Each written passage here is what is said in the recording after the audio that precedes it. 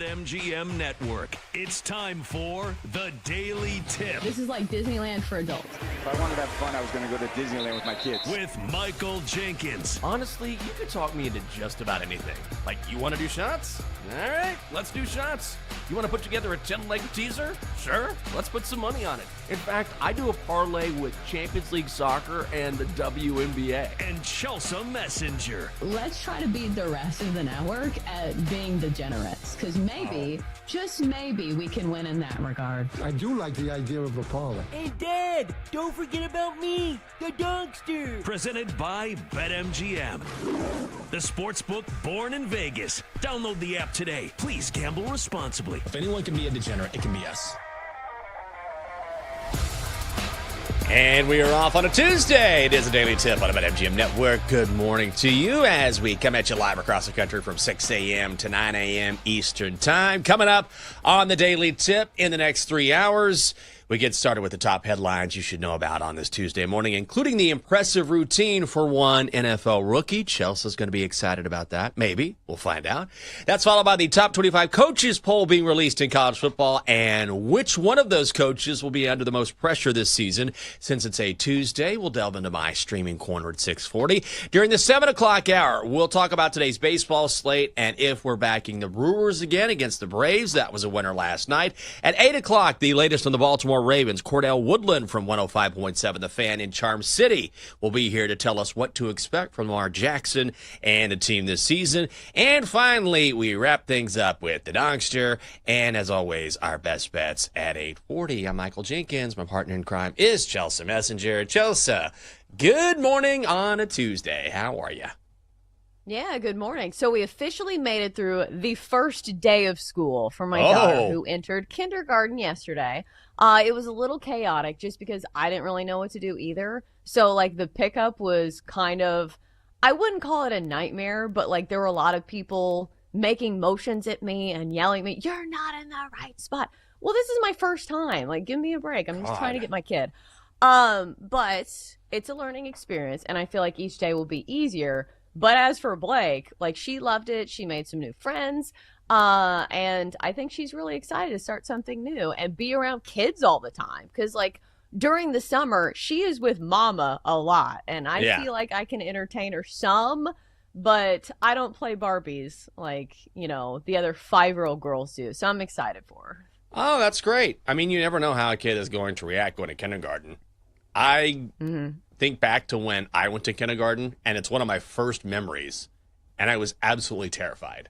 Like, just terrified. I did not want to go. I was crying. My mom had to tell me it was going to be okay, and I just did not want to go and interact. And once I got there, I was okay, and I assimilated pretty quickly. But getting over that hump was, I just remember being so distraught. It's like one of my first traumatic memories. Like, I don't want to go. I don't want to go. So it's great that she eased right into it. How were you? Because sometimes the parents, you know, they look at their little girl, little boy, and they're like, oh, my God, she's getting so big. How are you? I think because I was so focused on trying to, like, do the right things that I wasn't really in the moment. Do you get what I'm saying? Because there were, like, so many hoops that you had to jump through, and it's a big school. So I didn't really focus on the emotional aspect too much. So I was fine. It's crazy to me that you remember kindergarten. I was talking about this with Jake yesterday, is that I remember kindergarten, but I don't remember the first day of school. Like, I feel like there's a lot of things I don't remember when I was a kid. I don't know if I've had too many concussions or if it's just been a long time. But we were doing this exercise. Do you think you could name all of your kindergarten through 5th grade teachers? Yes, easily. Really? Yeah, definitely. Mrs. Conley, Mrs. Rowell, then Mrs. Tackett, which became later Mrs. Davis, Mrs. Hefner, Mrs. Walker, which was my favorite, and then Mrs. Gibson after that, Mrs. Cox in 6th grade. Yeah, that's K through 6 right there. That's crazy. Yeah. Like, if anybody says that teachers don't make a difference, like, that's wild to me that you still remember that. I remember all of them with the exception, I think, of one, but I can still picture most of their faces. Like, I don't remember the first day of kindergarten, but it's crazy how these teachers still are in our memory, even all these years later. So hopefully the teacher she gets this year will be a good memory and not a bad one. Oh, my fourth grade teacher, I was the biggest teacher's pet, and I love my teacher so much. At the end of the year, I made her like my own personal certificate and gave it to her for being the best teacher ever. She was so good to me. And then I will say about, gosh, how long ago was this? I was here in D.C., probably like 2008, something like that. But I'm a grown adult, and I got a card from her. And she was like, I just want you to know I'm so proud of you and the person you've grown into, and you were always my favorite, and I knew you were going to do big things, and I'm just excited to watch you and your career and where you go. And this was, I was here in D.C. working the media, and I was like, oh, my God. It's amazing. It was my fourth grade teacher, so I definitely made some connections there. But also, it's a really small town, too. So when you were going from one grade to the next, there wasn't really an option. There were 3 different elementary schools, but in my one elementary school that I went to, and of course the elementary schools were East Elementary, North Elementary, and South Elementary. And I went to South Elementary. And so as you went on to the next teacher, there was only one teacher you were going to get. So I think maybe that helped. Mm-hmm. Yeah. I mean, it's still a formative experience for just about anybody, no matter how big your school is. But yesterday was one of the days where they haven't picked a teacher for them yet. And I'm wondering, do they do a kid draft? Like, do the teachers get to go around the room and be like, okay, so this girl's really smart and she's really quiet. She's going first overall. Little Timmy, he's going to be passed around. He's going to be the last pick of the draft. Suspended. He would not stop throwing a tantrum. He was trying to sharpen his finger in the pencil sharpener. So I wonder if they do a draft. Like, I wonder if they don't tell us. Just little Timmy needs to start learning a trade immediately. All right. He's clearly going to drop out. He's already bullying all of the kids. Get this kid a vocation and just keep him out of trouble. He's not going to last. So I'm hoping that Blake did really well on her first day, because we're really hoping first overall draft pick. Yeah, Station let's go, Camp Blake. Elementary. She's like the Cam Ward of the local elementary school, #1 overall. And, I mean, Cam Ward's locked in, ready to go, looking good as the starting quarterback for the Titans.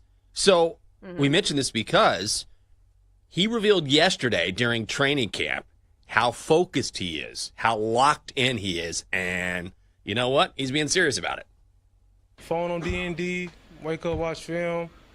I talk to 5 people a day, so besides my teammates, so I only talk to the parents and then dog. That's really it. So I just be chilling, go home, and I don't really do too much, eat and go to sleep. And I think the biggest thing was just whether you're college or NFL, you just gotta have a routine. You know, I've had a routine for a couple of years now, and it's been helping me since. Kind of love that. Not that all quarterbacks have to do that if you want to be successful. We saw this with Jaden Daniels a little bit last year where, look, he wasn't really everywhere. In fact, the team made it a point as far as their marketing not to really put him on tickets or any sort of advertisements. It was, let's let Jaden focus on being a rookie quarterback, and that's it. And so Cam Ward seems to have that same attitude, which is, I have to learn the league. So what are you hearing about Cam Ward, how he's looking down there in Nashville, and do you like this approach? Yeah, I think the way that he handles himself is as good as it possibly could be for a young man his age. I think everybody's been really blown away by his discipline, the way that he has sidestepped, what could be a media circus, even though he's in Nashville, and I feel like people aren't talking about him as much as maybe other first overall draft picks. But do we think this is going to extremes?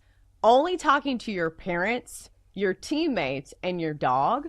He can't have a single friend outside football? I feel this is a little much. I think what you have to, maybe it's not for the whole season. I will say this, though, and you hear this all of the time, and I'm not saying it's happening to Cam. This is pure speculation. But you hear this all the time in pro sports where you have someone who ends up having a ton of success in the pros, and they're making some money. Now they've got some spotlight, and people just come out of the woodwork, right? People want to get their hands on you. They want money from you. They want time with you. They're giving you a sob story, and I'm not saying you shouldn't help your friends or anything like that, but ultimately, I can't imagine the number of people who are suddenly wanting to get in contact with Cam Ward and say, hey, I was talking to Cam Ward. I was texting Cam. And so when you're already taking on this massive job of learning how to play quarterback in the NFL, at least for now, at least until things settle. Then maybe you sort of branch out and say, okay, who do I want to talk to here? How do I reach out? But as far as training camp is concerned, I'm locked in. And so maybe that's the way to play it. But I would think that maybe that's part of it too. Yeah, especially this time of year, because I think even the guys who have families, and maybe you can provide some insight into this, don't some teams go to training camp like far away and they stay in hotels, like even without their families? Like I feel like I've heard that before. Yeah, there's definitely, I mean, the Commanders used to go to Richmond. Before that, years ago, I believe they were in Pennsylvania. The Cowboys were out in Oxnard. I covered the Cowboys for a long time when I was out in Texas, and they bounced around from California to San Antonio to Wichita Falls. They were in Austin at some point. And so, yeah, teams do this. And sometimes, I think more often than not, though, they stay in dorm rooms, right? It's no free passes. You're not going to sit there and be staying at the Four Seasons somewhere. No, you're locked into a college dorm room, usually a smaller college, with your teammates, and that kind of is part of the team building. Yeah, so that's what I'm saying. I feel like especially this time of year, it's when you lock in, you really learn the playbook, and everything moves so quickly if you're a rookie, especially if you're a rookie quarterback, because there's so many things to learn.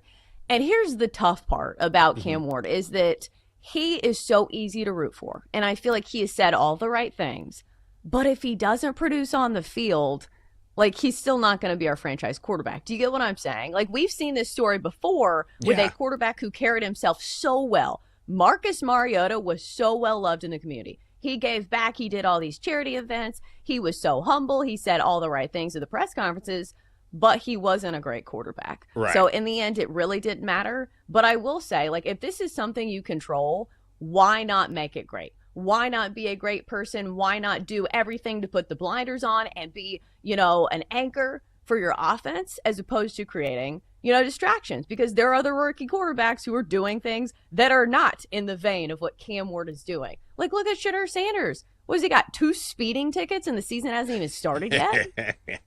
Yeah, he's bored. He's like, I'm outside of Cleveland. I'll just go fast for a while and entertain myself.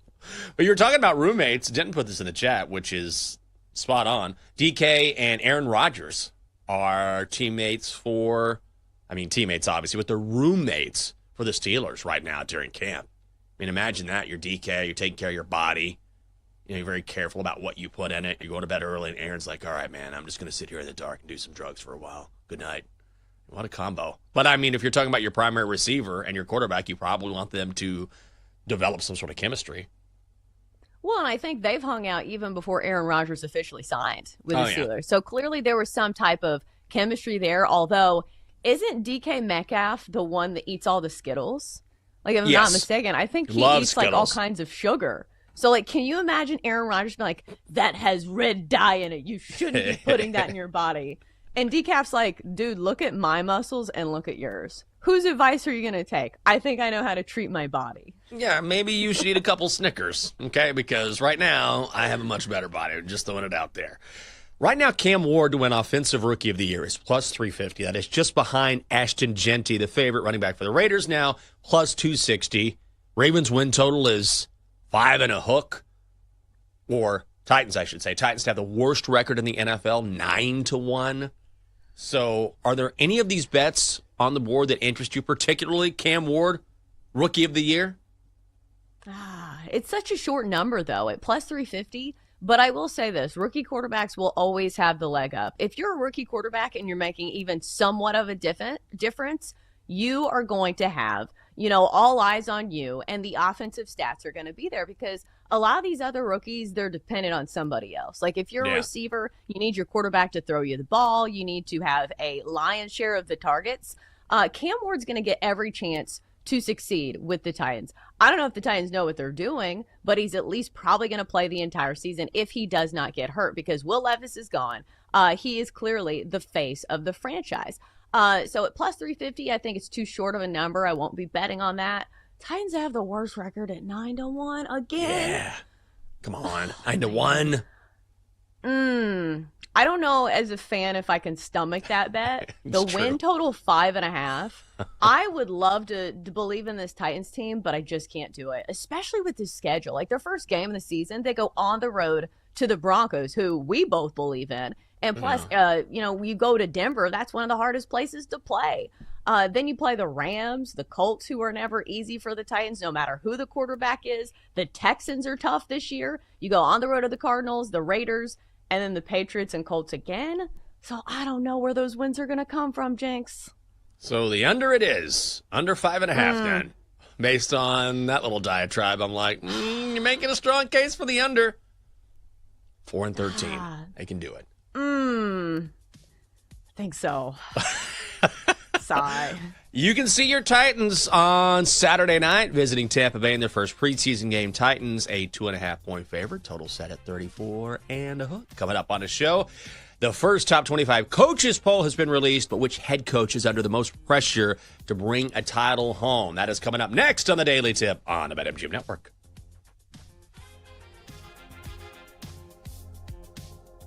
Chelsea and Jenks will be right back on the Daily Tip on the BetMGM Network. Download the app today. Please gamble responsibly.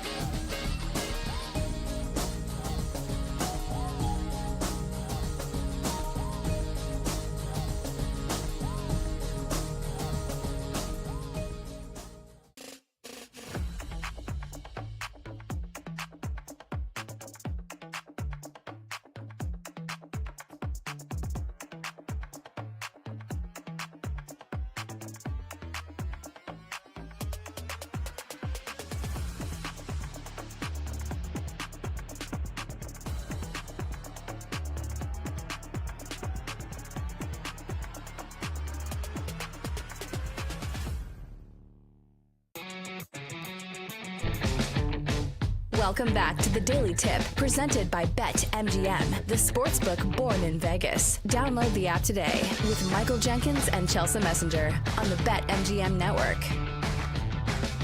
Welcome back to the show. It is a Tuesday. Tuesday. Like Mike McDaniel on this show. We'll get into that a little bit later. Coming up, Longhorns and Buckeyes are number 1 and number 2 in the country. They will meet in the season opener in Columbus, but it's not their coaches on the hot seat. Chelsea, there is a guy here at this station, and for the past 3 years, I don't know who he is. I see him all the time, every morning, and no matter what, he will not say hello to me. I don't know what I've done to him. I don't know how I've offended him, but from day one, and I'm not trying to stop him and have a conversation, I'll be like, how's it going? Blank stare. How you doing? Good morning. Nothing. Sometimes I'll get a grunt. Every now and then I'll be like, how's it going? That's weird. So now I just finally quit. I'm like, all right, I'm just trying to be a nice person. You know, we're passing each other, no one else around. We made eye contact. I figure I might say hello. Like nothing. It's really, really strange. Which is not entirely odd because I've had this happen a few times. Maybe it's me. I don't know. But some people, I don't know if they don't want to talk. They're like, I don't know you. It's really, really odd. How old is this person? I don't Ballpark. know. 40s? 40s, is what I would guess. Yeah. Because the only thing I could think of was like a generational difference, because I thought to myself that older people, like people who are like, I don't know, like 35 and older, it's a general courtesy to wave at people that you see all the time. I do this in my neighborhood and people don't wave back. If I'm driving down my road and somebody's out doing yard work, I give the courtesy wave. Feels like a normal thing to do. And then people don't wave back at you. Like, I feel like this is a normal courtesy. Do you get what I'm saying? Yes. Maybe this is because we were raised in, like, small towns, maybe? I don't know. Maybe big city people don't do this? I don't know. I walk into the building. There's a guy running the desk. I talk with him on a regular basis. And then Raj is ready to sit down and have a cup of coffee any day of the week. You know, I'll talk with him. And I'm not looking to have a conversation because it's early. We're all tired, like kind of getting going. So it's not like I'm like, hey, how was your night last night? I don't even know the guy's name. I just find it odd that someone can't muster the strength to say, how you doing? I've had this happen before, though, I will say, and I'm not necessarily correlating the two, but years ago, I'll never forget, when I was working in TV, and I'll walk in the newsroom, and there was this girl there. I'd be like, hey, how's it going? Just dead silence. And I was like, okay. And so every day, I'd walk in every few days, because I think she was a freelancer. I'd be like, how's it going, Kelly? Like, nothing.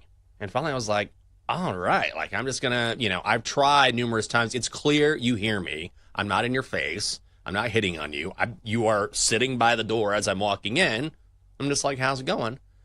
And I will say, that same person, I'm not trying to correlate the idea that if you don't greet someone, you're a bad person. But I will say, a few months later, She was a bad person. But she was a bad person. And I know this because I had to come in on a Saturday once because when I was working with NBC, 3 times a year, we would cover every single Triple Crown race. Imagine doing 2 to 3 hours on the Preakness or the Belmont or the Kentucky Derby. It was a lot of work. And so I was in the newsroom, and I hear her and another friend of hers, and they are on Facebook looking at some guy's picture. They don't know this guy, and I'm hearing all this because it's us 3 in the newsroom. It's super early. No one is there. And I almost stood up and said something. I have never heard someone go off on another person just because they weren't attractive. Like, you don't know this person, and you're just making fun of his looks. This went on for like 10, 11, 12 minutes. It was so nasty, and out of nowhere, I almost was like, hey, can you guys just like stop with this like vitriol for no reason? I'm trying to work over here, and what you're doing is really mean-spirited, and there's really no reason for it. So if you could take it elsewhere, that'd be great. Like, I came this close to saying something, and I was like, yeah, that feeds into my idea that maybe you're not the best person because you clearly don't know this guy, but everything about him you're just making fun of, like in a really, really mean way where it kind of got to me, and I didn't like it. So I don't know if that's the case. But that's the other thing I always reference where I'm like, I remember the last person like never said anything to me. Maybe this guy's cutting up bodies in the back. Who knows? Oh, my gosh. I think the worst thing about that whole situation is that if she talks that badly about somebody she doesn't know, like imagine what she says about people at the office. Yeah. Like that's what I think now. I think when I was younger, I was like, okay, gossiping's fine. It's whatever. It's trying to form some sort of a bond with other girls. But now I just look at it as like, okay, if you're going to gossip about this person, you're probably going to be gossiping about me when I go out that door. Yeah. No, that's very true. Like if it's that easy for you, you're probably just waiting for your next target, no matter who it is. Well, we got to get into some college football because the coaches poll, the first college football coaches poll has been released. If you want to bet on any college football team this season, you can look at individual games, futures, whatever. Get in on the excitement at BetMGM with any sport. Grab your no-sweat token. If you don't win your wager, you get your stake back and bonus bets. Get ready for college football season at BetMGM. Here is the coaches poll. Number 1, Texas.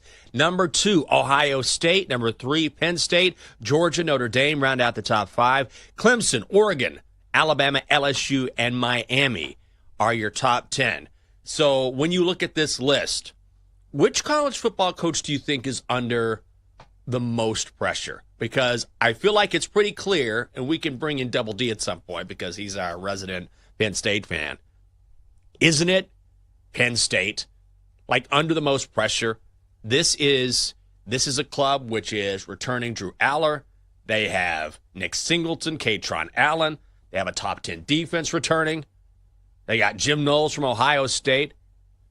Penn State has not won the Big Ten since 2016. The last time they won a conference title before that was 1994 for a program that has as much history as Penn State. That's not many titles over the past 3+ decades.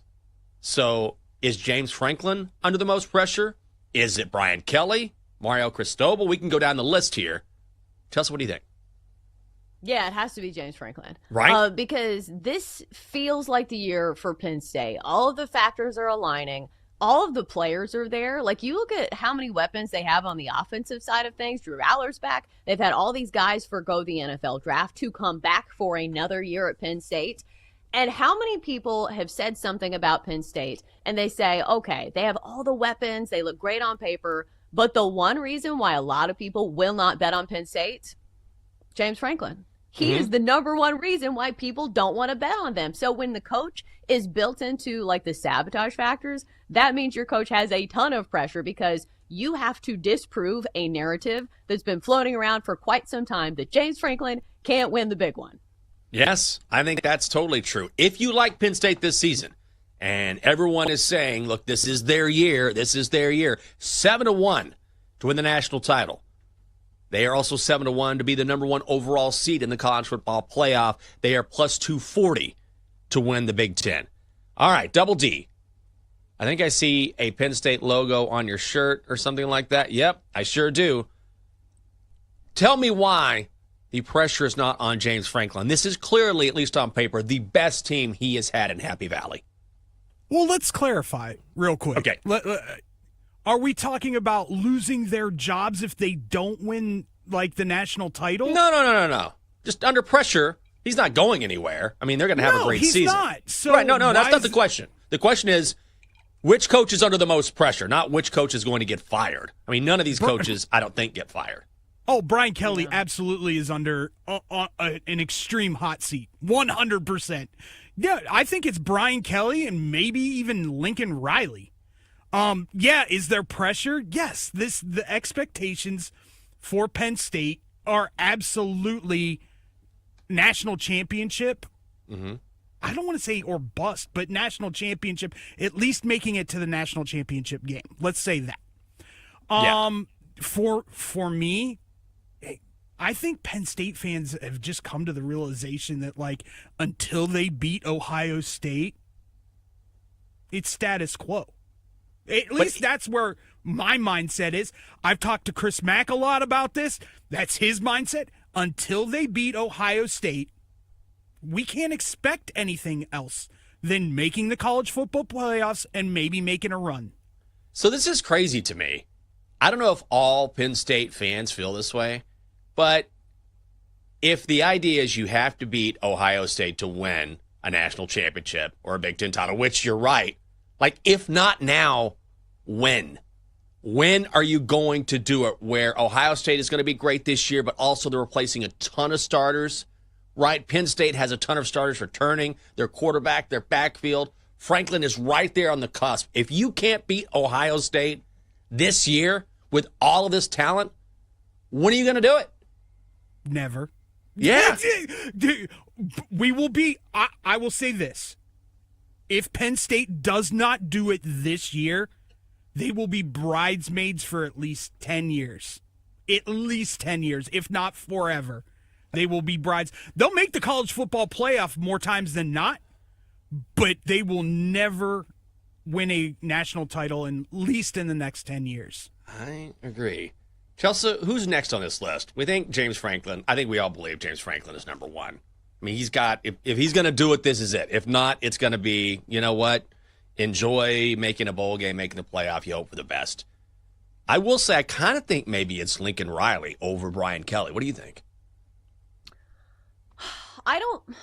It depends on what the fan base at USC is feeling about Lincoln Riley right now. Because it feels like there's been a dramatic shift in what has been expected at USC simply because the NIL deals have come into the fold and you don't get, the recruiting stronghold that you used to get being in LA. It used to be a big sell. Now it's like, okay, how much money do you have? But I don't know. I think it's because USC is kind of faded as one of those like premier programs in college football because it used to be one of those programs that routinely turned out NFL quarterbacks. Like it was, no big deal. And they still do. It's just, I don't know how the expectations are this year from people who follow USC because I'm not on the West Coast. And honestly, I don't know that many USC fans. So I feel like I'm not like super qualified to answer that question. But I will say at LSU, where they're used to winning, where they're used to being a powerhouse in the SEC, I think there is some white-hot pressure on Brian Kelly. And you could even hear it in some of his answers in his press conferences, even last year. Like, didn't he have, like, those table-beating moments where it was almost really awkward to watch, where he's like, that should have been our win. And you're like, oh, my God, let's dial it back a little bit. So you could see it in his eyes how much pressure there is in Baton Rouge because there is such a culture of winning. And that's all they have there. And LSU, I know they have the Saints kind of close by, but still, they have such a rich history of success that I do think there's a lot of pressure there. Yeah, I think so too. And look, part of this is because Brian Kelly decided he would leave Notre Dame to come to LSU because he wanted to play to win a championship. And then he's looking back and he's seeing Marcus Freeman play for championships right now. So, okay, if you came to Baton Rouge to win a championship, it's your time. You couldn't do it with Jaden Daniels. Now you have a Heisman Trophy candidate in Garrett Nussmeier. And I will say he's been remarkably consistent. 9-4, 10-3, 10-4. Going back from 2024 to 2022. But look, you're right. The fan base in Baton Rouge is much different than other places. It's much different than the fan base in Miami or much different than the fan base in L.A. So those Tigers fans want to see a championship on the board. And I think, honestly, I don't think his demeanor helps. The whole red-faced demeanor. He's always angry. And you tend to give coaches that you love a little more, that you appreciate a little more. Maybe you give them more of the benefit of the doubt. Brian Kelly is not warm and cuddly. He's a guy that, all right, come on down, but you damn well better win. Oh, exactly. Like, he is not the loved son that Coach O was. Or hell, even Les Miles. Like, he was not the lovable figure down there that those two coaches were when they were icons at LSU. But let's flip the script a little bit because I think the definition of most pressure, a lot of it has to do with how high the expectations are. And Jenks, your Longhorns are favored to win the national championship. Arch Manning looks to be the surest fire prospect there is at quarterback. He is the favorite to win Heisman. So how do you think the expectations have changed for Steve Sarkisian? I'm not saying that there's pressure on him because I don't think people look at him and say, okay, I'm not betting on Texas because I don't believe in Sark. But you get what I'm saying. The expectations this year for Texas, if not now, when? I think they have a 2-year window with Arch. Is what I think. And I think Sark would probably admit that privately. Like, this is their time. So And they've been really close. I think he gets a lot more leeway than some of these other coaches because, the whole Texas is back thing was such an albatross. And now that's been blown away. Like, that's not even a question because they're the only team in college football to have made it to the college football semifinal the last 2 seasons. So they've been right there. So I think maybe after this season or next, then the seat maybe could get hot a little bit for Sark. But ultimately, the way he's taken this program and completely turned it around after just a decade in the desert, right now people are still very appreciative of Sark, and I have to say, I feel very much the same way. Coming up next year on the show. All right, we've got plenty of preseason football on the schedule this week, but we always find time for some other shows as well. Streaming Corners next on the Daily Tip on the BetMGM Network. Chelsea and Jenks will be right back on the Daily Tip on the BetMGM Network. Download the app today. Please gamble responsibly.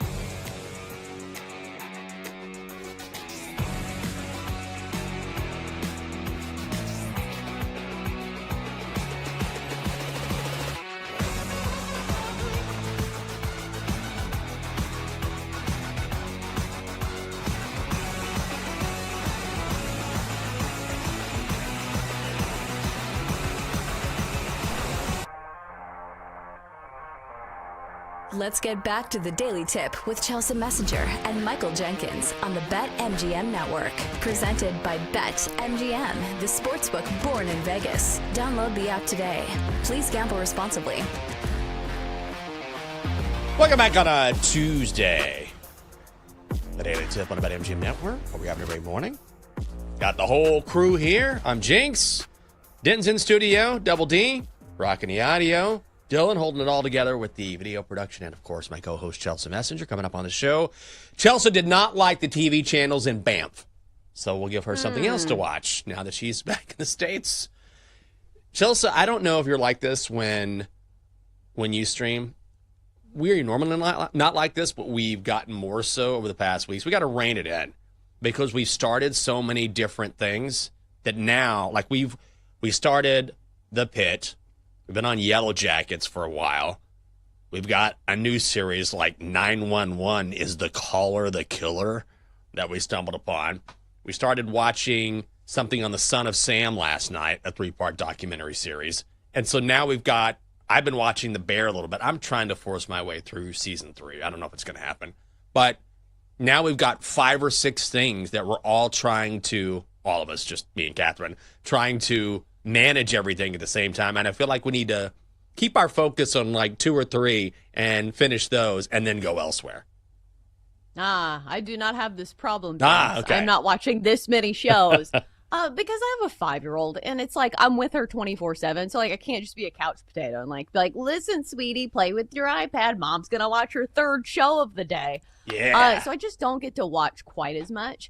I will say, since Blake went to kindergarten for the first day yesterday, me and Jake actually had some time to watch a show that we could normally not watch. Because, listen, if there's violence, if there's sex, if there's nudity, well, nudity's not even that bad to me if it's not too terrible. If it's like somebody's butt, like Blake can see it, whatever. But we got to watch a show that was not like TV PG. So we watched Untamed yesterday. I don't know if you've seen... Finished it. That on Netflix. Oh, you watched it? I did. Oh, well, you know what? Let's some questions. Let's get into this and tell everyone what we've been checking out during our spare time. What are you watching? We enter Jenks Streaming Corner, where Jenks and Chelsea tell you what should and should not be streaming here on the Daily Tip. What are you watching? All right, y'all. So this is perfect transition because I mentioned this last week. I started it and we finished it 2 nights ago. We blew through Untamed. So what are your thoughts? Okay, first, let me ask you this. How much do reviews change your opinion of something? Because I'm a researcher when it comes to my shows. After I start watching it, I want to like see what's going on the internet, what the reviews are, what people are saying. And so I watched a few episodes of the show, Untamed, with Eric Bana, and I've liked it so far. And then I go on the internet, and of course, Reddit ruins it. Everybody on Reddit says, oh, the plot is terrible. They don't even use Yellowstone for the filming location. Well, duh, it's a national park. Do you think they're going to disrupt all the wildlife in the national park to film, a mini series there? Of course not. But I feel like a lot of people were mad about this show, and I'm trying not to let it affect my actual opinion. Like, does this ever happen to you where you read, reviews of a movie and you're like gaslit into thinking, well, maybe I'm an idiot. Maybe this was a bad show. No, I think that when it comes to series, I tend to pay a little more attention. But I just use it as if it's something I really like and I really want to see and I think it looks good, then I'll take the reviews into account. If I'm looking for something brand new and I don't know if I'm going to be interested, maybe I'll take them more into account. I've also discovered kind of over time that I think I'm kind of a movie snob. I think when it comes to movies, like this is a series, not a movie. Like it's hard for me to really get into a movie unless it's really good, And sometimes I think movies for a lot of people are, not to be taken that seriously. It's a fun watch. It's an easy watch. Happy Gilmore 2. We watched Twisters over the weekend. And I feel like I look at them with more of a critical eye than I should. So I try to keep that in mind. But when it comes to most things, especially series, I'll read a little bit. But also I feel like people always go to the internet to hate more so than, praise a particular product. So I read some of those things about Untamed. but I really liked it from the start, and it speeds up and gets more intense as it goes on. Have you finished it? No spoilers, Okay. please. No spoilers. None. No, but it was a little slow at first, and I know Catherine was like, God, get on with it. But it builds Really? up to I didn't really mind it. Slow. I liked it. And so I was like, I really Same. like it. If you don't want to watch it, it's cool. I go, but I actually like it. I like the scenery as well. I know it wasn't shot in Yosemite. Okay, fine. But ultimately, I liked that part of it. And then I thought it was a really good ending. And they're coming back for season 2. Eric Bana is returning for season 2. It's just going to be in a different national park. But I really liked it. Yeah, here's the wild part about like national parks, because I just got back from one, which is why we wanted to watch it.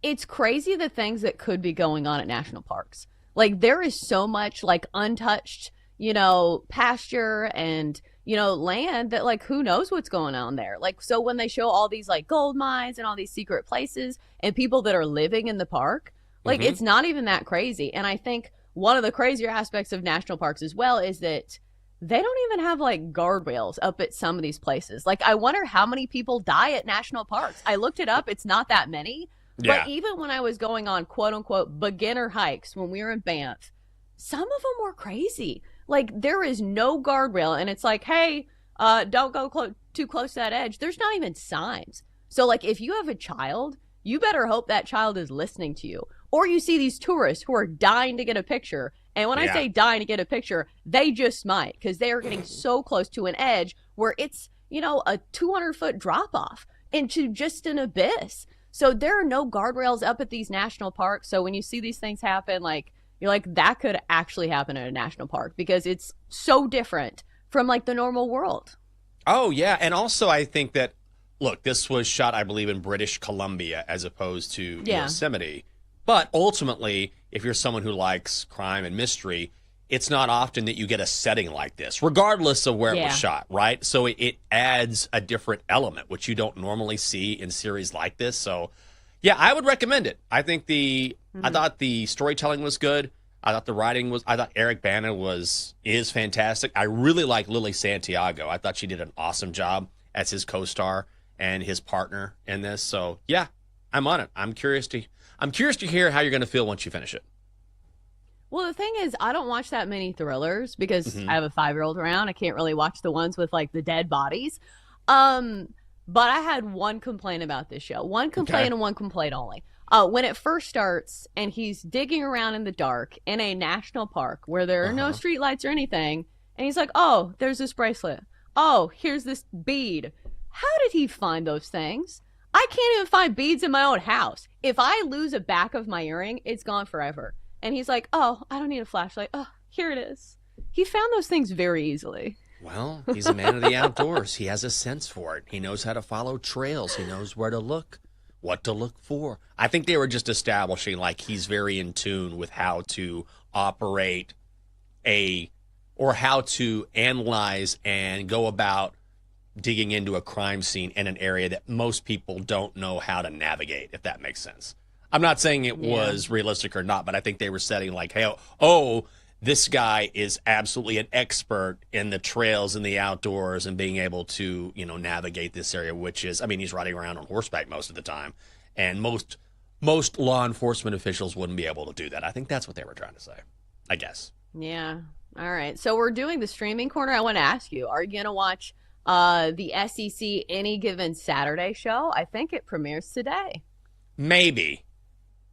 I watched one. I want to see it, but I'm a little worried that they're only going to focus on the teams that provided access. And it feels like it's going to be Vandy, LSU. Which is okay. It's still football. Vandy. It's still the SEC. But if you watch the trailer, which I understand, it's hard to go to every single school and gather all of this content and put it together and make it all-encompassing. Like, it's very difficult to do. But also, if they're going to lead a series with what's going on at Vanderbilt, then, okay, I want to hear more about the SEC. I'm excited. But also, I want to make sure there's enough from the other schools in the conference.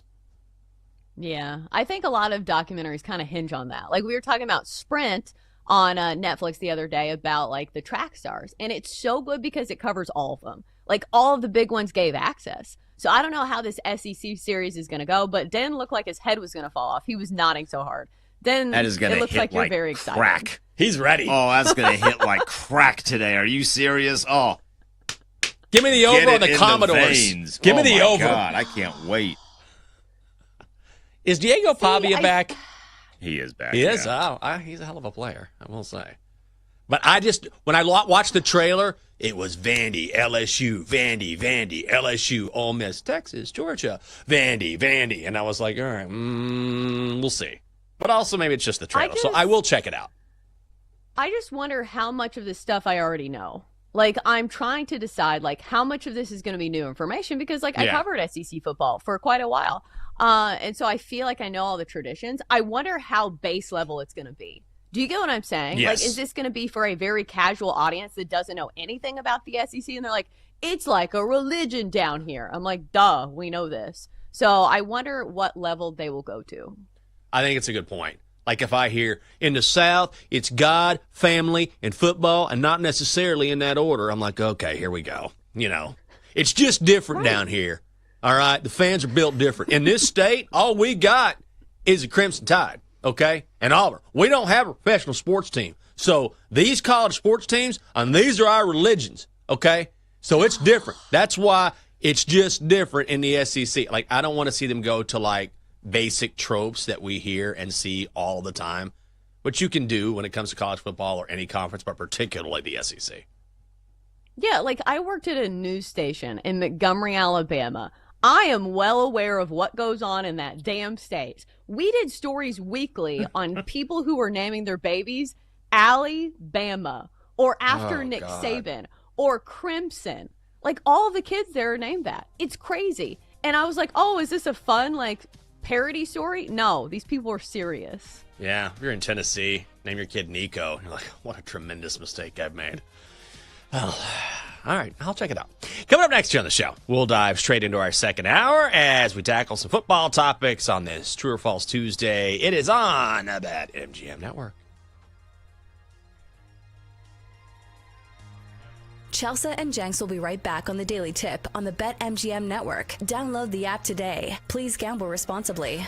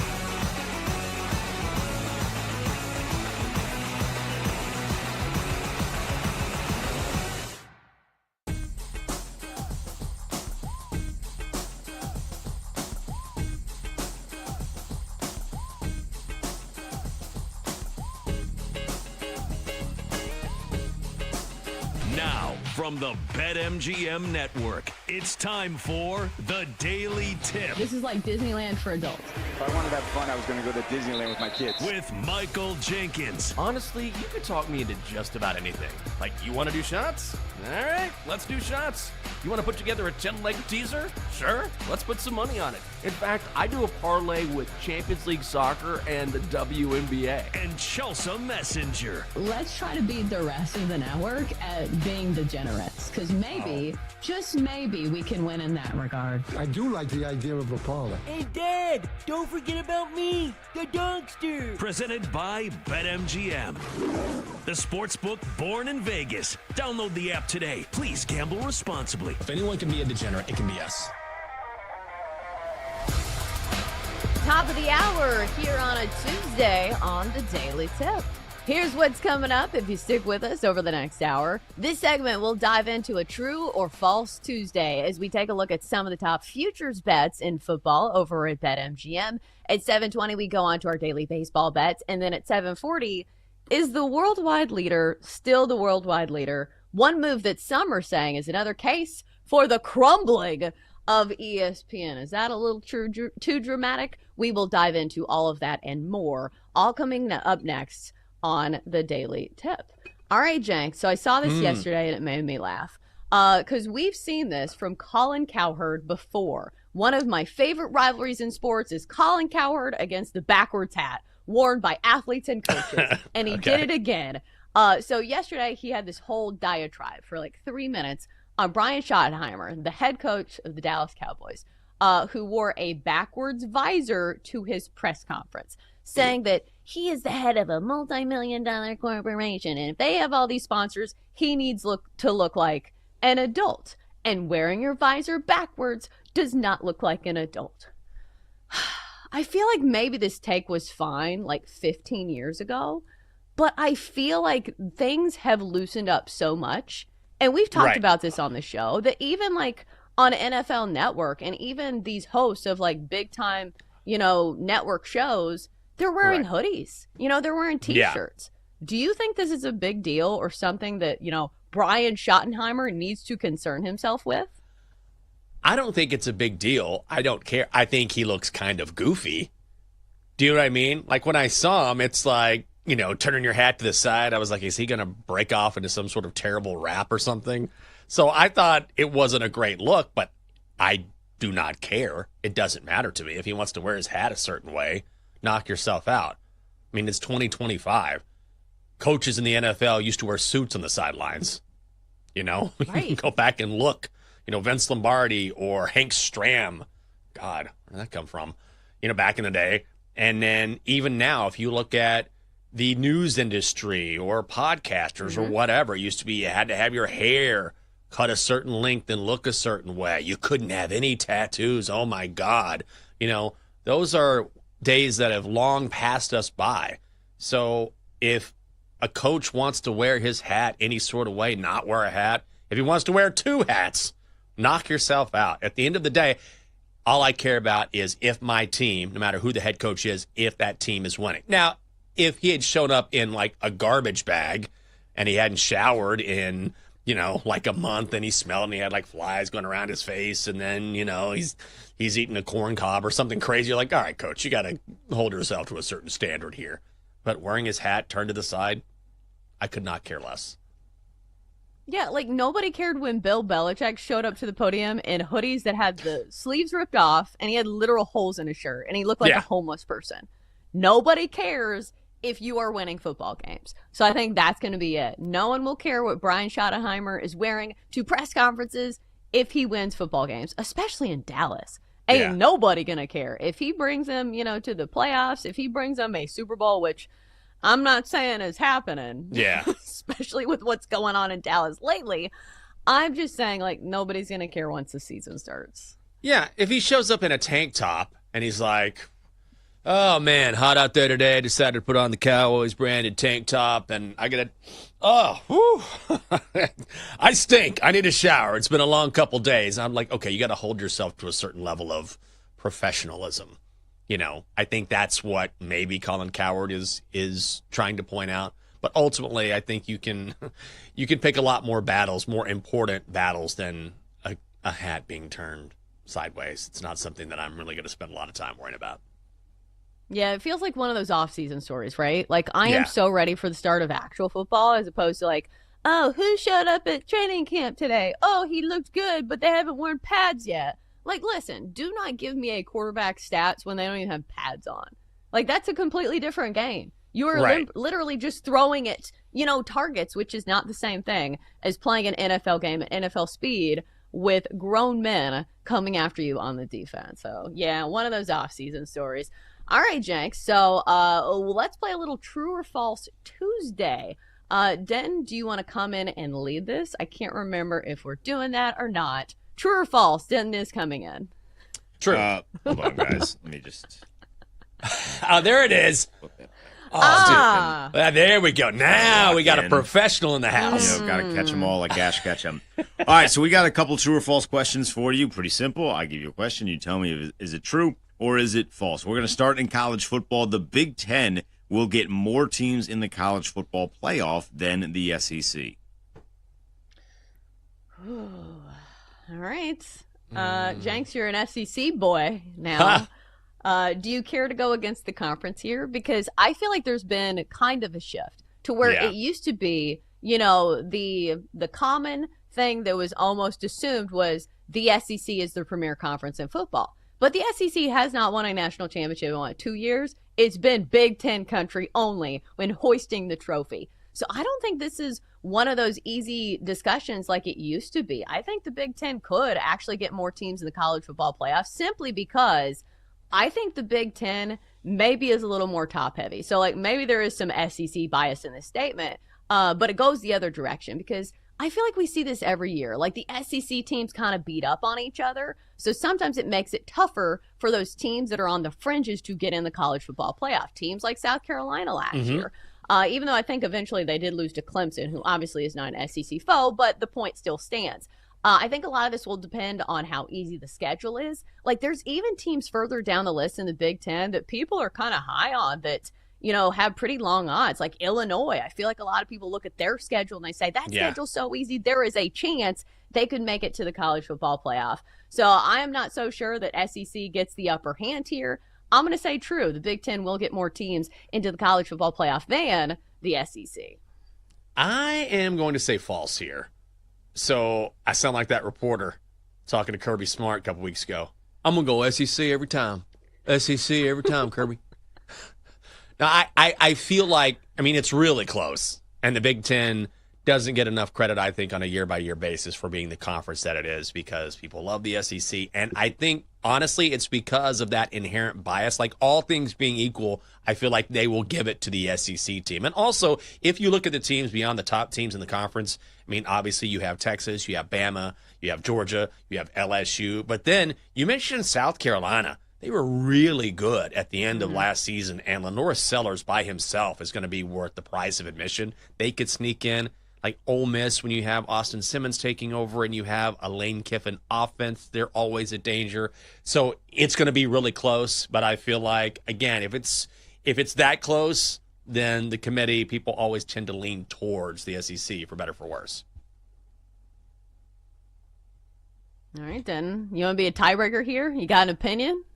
I'm going to say that the SEC gets more teams in because I think LSU and Texas A&M are going to get in. So I think they get 5 in this year, with Michigan not being good. Unless this Bryce Underwood kid is just a stud, but I don't know that he's going to be a stud as a true freshman.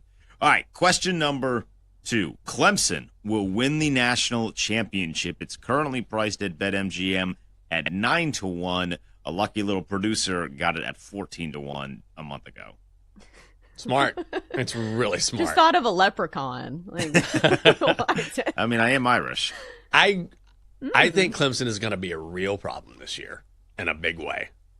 And I loved it at 14-1. I like it at 9-1.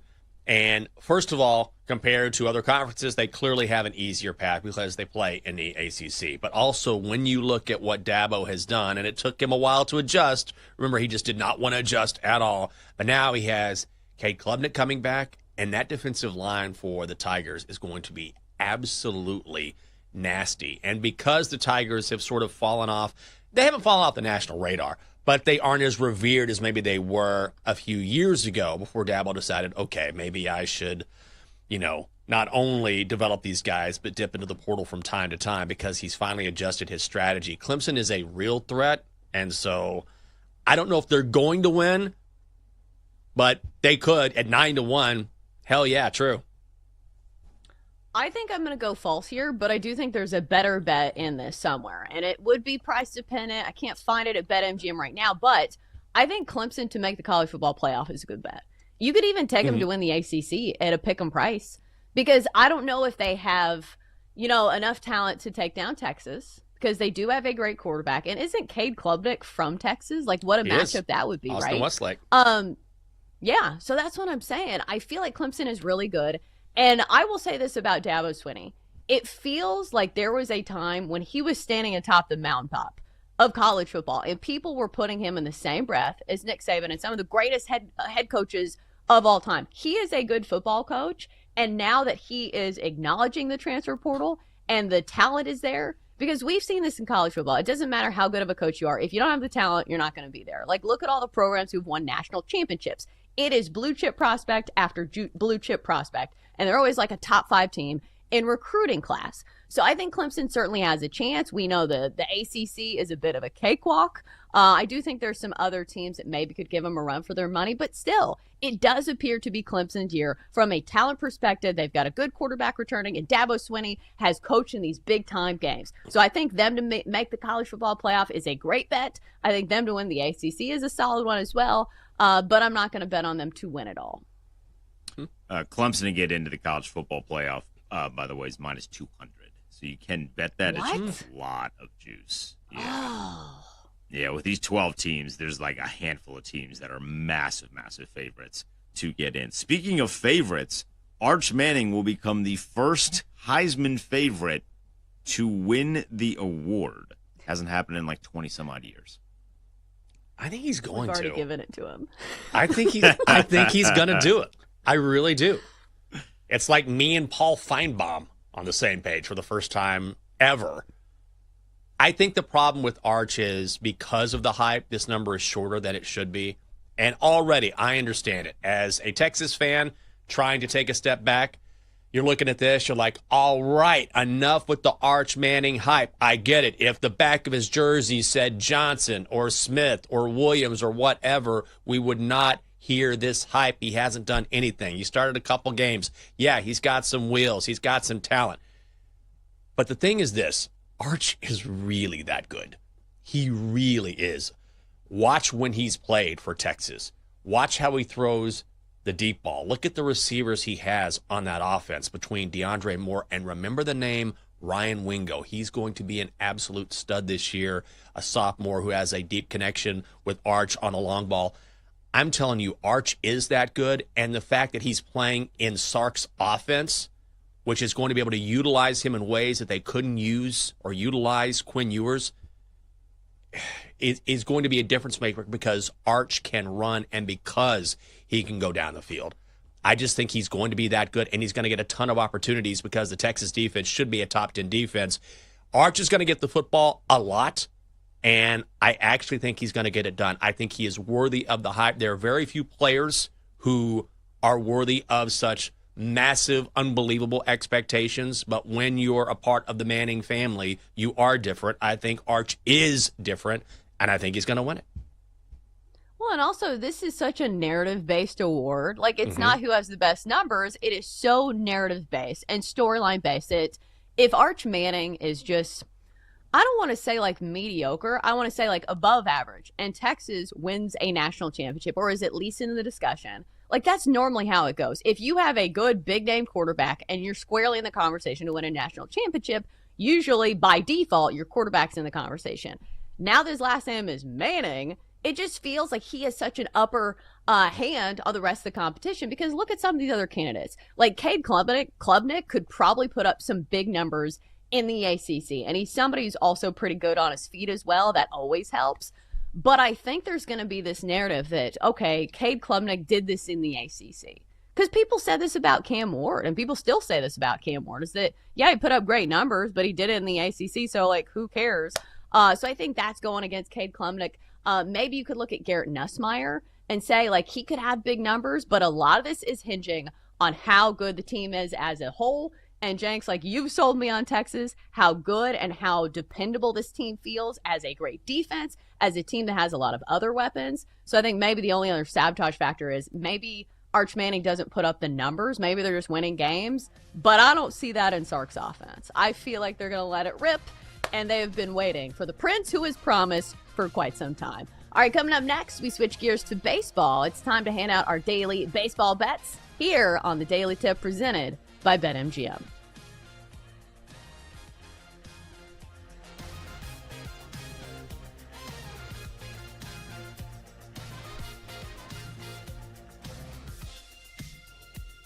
Chelsea and Jenks will be right back on the Daily Tip on the BetMGM network. Download the app today. Please gamble responsibly.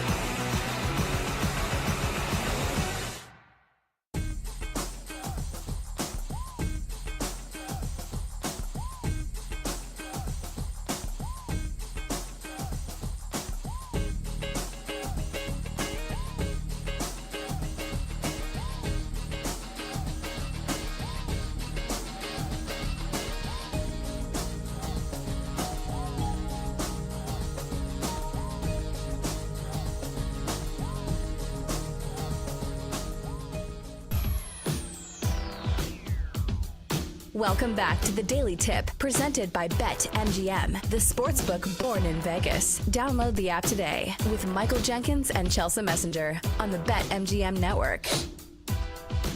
Welcome back. We are off. We are rolling. We are caffeinated. I've got my iced coffee right here. In a few minutes, we'll dive into our favorite baseball plays of the day. So Jenks, Kyle Schwarber had a huge night last night. 2 home runs. He has now shortened his odds to win the home run crown this year, as his odds have shortened to plus 270 to lead Major League Baseball in long balls. Now he has 40 home runs on the season. As I mentioned, he had 2 of those last night in a big win for the Phillies, who won, I think, 13-3 over the Orioles. The Phillies feel like a team where I can be so easily sold on them. Yeah. I feel like all season long, like if you're like, hey, Chelsea, you should bet on the Phillies. I'm like, all right, I'll do it. Even last night, like I feel like sometimes there are sabotage factors, but it's so easy to sway me. Like I'm big on the Phillies this year. I know their odds have shortened since the trade deadline, since they did get that all-star closer in Yohan Duran, who throws absolute gas. But I don't know, like sometimes they can be a little untrustworthy because I feel like I need to justify some of my biases with numbers. And I look at some of these last few games and, you know, they lost 2 of 3 to the White Sox. Come on, man. What are you doing? But do you feel this way about the Phillies, or is there another team where it's like you trust them almost too much?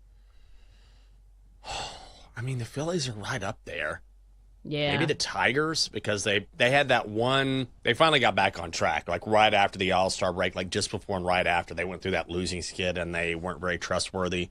But then, you know, they put their pitching staff on the mound, I mean, led by Tariq Skubal, and then their bats have been so good all season long. You get them in the right spot, I feel like you can always get a palatable price on Detroit, or a lot of the time. So that's one of the teams. But you're right about the Phillies. I mean, they're easy. You just look at their roster, and there are times they're frustrating at times because you're like, why aren't you getting more run production? Right? Yeah. Like look at the amount of talent in your lineup. Why are you losing this series, or why aren't you generating more runs? But the thing about the Phillies is they're just dripping with, I don't want to say potential because they realize that potential, but on any given day, it wouldn't surprise me to see the Phillies go off for like 8-9 runs. And when you look at their staff and their starting rotation, and now they have a reliever to sort of close things up there at the end, they did a nice job at the trade deadline. There's a reason why I believe they're the second favorite to win the World Series, or third favorite behind the Dodgers and Tigers. Not hard to sell me on Philly either.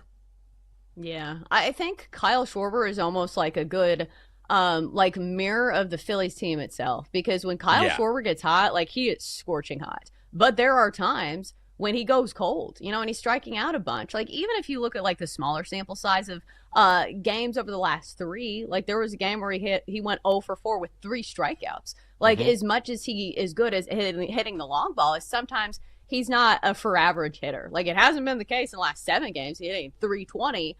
But it just feels like a team that's really streaky, and you just hope and pray that the streak comes in the postseason and it doesn't leave you, you know, when you need those runs the most. But I am super high on the Phillies. I think them to win the National League is a pretty solid bet. You can get them at plus 425 over at BetMGM, because here's the thing, like this is always my strategy when playing futures bets. You just need them to get to that stage, and then you have one side of the coin at a pretty solid price at plus 425, as opposed to the Dodgers, who are plus 150.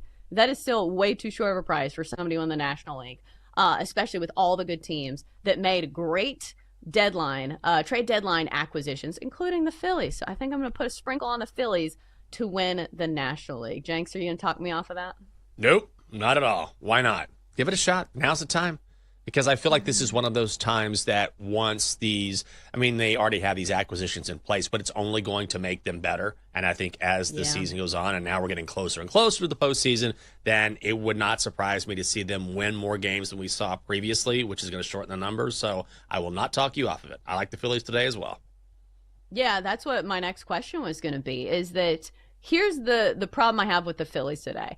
Is that I like the Phillies, and as I said, I can be talked very easily into betting on the Phillies, but I think one of the biggest virtues in betting is patience. some days you look at a team like, oh, they're in a great position, but this one thing is kind of off. Maybe I need to wait another day, and we wait till a pitcher that we trust is starting on the hill for this team. So I think that's kind of my question with the Phillies today, is that I like them. And you look at the Orioles, that's a team that we fade regularly on the show. Dean Kramer is not somebody I trust as a starting pitcher, 8-7, 4.27 ERA. But if there's one link in the Philly rotation that I don't want to say is untrustworthy, but he's not nearly as dependable as Christopher Sanchez, as Zach Wheeler, maybe it's Taijuan Walker. He's 3-5 this year with a 3.82 ERA. The problem, like in his past few starts, is that he normally does not go past 5 innings, but he's done better in his last 2. He's gone at least 5 in each of those last 2. So you are depending on the bullpen a lot more, but I will say this. They didn't even use their closer last night, so he should be fresh and ready to throw 102 tonight if need be. So, Jenks, you are on the Phillies today at -150? I don't know I'm going to play it officially, but it's hard to ignore Dean Kramer's splits on the road. I mean, this total's really high, so I thought about playing a total, but I don't want to play over 9.5. In fact, I think the under might be the call here. But ultimately, if you look at Dean Kramer, when he's on the road, his ERA goes from 2.89 in Charm City to 5.37.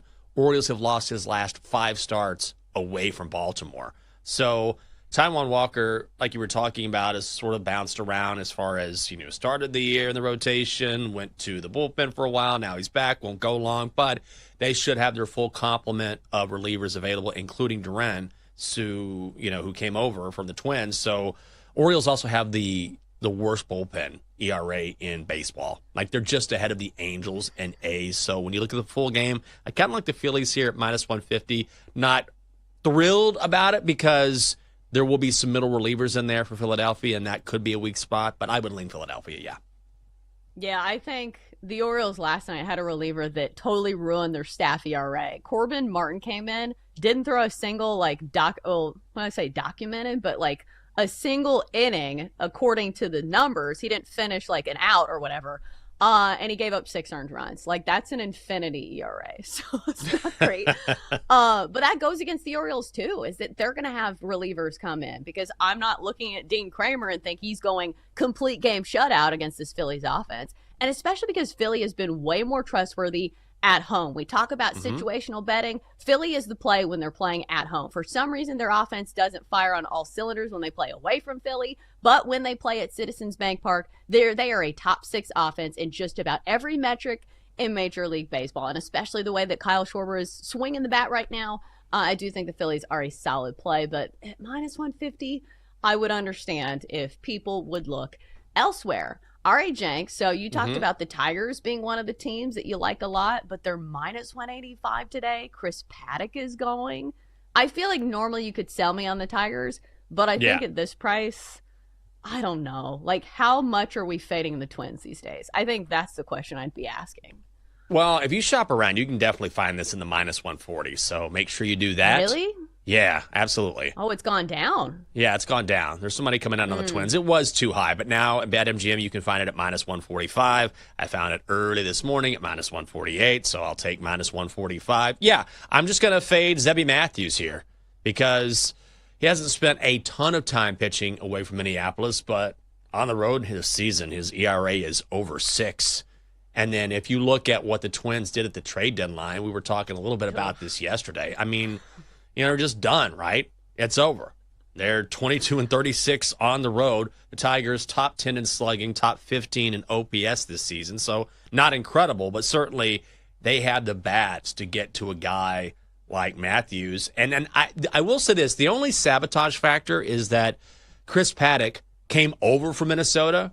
So he's been very good in his last 2 starts, right? 2 earned over his last 12 innings pitched. But you have to think, too, the Twins know him really well from practicing against him. So I think there's a possibility that maybe they get to him because of that familiarity. But outside of that, I like Detroit at this price. Yeah, I think it's a good price on the Tigers, and I think it's a good price to fade the Twins, because that's more the handicap for me, is how much the Twins lost. At the trade deadline, it's a team that's just kind of folded and waving the white flag for the rest of the season. Meanwhile, you have the Tigers, one of the premier teams in the American League, so I think that you could definitely sell me on the Tigers. I don't know if it's official play for me today, But it's definitely one that I like. All right, let's go further down the board. There were a couple more that caught my attention. How much do you trust the Red Sox? I don't think I've bet on the Red Sox much this year. It's been a minute. But if there's a time to trust the Red Sox, it's probably behind Garrett Crochet, who's been fantastic this year. 12-4, 2.23 ERA. I'll say this about the Royals. They have not lived up to their expectations. I think a lot of people kind of like them as a dark horse in the American League. Has not been the case. Ryan Burgett goes for the Royals today, 1-0, 2.78 ERA. But you will have to pay a premium on the Red Sox as they are minus 235 on the money line. Kansas City, if you're interested, plus 190. Total of 8 runs here. So, Jenks, do the Red Sox make the card today? If they do, you got to play it on the run line. I mean, you don't have to. You can lay the juice if you want. I wouldn't recommend it. Minus 235, minus 250 right now at BetMGM. Yeah, pretty tough. So on the run line, they're minus 115. And you clearly would not get that potential last at bat in the 9th inning because they're playing in Boston. But here's the thing. Ryan Burgett doesn't have a lot of major league experience. I think his longest outing this season is 5 innings. He usually goes 4 1/3, something like that. He's not going to go long in this game. He's not an innings eater, at least not yet in his career. So what does that mean? It means eventually, about middle of the game, you get to that Royals pen, and that's when the Sox should be able to tee off. So if you want, it's not plus money. I mean, I'm not crazy about playing a run line at minus money, but it's only minus 115 as opposed to minus 250. So I think that's what you do with Boston playing at home. I was just looking at the first 5 run line. Okay. And right now, I'm trying to find with the first 5 run line at minus a half. Because right now, all I'm seeing is minus 1.5. I ain't doing that. No, thank you, please. So once I can find this, like if that's a decent price, would that be worth looking into? Okay, the Red Sox are minus 155. First 5 to win. So they need to be like leading by 1 run. I'll say this, some of the metrics kind of back it up, is the Red Sox have been actually one of the best teams in all of baseball at scoring runs in the first 5 innings. If you are backing Garrett Crochet, if you're backing a Red Sox offense that's top 5 in scoring runs in the first 5 innings, is this worth a play? Minus 155? You're tempting me to go with a big card today. Yeah, I think so, right? I probably shouldn't do it. I say this every day. I think I'll go with a bet today, and then I have 4 or 5 bets on my card.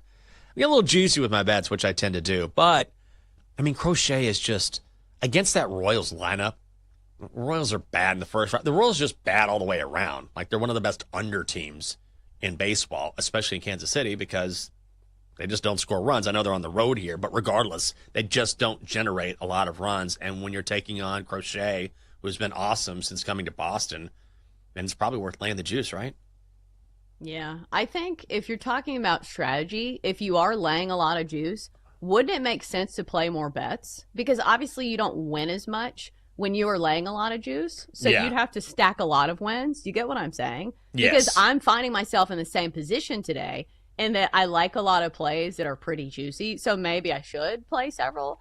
Because finally, or at least for me, the Brewers and the Braves. Are we back on the Brewers? Like, Freddie Peralta's been really good. 12-5, 3.08 ERA. The Braves are in sell mode, or at least, you know, they kind of look like it. But Milwaukee, minus 150 today. So, another juicy play. But this one I like, and I think this is going to be on the card for me. Are you playing the Brewers? Yes, I am. I found it at minus 143. So, not terrible. I just don't think the market's caught up with how good Milwaukee is. Yeah. I was surprised this week, right? Like, weren't we discussing it? They have the biggest run differential in Major League Baseball, and I was like, what? Yeah. I don't sound like that couple that I saw on like Dateline last week. I got the news, and I was like, do what? Do what? Huh? I don't believe it. Sorry for their loss. The reaction got me. The Brewers have won 19 of 23 games. Like, that's unbelievable. They are scoring runs. They were down early yesterday. And then Joey Wentz, I mean, he's an opener for the Braves, but he's not going to last that long. And that Braves bullpen has been suspect all season long. They're really banged up right now. They're not scoring a lot of runs. And Freddie Peralta has been great all season long. Like, it's not even close. One of the best pitchers, if not the best pitcher on that staff. So at this price, I think I'll be back on the Brewers. I think the only sabotage factor is that the Brewers have been so hot that eventually, like, I think they are going to lose some games. Yeah. Because I think I saw this metric yesterday is that I think they've won 11 straight road games. And they have been absolute road warriors this season, 32 and 24 when playing away from Milwaukee. So obviously that is a good problem to have when you're saying, okay, this team's been so good, eventually they got to lose something. But all the numbers go in the favor of the Brewers as favorites. Fantastic, 37 and 18. So that one going on the card. Let's go Brew Crew. All right, coming up next year on the show, it's time for embracing debate on the worldwide leader. What has us scratching our heads about ESPN that you might want to hear about next on the Daily Tip presented by BetMGM.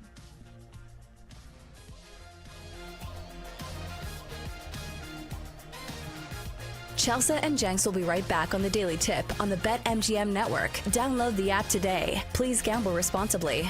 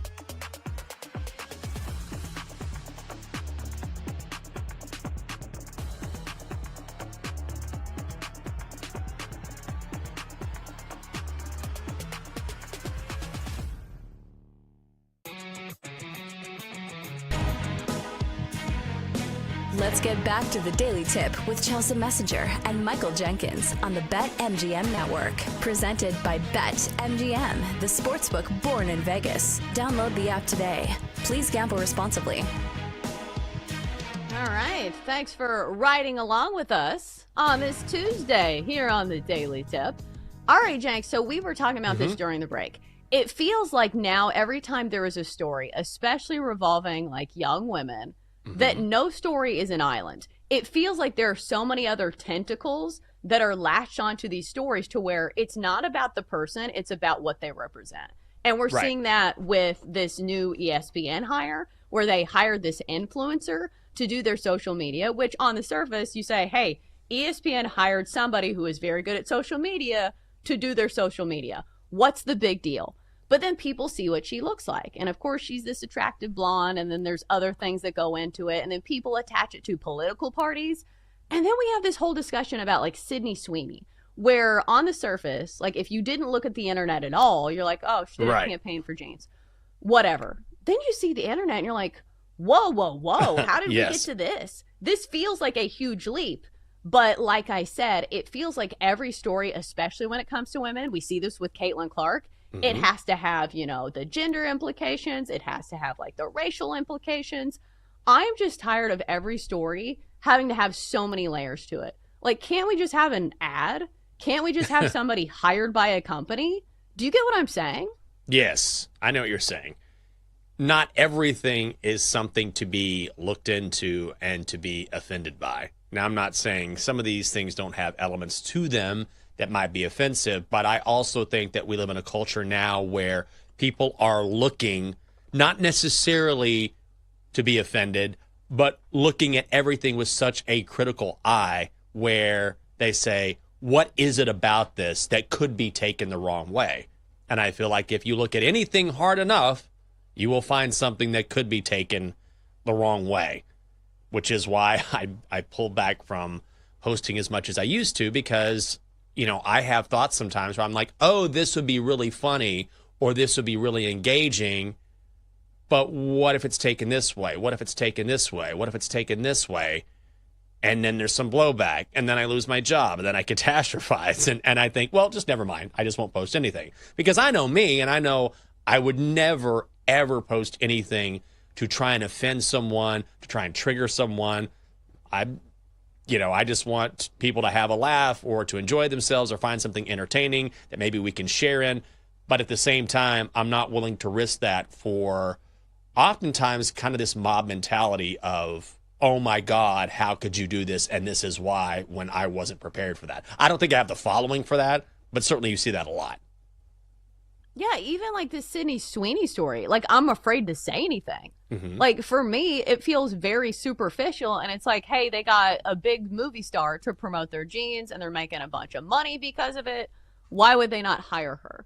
I would be interested to hear what like the strategy is behind her publicist, because she is an A-lister. Like we were talking about this. She could be doing the creme de la creme of ads. She could be doing Chanel. She could be doing Dior, but she's doing American Eagle and selling her bathwater. Well, who's she trying to appeal to? I think the issue is this is when you get into layers of initially, I thought, who cares? It's a simple pun, whatever. Why wouldn't you hire the it girl of the moment? And then people have come out and said, okay, she's a registered Florida Republican. And they say, well, if you're talking about an administration that hasn't necessarily been kind to people who are of color, is there something more to this? I don't know. But I think that's when people start examining things from different angles and saying, is there something more to this or not? That just feels like a huge leap to me, right? Like a huge leap to go like, oh, she registered as a Republican. Oh, she must be into eugenics. Like, come on. Like, that feels like a huge jump to me. And honestly, do you get what I'm saying? And I honestly feel scared even talking about this. But, like, we got to stop making these huge assumptions about people is all I'm going to say about that. And I feel like I need to stop myself. So the reason that we're talking about this is because social media is in a frenzy over ESPN's latest hire. And I was going into this saying, okay, is this another sign of the downfall of ESPN, the worldwide leader who used to be, standing atop the mountaintop of sports coverage? And so a lot of people are saying, okay, they hired an influencer to run their social media accounts. And listen, like, before we get into this, she is not going to be an analyst. She is not going to be on First Take. She's not giving her like sports opinions alongside Stephen A. She is going to be doing for the social stuff for the social media platforms, which she has proven that she is very good at. Katie Feeney, she has over 1 million followers on Instagram. So, Jenks, when you see this, do you see it as surface level and say, hey, they're hiring a social media influencer to do social media things? Or do you say ESPN is kind of following the pathway of getting away from sports at their core? Because some people are saying this, that like ESPN used to hire the best of the best when it came to sports coverage, regardless of the way you look, regardless of, you know, how many followers you have. Yes. So when you saw this, did you have a reaction? I thought about it a lot. It's been on my mind quite a bit. And it's not for me, but it's also not for me. Do you know what I mean? Like, this isn't the way I generally consume content, particularly sports content. But then again, I'm not the demographic. You know, I'm not the people they're targeting, and I totally get that. So this is for a younger generation who, by the way, is normally on their phones, and they get a lot of their content via what they see on TikTok, Instagram, whatever. The downside to that is people don't do a lot of research on their own to see if what they're seeing is true or not. I think here, I'm not thrilled with it, but also I will give Katie Feeney this. Like, she's been doing this for 5 or 6 years. She studied digital journalism. She went to Penn State. She did football coverage there. She did it for the Commanders as well for a season, I think, maybe a little bit more. And so she has built up this following by doing the work. So I have a lot of respect for that. I think as long as it's in addition to actual sports coverage, and I think it's just going to be sort of, hey, what's happening on social media, then I'm okay with it. I just don't want this to bleed into, hey, you're going to see more and more social media and more hot takes, which ESPN has really leaned into. Like I've said for the record, I don't need to see Pat McAfee on everything. I understand why he's popular. I don't need to see him everywhere. Same thing with Stephen A. So if they start integrating nothing but social media, nothing but hot takes, and they sort of get away from traditional coverage, I think there's a balance to be struck there. But that's what they need to do, is continue to strike that balance. But I understand why they're doing this. Let me ask a question, and this might have a volatile answer. Okay. Do you think people would be as mad if she didn't look the way she did? If she was a male? No. Exactly. No, I don't think so at all. I think they see this and they're like, oh, some hot girl. And look, there's no question that does happen. It's not always that way. And that's why I wanted to point out the journey that Katie Feeney has taken, because she didn't just show up yesterday. So she has done, and I don't know what that looks like. I can't say, well, if you put in this many years, then you deserve it. You know, that's a very arbitrary thing. But what I will say is she's not someone that just showed up, turned her phone on, and got hired. Like, she's done a lot of work to get to this point. I do have respect for that. But absolutely, and the problem is, look, for every someone like her who I respect the grind, right, and I respect the work she has put in, there is someone who has put in zero work, who just found a platform, looks great, doesn't really say anything of any substance whatsoever. And I think it's people in that circle or under that umbrella that give everyone else a bad name. Yeah, I think you're right. I think it's still difficult for me, coming from a different generation, to give the seriousness to social media. Do you get what I'm saying? Because when we were coming through the ranks of TV, like, social media was kind of an afterthought. And it was like, okay, you know, you're posting mirror selfies and you get a bunch of followers. Congratulations. But there is a lot that goes into it. And here's the reality. People consume on social media way more than they do on TV, it feels like now, right? Yes. Like, even me, who is not in the demographic of what they're going for, like, I'm not an 1835 anymore, but I'm looking at my phone all the time. So I can't hate it for these people who are pivoting towards social media and saying, this is the platform that I'm going to try to be great at, because there are ways to manipulate it. And at the end of the day, like, the proof is in the pudding. She has over 1 million followers. Like, I had never heard of her, but that doesn't mean that other people hadn't. So I see where ESPN is going, where they're trying to get her following base, 1 million followers, to ESPN, because she already has a fan base. Like, it's very easy to make the leap from saying, okay, she already has, like, the numbers, it just feels so objective to me. Like when it comes to social media, it's like, hey, are you good at social media? Let's see how many followers you have. Let's see how much engagement you have. So it feels like a logical move to me. I get it. I think two things here. Number one is, for me, what's difficult to reconcile is this isn't journalism. You know, I mean, maybe it has some tenets, but really this is about access and content, creating content that resonates and having access, like direct access to a coach or an athlete or the red carpet. And there's some aspects of journalism involved, but not really compared to what we've seen in the past. I also think that this is part of a much broader strategy from ESPN. And what they're trying to do is, without going into the weeds here, look, ESPN has been losing subscribers on the cable side for a long time, right? And when you lose subscribers, what does that mean? It means when you're selling your product and you're signing these deals with cable companies, streaming companies, if you're losing followers, that decreases what you can sign for or these agreements that take place. ESPN is now building an all-encompassing app where they are not tied to cable. They are not tied to any streaming service. Could be YouTube TV, Hulu TV, whatever. And they are going to build an app, which is why they're also grabbing NFL properties inside the NBA. So it used to be before, if you want to watch live sports, you got to have some streaming service, right? You got to have cable. That's how you watch live sports. They don't own everything. But increasingly, they have added property after property after property. And now they're going to have a social media element, a massive social media element to go along with that. And they're going to roll out here probably in the next few months a standalone ESPN app where if you want sports, you don't need any streaming service whatsoever. All you need is ESPN. And they believe that will increase their subscriber base. And they're also going to get, a ton more people interested because of the NFL in particular. Yeah, there's definitely a lot of layers to it. And I will say this. ESPN has to do something to adapt to the times because every channel certainly has to. It is a changing of the guard when it comes to media, the way people consume it, and where you invest your dollars. And it needs to be social media, whether we like it or not. All right, Hour 3 is coming up next here on the show. If you want to know anything about the Ravens, we got you covered. Cordell Woodland stops by of 105.7 The Fan in Baltimore, talking all things Ravens. Next on the show.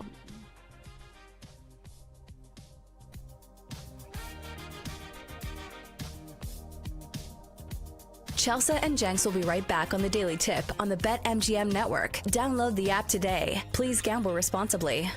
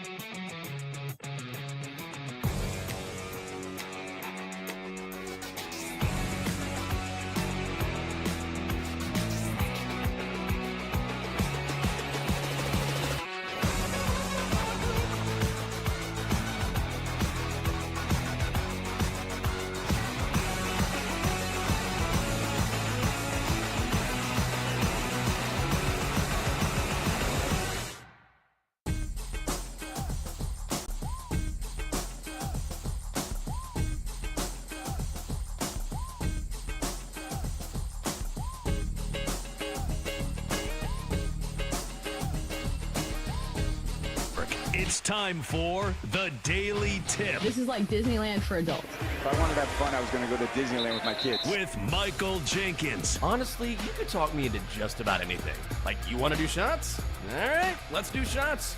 You want to put together a 10-leg teaser? Sure, let's put some money on it. In fact, I do a parlay with Champions League Soccer and the WNBA. And Chelsea Messenger. Let's try to beat the rest of the network at being degenerates, because maybe, just maybe, we can win in that regard. I do like the idea of a parlay. And Dad, don't forget about me, the Dunkster. Presented by BetMGM. The sportsbook born in Vegas. Download the app today. Please gamble responsibly. If anyone can be a degenerate, it can be us. It is hour 3 of the Daily Tip on the BetMGM Network. Hope you're having a great morning. I know, just a Tuesday. Just a Tuesday. We'll get there. I'm Michael Jenkins. She is Chelsea Messenger.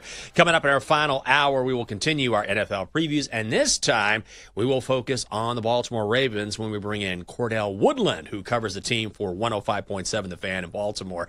Then at 8:20, back to our top headlines on this Tuesday and why Titans rookie Cam Ward is impressing with his routine. We've also got our best bets ready to go along with the Donkster at 8:40. Also, welcome to our audience on Stadium. Give you a little wave. Good to have you here during our final hour. You can stream the final 60 minutes of our show on BallySportsLive.com and the Bally Sports Live app, along with YouTube TV, DirecTV, and Amazon Prime. Before we bring in Cordell Woodland, since we're going to talk about the Ravens, did you see the suggestion, what was it, 2 or 3 weeks ago? And I cackled out loud where it looks like, unless something is completely overturned, the Commanders are returning to the RFK Stadium site here in D.C. They're going to have another vote, but the preliminary vote is pretty much going to be the same as the next vote for the D.C. City Council. So the Commanders coming home. Really exciting. But before this took place, did you see the suggestion by Stephen A. Smith that the Ravens and Commanders should build like a joint stadium and share it in the area? And everyone in this area, Ravens fans, Commanders fans, were just losing their minds. Like, these are two completely different fan bases. It's never going to work. And I'm glad that faded very quickly because it never would. Yeah, geographically speaking, like I've told you about like how little I know about the area, but how far is Baltimore from DC? Like it's not super close, right? It's about, 30, 40-minute drive depending on traffic. So it's not far away, but it's not a suburb. They're two very distinct fan bases, two very distinct cities. Like it's not really close. Yeah, that would be like if somebody's like, how about the Steelers and the Eagles join Right. forces? Both and they Pennsylvania. They're so different. Yes, exactly right. So let's focus on the Ravens. We've talked about the Commanders a lot and the Terry McLaurin situation. Of course, if anything changes there, we will certainly follow it. But let's find out what's going on in Charm City. And for that, we bring in Cordell Woodland, who covers the Ravens for 105.7 The Fan in Baltimore. Also co-host of The Fresh Take as well. Cordell, thanks for being with us here on this Tuesday. And I wanted to go back just a little bit to what John Harbaugh said about Lamar Jackson a couple weeks ago, which is that Lamar is as good a passer as has ever played the game. Is he using hyperbole here, or is there some truth to that? Well, first of all, as a lifelong Commanders fan, I agree with your sentiment about the shared stadium. That was a non-starter for everybody on both sides. Yes. But also with John, last year John came out before the season and also said he felt like Lamar Jackson was the best player in the NFL. And this is after Lamar's coming off his second MVP, probably should have been his second unanimous MVP, one vote away from that. And then last year, he just loses out on his third MVP to Josh Allen. So, I think everybody has kind of been amazed with the evolution of Lamar and how it seems like every time he tops himself, he does it again the next year. So it's kind of hard to argue with John. I know there have been great passes in the league, and you think of Lamar Jackson, the first thing you think about usually isn't passing, but you go look at his numbers. It's hard to argue. 40 passing touchdowns, 44 passing touchdowns or something like that, 4 interceptions last year, elite category. He's been efficient really most of his career. You combine that with his athleticism, he is as dangerous as it gets as a quarterback. I don't know if he's the best passer of all time. I'm not ready to say that. But without a doubt, Lamar Jackson is one of the best passers and easily, in my opinion, one of the best players in the NFL. Yeah, even the numbers he put up last year. Like, it's crazy to me, the numbers and the stats that he put up, and he didn't win MVP. And I understand Josh Allen had a great season as well, but statistically speaking, Lamar Jackson put up like Aaron Rodgers in his prime numbers and also had the rushing stats to go along with it. So that being said, do you think Lamar Jackson makes another case for MVP this season? Most likely. I mean, it's just what he's done. Lamar has a fully healthy year. More times than not, he's going to be an MVP category. It's just a question of, is it voter fatigue? And last year showed that there is a little bit of voter fatigue for Lamar. And look, I think Josh Allen had an MVP case himself. I don't think it's the most egregious thing we've ever seen. Like, I think Josh Allen definitely deserved to win MVP. I think Lamar deserved to win MVP as well.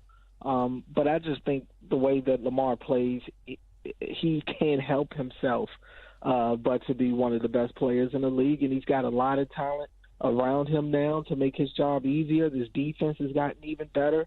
So, yeah, I mean, I can't see a scenario where he plays 17 games and he's not in the MVP conversation. We're talking with Cordell Woodland, who covers the Ravens for 105.7 in Baltimore. So this is the third year, as you know, for Todd Monken as the OC for Lamar and this offense. So since we're talking about how good Lamar has been, is there another level that this combination can reach, or is it just about maintaining the elite offensive output we've seen for the past couple seasons? Well, they believe there's another level. I just don't. At this point, I think they're starting to create levels, because how much better can this unit be? I mean, the 2 years with Todd Monken they've been one of the best, if not the best, offense in the league, and you combine that with the addition of Derrick Henry last year. I mean, the NFL, when the NFL was created, nobody had the idea that you'd have a shared backfield with Lamar Jackson and Derrick Henry. I mean, how do you even game plan for that? And like I said, you have the weapons that they have on the outside. It spells trouble, but I think it's more so about maintaining, to be honest with you. I mean, again, how much better can they be? They're an elite rushing offense, and they're arguably the most efficient passing offense in the NFL right now. I think it's about maintaining that throughout the regular season. I think when it comes to the playoffs, just not turning the ball over. That's really been their Achilles heel as a team. Committing too many turnovers in the playoffs and not forcing enough turnovers in the playoffs, and that just spells for disaster in January. So I think maybe as extravagant as the Ravens offense can be with Lamar in the regular season, maybe they need to be a little more boring in the postseason to maybe get where they want to be. Yeah, I feel like that lady in The Blind Side. Run the damn ball. Sometimes when it comes to the Ravens.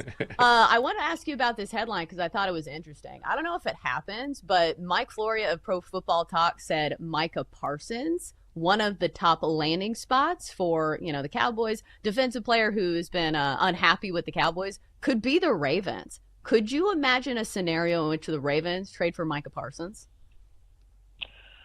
Wow. I mean, I don't know what they would be giving up right now.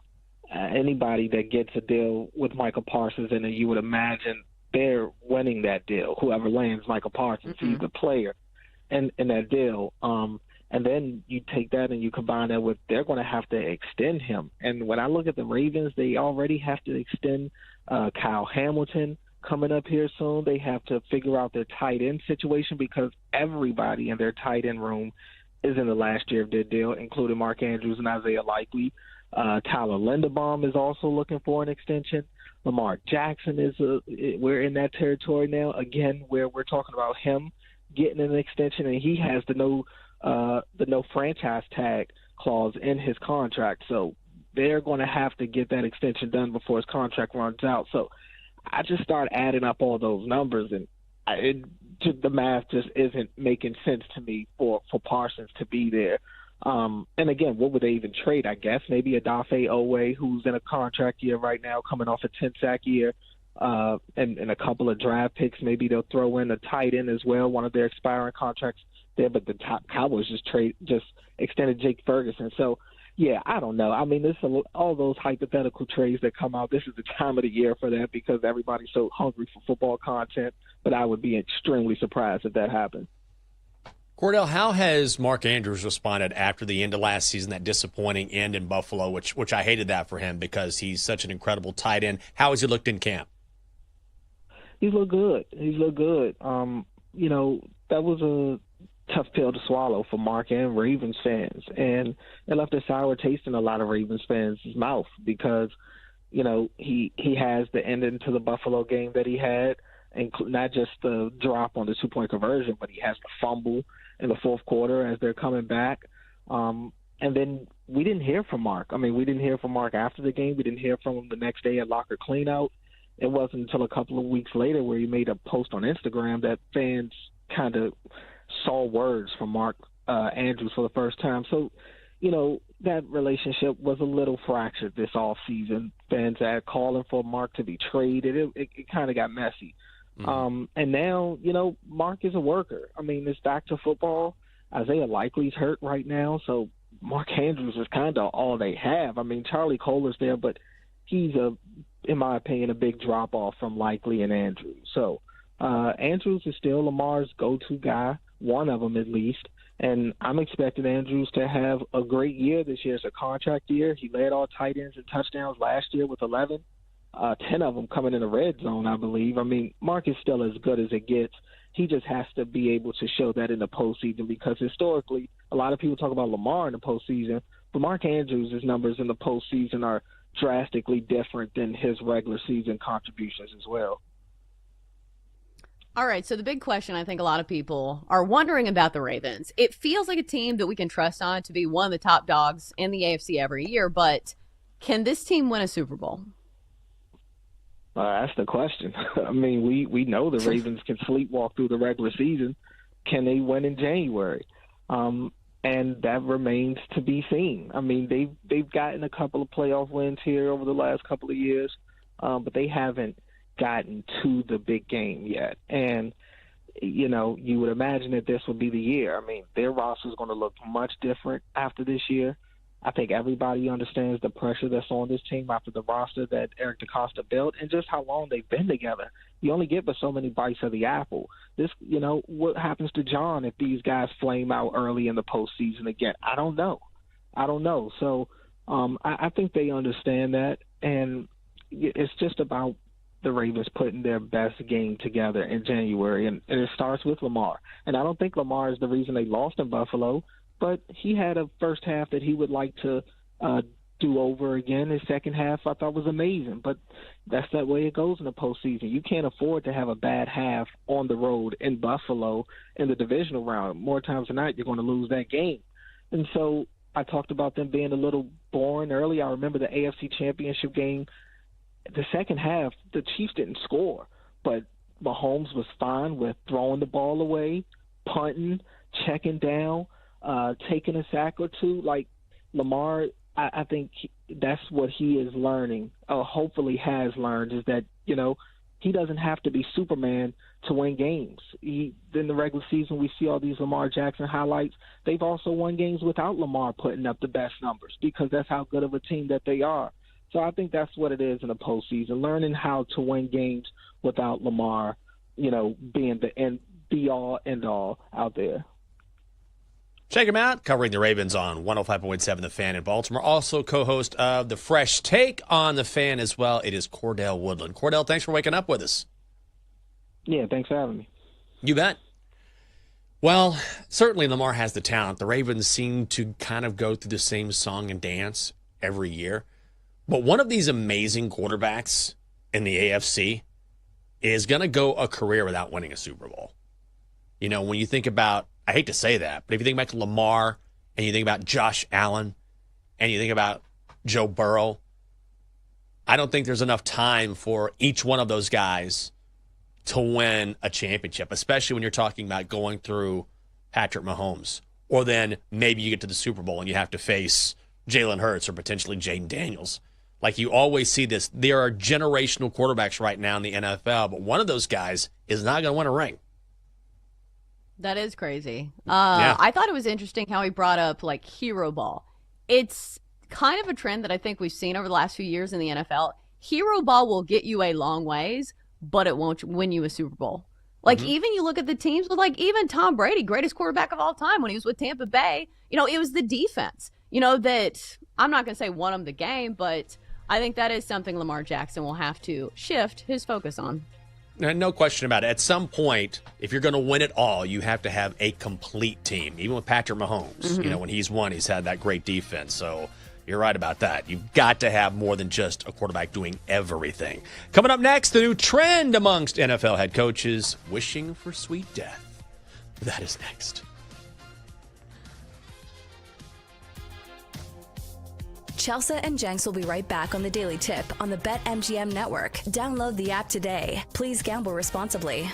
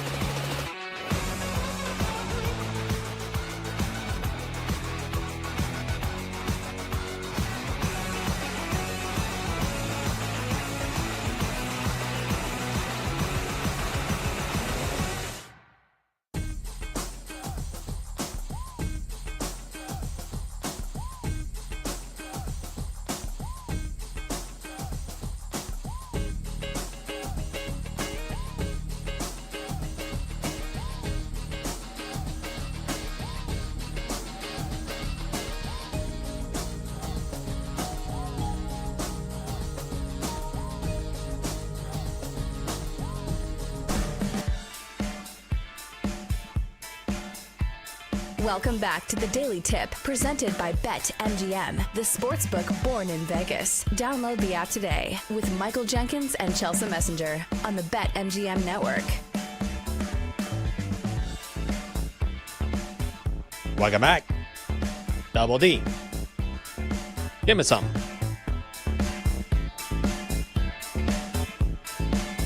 Great to have you with us. It's a Tuesday. It is a Daily Tip on the BetMGM network. How you doing to our audience on Stadium? Good to have you along during our final hour, and welcome to our listeners across the country. We go from 6 a.m. to 9 a.m. in the East, Monday through Friday. I'm Michael Jenkins. She is Chelsea Messenger. Coming up on the show, when you're a quarterback in the NFL, sometimes all you need is your dog. We will talk about that. Chelsea's favorite team, Titans. So I saw this yesterday, and I was howling. This is becoming a new trend, or at least maybe a trend amongst NFL head coaches. It's been a rough few months for the Dolphins. I think we can agree, right? Where their secondary now is completely different than the secondary they had last season, either because of trades or injury. The culture in the locker room doesn't seem great. We had Tyreek Hill come out and question the team's play calling on 3rd and long, saying Devon Achane should be taken out of the lineup, and Mike McDaniel not too pleased about that. So Mike McDaniel back on the podium yesterday. Someone said good morning, and he had an immediate retort. You should stand corrected. Good morning. False. Great morning. Let's go. Why great? What makes this one great? Because we're another day closer to death. You know things are bad when you're like, one step closer to putting one foot in the grave. Things are good for me. And Chelsea, we have heard this before. Back in 2021, something similar to it, Kyle Shanahan was asked about then quarterback Jimmy Garoppolo and Garoppolo's status before, I believe, the NFL draft. And Shanahan said this. I can't guarantee that anybody in the world will be alive Sunday, so I can't guarantee who will be on our roster on Sunday. So that goes for all of us. A couple of Debbie Downers. I can't just, guarantee everybody's going to be alive. We might all be dead. We're one step closer to sweet death. I mean, what is going on in the NFL? Just wearing these guys out. All right, so I feel like in one instance, it was funny and sarcastic. The other one, I think people rolled their eyes. Like when people want a health update on somebody and this is your answer, well, we might get hit by a bus. Who knows?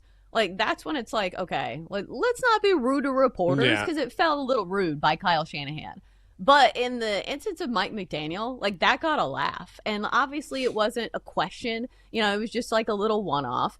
And I feel like when Mike McDaniel first came into the league, this is why people really liked him. Because he was so different from NFL coaches. And he is sarcastic. And he feels nerdy. And he feels like he belongs in like Silicon Valley, like working, for Apple or something. So I think this is one of the endearing qualities of him because he's been so sarcastic. But listen, these are not endearing qualities if you don't win. So I feel like the lovability factor for Mike McDaniel is not quite as much there anymore. But when he first came to the league, I feel like a lot of people liked him for his personality, including stuff like this. I mean, yeah, it's kind of quirky and funny. I mean, I definitely laughed. Yeah. It came out of nowhere, like nowhere. Kyle Shanahan was just kind of being a jerk, honestly. Rude. Yeah, he's being rude. Seriously. This does not need to become a trend. Like, Jerry, you're going to sign Michael Parsons? If he doesn't die first. Like, geez, why would you say that, It's like, I was thinking Jerry himself. I was like, too close to home. Oh, no. Too close Me? to home. I got another couple years in me before I kick the bucket. I don't know. Yeah, I think Mike McDaniel's just, blowing off some steam because of what he looks like a guy that has already been through like a 10-loss season. I think it's going to be a lost season for Miami, and I think he kind of knows it. If you look at the coaches, like the coaches to be fired, first coach to be fired in the NFL, he's number 1 or number 2 on the list. Now, I don't know if they have a market for first coach to die, but he'd probably be the favorite there. I don't think so. Like, he's still healthy. I think he was just being sarcastic and dark here. Like, I don't think this has anything to do with his job. I don't think this has anything to do with like his health. I think it's just kind of his brand of sense of humor, right? Yeah. Is it the timing of it? Like nobody was expecting this remark, and he clearly has like some sort of a rapport with the media, which I feel like he's generally pretty well liked. So I think it's one of those things where he was just simply trying to get a laugh. Well, mission accomplished. He nailed it.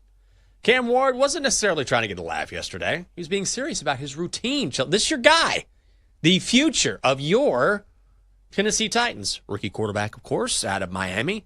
Been working things out through training camp. I was reading a little bit about Cam Ward, and like every other quarterback who's new to the league, still working through some things. But he was asked about his daily routine on Tuesday, and it's fair to say he is focused. Phone on D&D, wake up, watch film. I talk to 5 people a day, so besides my teammates, so I only talk to parents and then dog. That's really it. So I just be chilling, go home, and I don't really do too much, eat and go to sleep. And I think the biggest thing was just whether you're college or NFL, you just gotta have a routine. You know, I've had a routine for a couple of years now, and it's been helping me since. What do you think, Frank? Does it look like a blitz to you? Are you gonna blitz on this play? Talking to his dog, looking at film. I kind of love this. Doesn't this make you feel better about his future? Now, I will say the Titans to have the worst record in the NFL is 9-1. Their win total is 5 and a hook. But this has to make you feel somewhat good that he's locked in. Yeah, he's doing and saying all the right things. He has the blinders on, and especially this time of year when the season and everything moves so fast for rookie quarterback. So this is all you can ask from a personality and from a control standpoint, is that he is focused in, he is dialed in on learning the playbook, and he's not allowing anything else to distract him. Because looking across the league, there are other rookie quarterbacks like Shedeur Sanders, who's already got 2 speeding tickets. So it could be worse, but I will say this. We have had well-mannered quarterbacks in Tennessee before that everybody has liked, and they've said and done all the right things, and they haven't been great quarterbacks. Like we've seen Marcus Mariota. He, around the community, is extremely revered. He did all these things for charity. He was such a nice guy. He was always super nice to the media and super nice to fans. But when he got on the field, the offense was averaging 19 points per game. It was not great. So all that to be said, that this is a great offseason story, and I think a lot of people will be rooting for him. But if he doesn't produce on the field, like, people don't give nice guys contracts. You know, they give, it to the people who are winning. So at the end of the day, the biggest, most important thing is how you produce on the field. So we will see if he delivers in that regard, because we have seen some reports out of training camp that he has looked, quote, young in some of these instances. And once they put the pads on, it has moved a little bit faster for him, and not in a good way. It does happen. Marcus Mariota is beloved here with the Commanders. He's in his perfect role, right? He's a backup, and he's been a great sounding board for Jaden Daniels. And we talk about such a positive presence. I mean, he has been that guy. He's not starter level in the NFL. We know that. That's proven. But there's something to be said. And by the way, he came in at times last year, won a game for the Commanders, looked good in spot duty, fits really well in Cliff Kingsbury's offense. So not a market on Marcus Mariota, but I think it speaks to the fact that he is so well liked that he's going to have a place as long as he can still play here in the NFL. Is there any bet at all that you like on the Titans? Cam Ward won Offensive Rookie of the Year, plus 350. Ashton Genty out west with Las Vegas, the favorite at plus 260. I mean, all things being equal, the quarterback generally gets the votes. I just don't know if he's going to be good enough. At least he's focused. We got that. But I would still probably favor Genty. But then again, there's not a lot of value here. Yeah, and some of this is your trust in Brian Callahan as a head coach. And I don't know how much trust I have in him, or at least he needs to earn some of my trust back after the disaster of offenses that we've seen in the past 2 seasons. And I understand some of it's on the quarterback, but some of it's on the schemes as well. So we'll see when it comes to Cam Ward. He's certainly going to get every opportunity. We saw that for Will Levis. Will Levis had an extremely long leash, even when he was making the worst of worst plays, which you guys have probably seen in the memes that have been circulating online for the past 2 seasons. But if you look at the Titans' schedule, it is extremely tough this year. And 5.5 seems like a very low number for a win total. But I'm looking at the schedule, Jenks, and I'm trying to find 5 wins. I just don't know. Like, some of this will depend on Cam Ward, and if he is the next Jaden Daniels, obviously some things will change. but like the team around you has to be decent as well. And the Titans just lost a lot of players. It feels like a rebuilding phase. Remember, they just got the first overall pick for a reason. So they start the season on the road at Denver, which is an extremely tough place to play, even when the Broncos aren't amazing. And this year, I feel like the Broncos are going to be really good. Then you got the Rams, the Colts, who always play us tough, the Texans, who CJ Stroud, I feel like nobody's talking about him, but the Texans are still really good. So there's only a few games on the schedule where I look and I'm like, hey, that could be a win for the Titans. Like the Saints, I think, are going to be really bad. We only play them once. The Jags should be improved this year. Say we split that series with them. Say we split the series with the Colts. There's 3 wins. Maybe you beat the Browns. Other than that, beat the Browns. We got but that's 4 wins. We got the Chiefs, we got the Niners, we got the Chargers, we got the Texans, we got the Seahawks. Like maybe there's a win in there somewhere, but I think that's the exercise you need to do when you're looking at win totals. Look at the schedule and see how many wins you can count. Like they'll probably beat somebody they're not supposed to beat. Yeah. But there's a chance they'll lose to somebody they're not supposed to lose to as well. Well, since we're talking about the Browns, what's going on in Cleveland? Here's what's going on. They currently have 6 quarterbacks on the roster right now. This is wild. They signed former Pro Bowler Tyler Huntley. Remember in 2022, made the Pro Bowl with the Ravens, 2 touchdowns, 3 picks? Lordy. So they have 5 quarterbacks signed and 6 total because they have Joe Flacco, Kenny Pickett, Dylan Gabriel, Shedeur Sanders. Deshaun Watson is on the PUP list. A ton of these guys are banged up, so now Huntley joins the crew. And what is even crazier is that if you look at the depth chart released by Cleveland yesterday, Joey Flacco is number 1. Shedeur Sanders is 4th on the depth chart. And people were kind of losing their minds about that. That means he sucks. Well, okay, I'd pump the brakes on that. He and Dylan Gabriel, Kenny Pickett too, they're all banged up. But the fact that the Browns have 6 guys on their roster right now, with Tyler Huntley included, is wild. It's very Cleveland-esque. Oh, yeah. Like, remember that uniform that people wear that looks like a CVS receipt and it has the quarterbacks on it? Like, all the starting quarterbacks? They could make that just for this season. But imagine the ego blow for some of these guys who've been top dog for so long, and you look at the roster and you're like, I'm QB5? That's... Because, like, you think of QB1, QB2, QB5, QB6. What are we doing? They're so bad. God, they're so bad. The Browns to have the least wins in the NFL, plus 450. To win the division, not the AFC, not the Super Bowl, just to win the division, they're 33-1.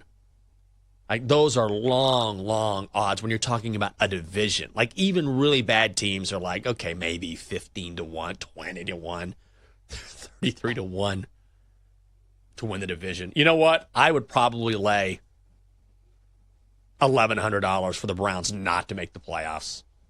I'm not one to lay juice like that. But there's no, like, they're going to do nothing this season. And they have no, it's going to be Joe Flacco is going to start the season.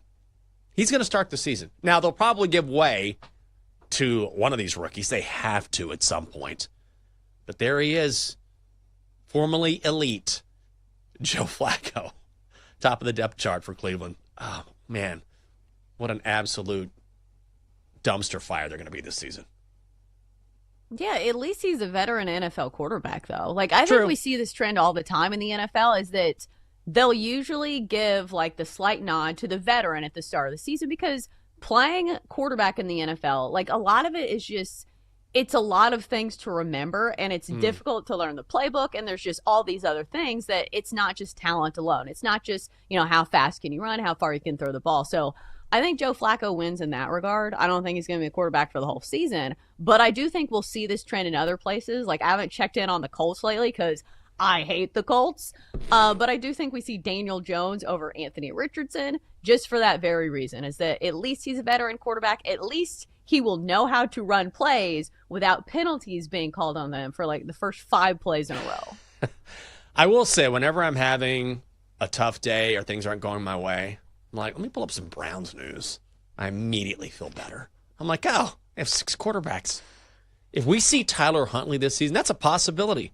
Let me look back at these injuries again. Kenny Pickett, Dylan Gabriel have hamstring injuries.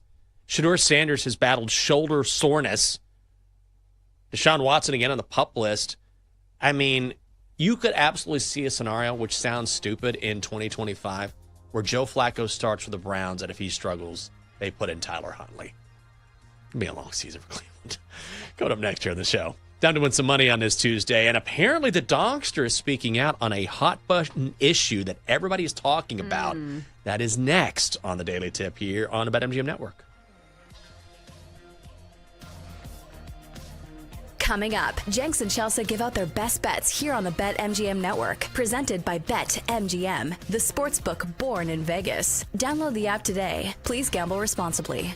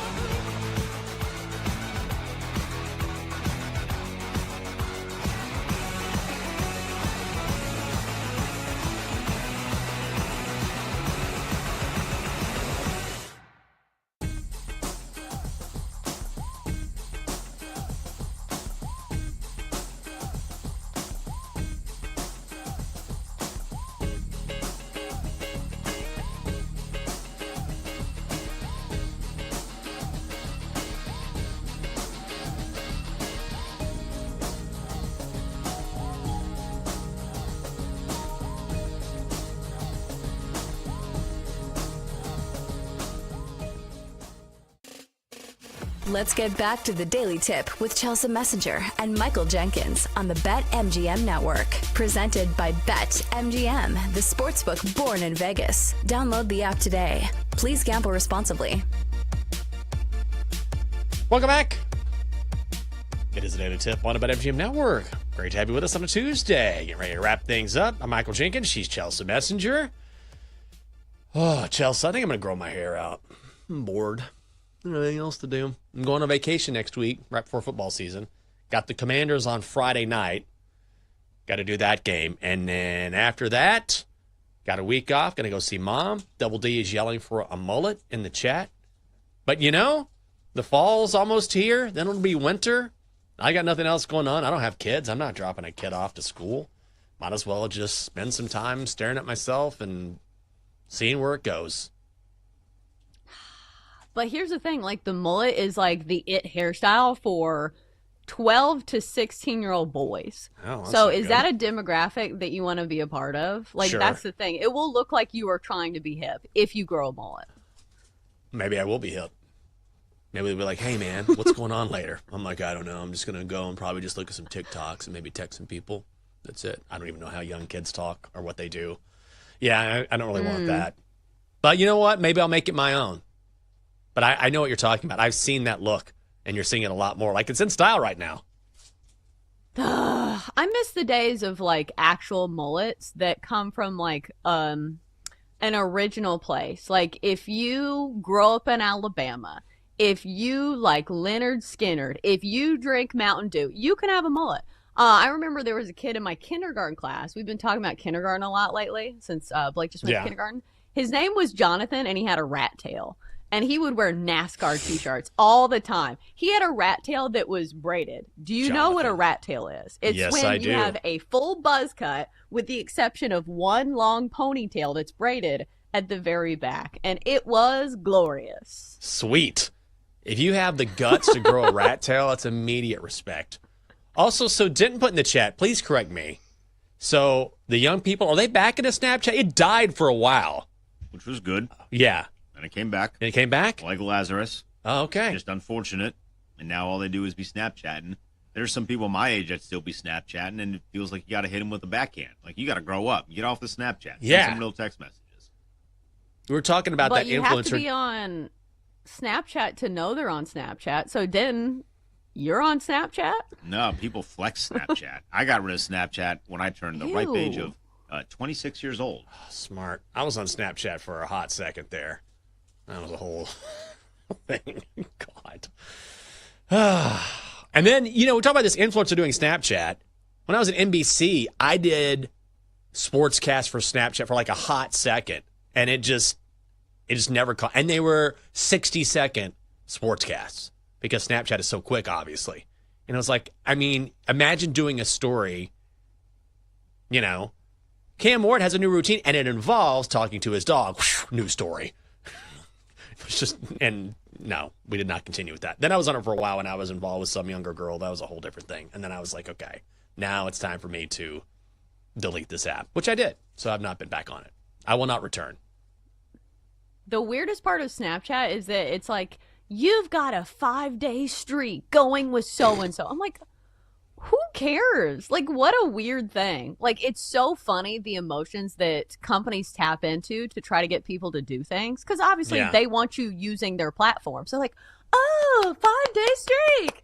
It's like when you offer somebody like a free t-shirt. It doesn't matter if it's extra large, if it's see-through white t-shirt, the cheapest t-shirt you find.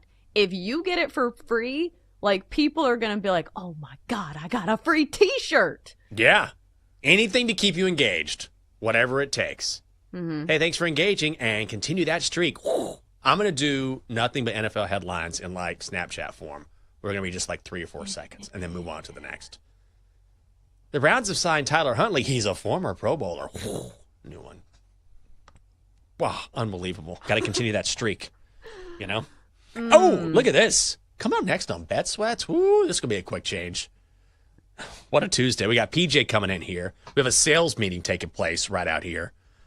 At the end of this show, I don't know what's going to happen, but It's going to be dicey. Going to be real dicey. Oh, we get Kate Constable back as well. Kate and PJ previewing the Miami Dolphins season and their favorite Major League Baseball plays of the day. Joe Osborne from Covers.com joins his show at 9:40. Then it is college football analyst Michael Felder along at 11. All right, Chelsea, you came back. You immediately dropped a 2-0 card. So let's keep it going. Time to place your bets. Going back to the well a couple times today for both of us. Ah, yes. Back to the well with one of the best teams in all of baseball. I'm going to be on the Brewers today. A little cheap or a little steep on the price at -150, but this has looked like the best team in baseball over the last 30 days, and you could even say the whole year. In the power rankings over MLB.com, they are number one. In the run differential category, the Brewers are number one. So when you get a good team like this at -150, you jump on it, especially when they're playing the Braves. The Braves have kind of been a disaster this year with all their injuries. They're 3-7 over their last 10 games. Meanwhile, the Brewers have been road warriors this season. 22-6 over their last 28 road games. And over the course of the year, they've been great as well. 32-24 away from Milwaukee. Plus, they've been great as favorites this year when the market gives them credit. It has paid off. 37-18 as favorites. So I'm going to be on the Brewers behind Freddie Peralta, who has been sparkling for the Brew Crew. 12-5, 3.08 ERA. Meanwhile, Joey Wentz, the Braves have lost each of his last 3 starts. Let's go Brewers on the road here. -150 over the Braves. Let's go. I'm going to be all over that. Also, I'm going with the Tigers again. Got me a win last night, going back to it. Found them at -145, hosting the Twins. So Zebby Matthews is going for Minnesota, and he'll be effective from time to time, but he has not been good on the road this season. ERA of 6.63. Plus, as we know, Minnesota just gave up at the trade deadline. They're 22-36 on the road this season.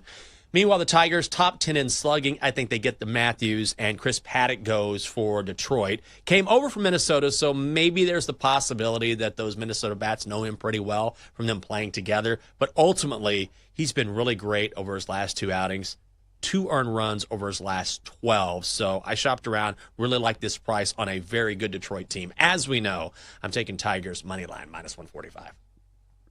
Yeah, I'll be on the Tigers as well. Full fade of the Twins. My goodness, they cleaned shop during the trade deadline, so I will not be backing that team in any regard. Also going to add to the card, the Red Sox in the first 5 on the run line. Price is a little steep, but I like it. It's -155 for the Red Sox to be winning after 5 innings. They've got their ace on the hill today. Garrett Crochet has been fantastic. ERA under 3. He's an all-star this year. And plus, this Red Sox offense has been red hot this year. 4th overall in OPS and WRC plus over the last month. And if you look at the smaller sample size, over the last few games, 6 runs or more in 4 of their last 5 games. Going against the Royals today, who have been a pedestrian offense, I don't think they get much going against Garrett Crochet. Red Sox first 5 run line, -155 as well. Yeah, I like that quite a bit. So I'm not going to put that on my official card. I looked at it, but I only want so many bets on the card, but I will be tailing you privately on that. Maybe I'll send it to you on Snapchat. We'll start a streak. Finally, let's go Rangers. First 5 money line, -135. Hosting the Yankees, you get Will Warren going for the Pinstripes, Nathan Eovaldi going for Texas. I don't know about you. I can't speak for everyone else. When I see Nathan Eovaldi on the card, it's almost an auto bet if the price is right. He has been about as untouchable as it gets in the majors. I know we focus on Paul Skeens being that guy. Look at Nathan Eovaldi. The Rangers have won 5 straight when he takes the hill. During that time, somehow he has dropped his ERA from 1.75 to 1.49. He's given up 2 earned runs over 30 and 2/3 innings. Just 2. He struck out 30 batters during that span. And in each of those last 5 appearances, which the Rangers have won, they've also been leading or tied after 5. So I will take the Rangers on the first 5 at -135. Okay, we got to get to Kate, find out what's coming up on Bet Sweats, what we can expect. But before that, we have to bring in the 3rd member of our broadcasting team. It is the Chalk Donkey. Donkster, good morning.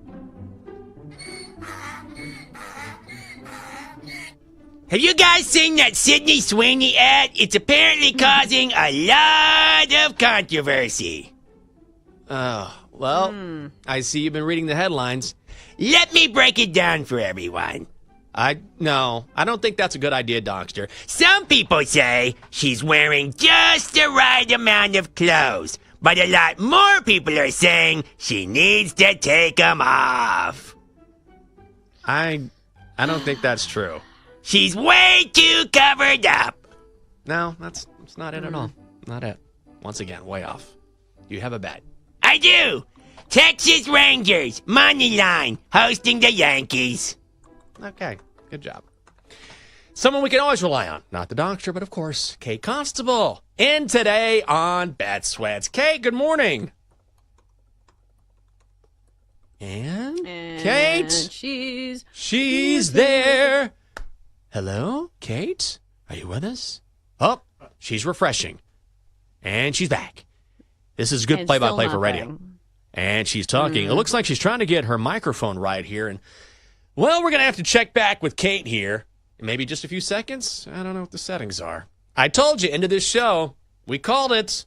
It's going to be a real fire drill. I see the Odyssey staff walking in as we speak. I'm going to walk by because I always put these slideshows and everything, like sales figures and stuff and, different strategies.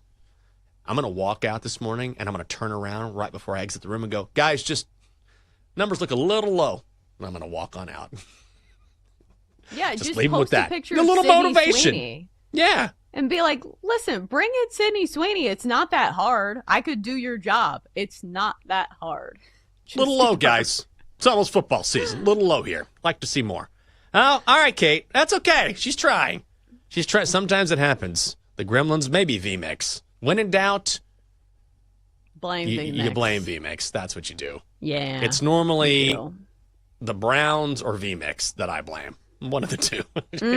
Generally goes that way. Well, okay. I guess we're trying. Kate, oh, she's dark again. Well, all right. That's okay. We got to make sure she figures this out for the show. She's been demoted to QB6. Oh, QB6. On the pup list. Who's on the pup list? Deshaun and Kate. Ooh, well, that's not great for her at all. Okay, well, Kate, good luck on the show. We will be listening, and hopefully we hear your voice and PJ's voice. That's it for us on the Daily Tip on the BetMGM Network. For Chelsea Messenger and the entire crew, I'm Michael Jenkins. Have a great Tuesday.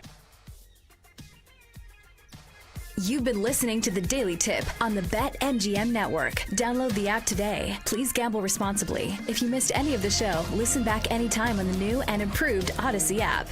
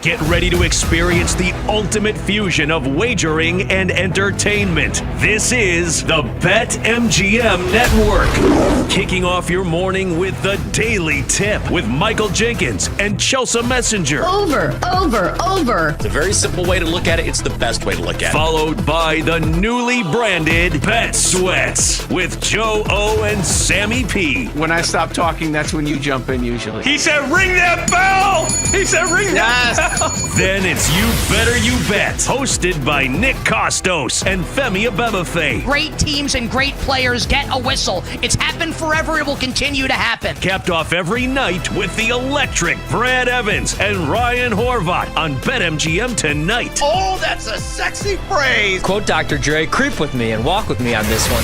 Welcome to a new era of Wagertainment. This is the BetMGM Network. Please gamble responsibly.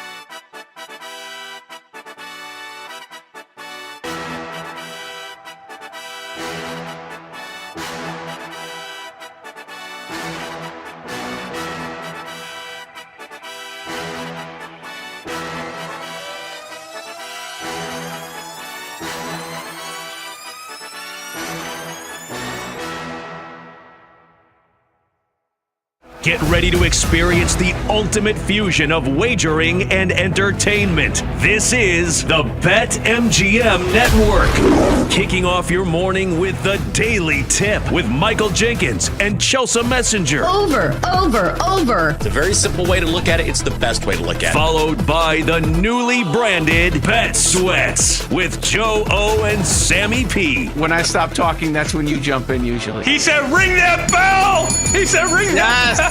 Then it's You Better You Bet, hosted by Nick Costos and Femi Abebefe. Great teams and great players get a whistle. It's happened forever. It will continue to happen. Capped off every night with the electric Brad Evans and Ryan Horvat on BetMGM tonight. Oh, that's a sexy phrase. Quote Dr. Dre, creep with me and walk with me on this one. Welcome to a new era of Wagertainment. This is the BetMGM Network. Please gamble responsibly.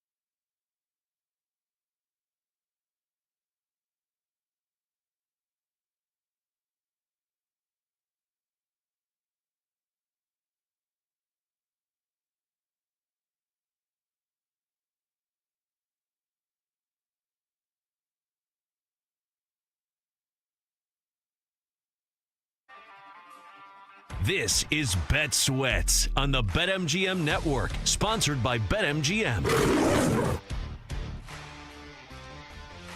Welcome into Bet Sweats, presented by BetMGM here on the BetMGM Network. I'm your host, PJ Glasser, here on this Tuesday with you for the next 3 hours live from the Washington, D.C. studios. Hoping to have Kate Constable join us here in a little bit. We're going to have two guests join us today during the show. Joe Osborne going to join us to talk Miami Dolphins. Also going to have Michael Felder on to talk some college football as well. We're going to get into the MLB card on today's slate. We're also going to talk plenty of NFL. We'll dive into the Micah Parsons news. We'll talk some NFL awards, Defensive Player of the Year, and then obviously talk some college football as well. So it should be a fun show here over the next 3 hours. I'm going to bring in our producer for the show today, Jake Hassan, who's going to be helping us out. Jake, what's going on, buddy? Oh, you know, PJ, nowhere else I'd rather be on a Tuesday than with you, and also trying to get Kate Constable in here as fast as we can. But I'm great to be here, PJ. I'm happy to be your executive producer today. I appreciate it. Yeah, we got a lot going on behind the scenes, so hoping to have Kate join us here in a little bit. We obviously have had some big news break here in the last 24 hours. We had the San Antonio Spurs, De'Aaron Fox sign an extension. They obviously traded for him at the deadline this past year, and Spurs are expecting big things for the upcoming season. They got Wemby, they have Dylan Harper, the number 2 overall pick. They got Stephon Castle, who had a great rookie season for them. So the Spurs are expecting big things. They are making an investment in De'Aaron Fox and signing him to a long-term contract. So hoping that Fox can be part of their core along with Wemby for the next couple of years there in San Antonio. And then obviously the Dallas Cowboys with Micah Parsons in this situation that they have going on right now. Doesn't really make a lot of sense for Jerry Jones and the Cowboys. You make Dak Prescott the highest paid quarterback in all of football, and now you don't want to re-sign your other great players. You know, the CeeDee Lamb contract was kind of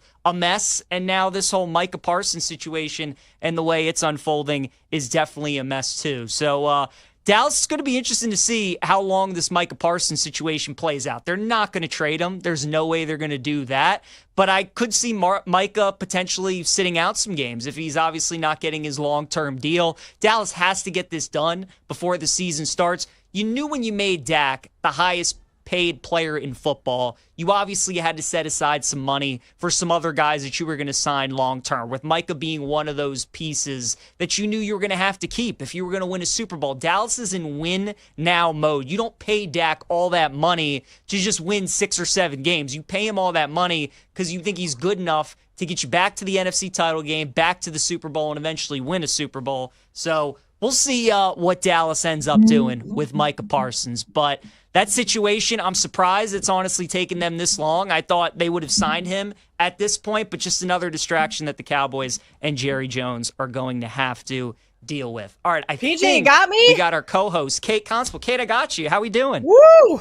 Just a little distraction on my end for the show to start off the morning. What better way to do it? Oh, man. Well, it's good to see you, Kate. We haven't done a show in a while. How's everything been going? It's been quite some time since we've done a show. Things are going well. We're battling just a little cold right now, so bear with me. We're very nasally this morning, but as the show goes on, we'll get a little bit better.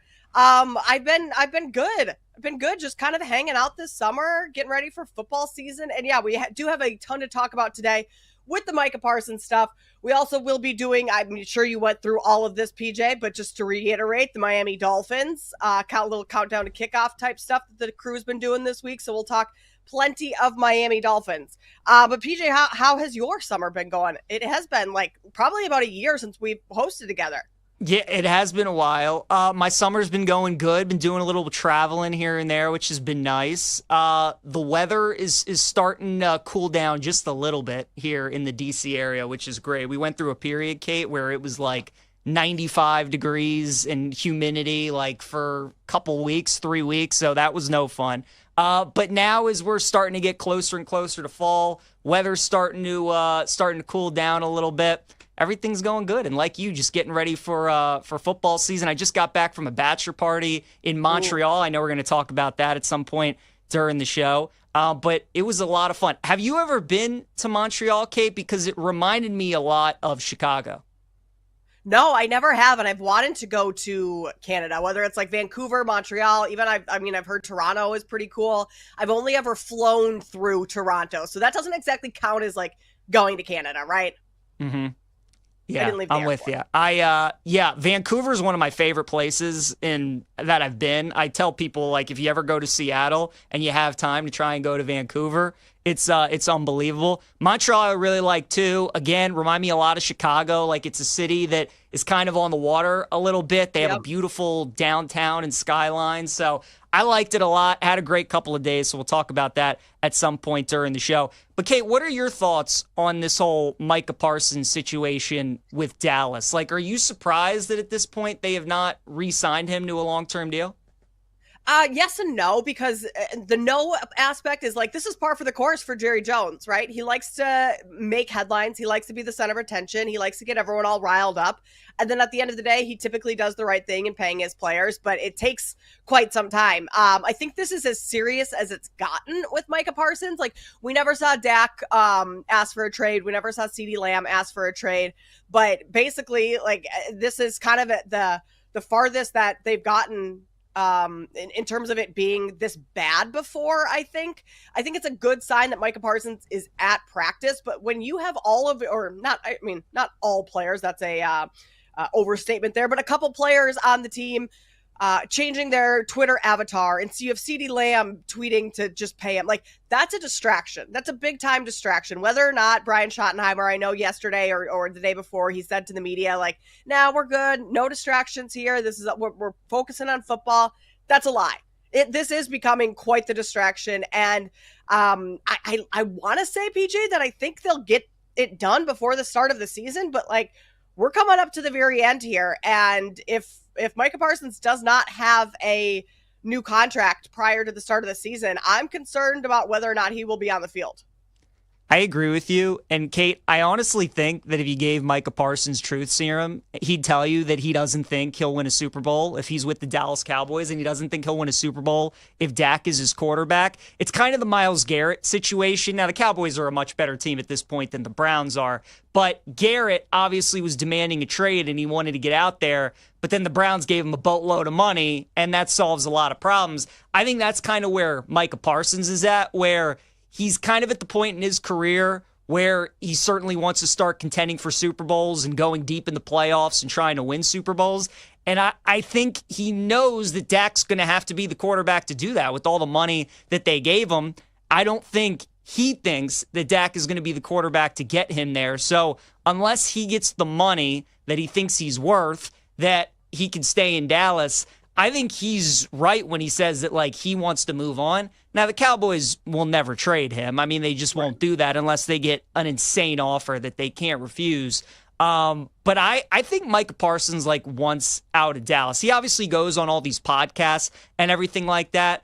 And, you know, he talks about all these other quarterbacks, and, like, listening to, like, clips and highlights of some of the hits that he does, he never, like, really talks about Dak or, like, has Dak's back all that much from, like, what I hear. And it's just interesting for him to talk about all these other quarterbacks that he raves about, but he doesn't really talk about Dak, it feels like, all that much. So I do think Micah Parsons wants out of Dallas, and the way that Jerry's kind of handled this whole contract thing, I think has given him more ammo to try and ramp up some of these trade talks, but Dallas is never going to trade him. It's just a matter of whether they pay him the money that he wants, and maybe, like, he sits out a couple games, you know, the first 2-3 games of the season if he doesn't get the money that he wants. So, PJ, I mean, that's a great point in terms of him not backing Dak all that publicly. Do you think there's any case that, say, the money the money isn't what he wants? Fine, because I agree with you. If the Cowboys throw him an absolute bag, he's going to take the money and play with the Cowboys. But, like, say this keeps going on, is there any way that he plays out the remainder of his contract and then just becomes a free agent and wants to leave, even if the Cowboys do offer something crazy? Like, do you think he's to that point quite yet? I think he certainly could. Again, it just depends on the money I think that he can field from other teams potentially, or if he thinks that maybe Dallas could be competitive this year. Every player is different. You know, Micah Parsons has been relatively durable throughout his career. But again, at this point, Kate, if, like, he just sits out the entire season, I mean, he's going to get a ton of money from another team if he just waits it out. So it's going to be interesting. I think there's a chance that he could sit out some games. I don't think he sits out the entire season. I think Dallas eventually pays him because that's what Jerry kind of does. You know, his track record is he's really not super aggressive in free agency. He doesn't make a ton of splash trades, even though they did get George Pickens, which was a nice trade. But they kind of just build through the draft, and they get their players, and the players that turn out to be really good, they just reinvest in them and pay them. That's what they've done with Dak and CeeDee Lamb. That's what we all thought they would do with Micah Parsons. So I think that eventually happens. But yeah, like, I think there's a chance Micah Parsons sit out a couple games. I don't think he sits out the entire season, though.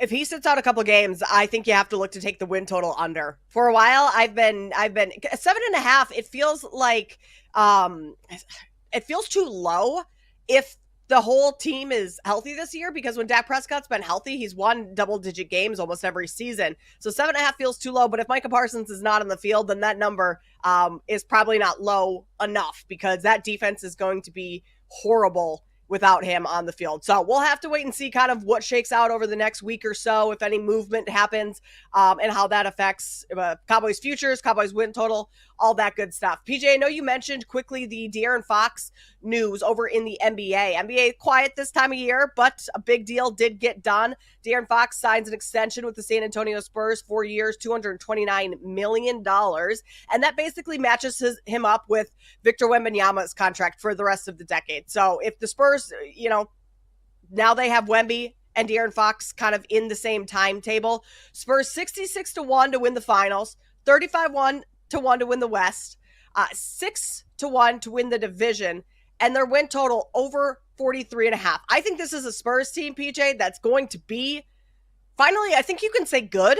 Like they're not, I don't think they're going to win the West. I don't think they're going to compete for a title quite yet, but they are certainly one of the teams that's on the up and up. And I think you could very well make the case that they could win their division despite being in a fairly tough one with the Mavericks, who are going to be good again, with the Houston Rockets that just got Kevin Durant. But I think this Spurs team, especially with Victor Wembanyama and his development over the last 2 seasons, again, health, as always, as it is in the NFL, has to play a card here. But I like what the Spurs are doing right now.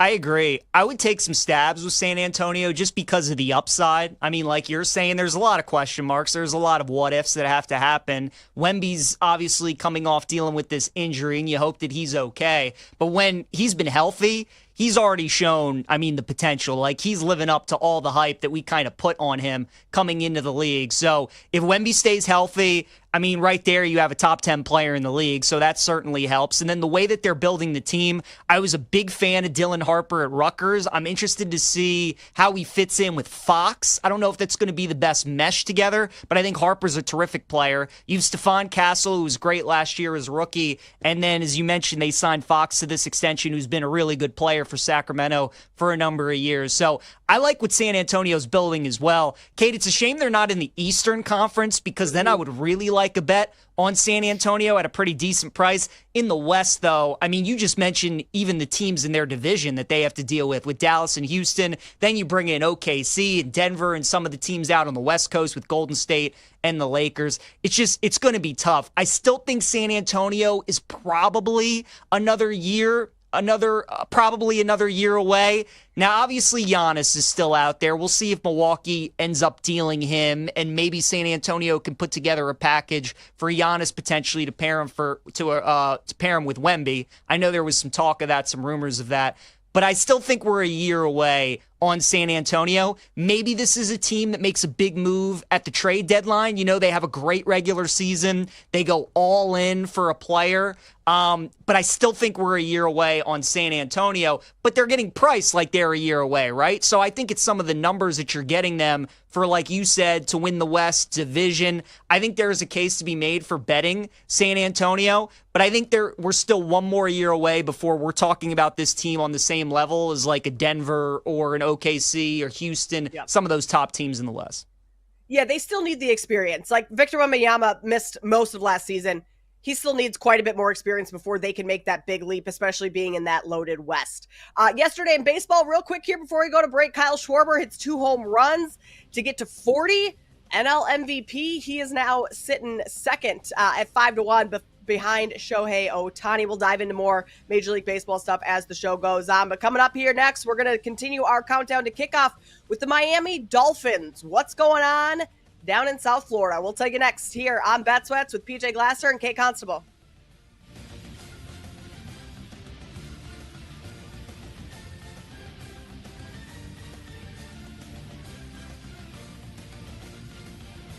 You're listening to Bet Sweats on the BetMGM Network.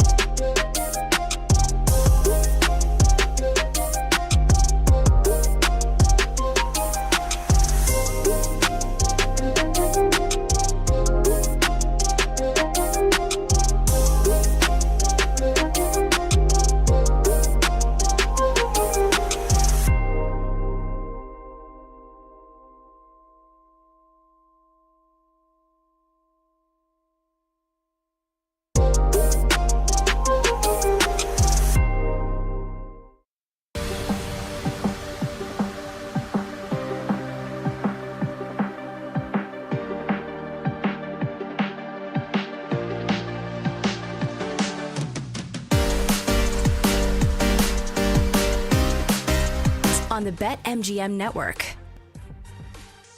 You're listening to Bet Sweats here on the BetMGM network. I'm Kate Constable. He is PJ Glasser. We're in for Sam and Joe today. They're off just today. They'll be back tomorrow. We're going to continue our countdown to kickoff. Miami Dolphins are on deck today, and we will bring in Joe Osborne of Covers.com in about 20 minutes to get his take on the Miami Dolphins and all the drama that's going on there, especially with Tyreek Hill. It seems like it's never ending. Michael Felder will join us at 11 a.m. Eastern to talk a little college football. We'll also hit today's MLB card, all of that good stuff. PJ, but to get us started here, futures that you have placed so far, are you locked in on all your futures this season? Some of them. I've already bet Pat Mahomes to win MVP. My favorite bet is probably Amarion Hampton to win Offensive Rookie of the Year at 14-1. I absolutely love that one. And then the win total, I've only bet one win. I bet two win totals so far that I really like.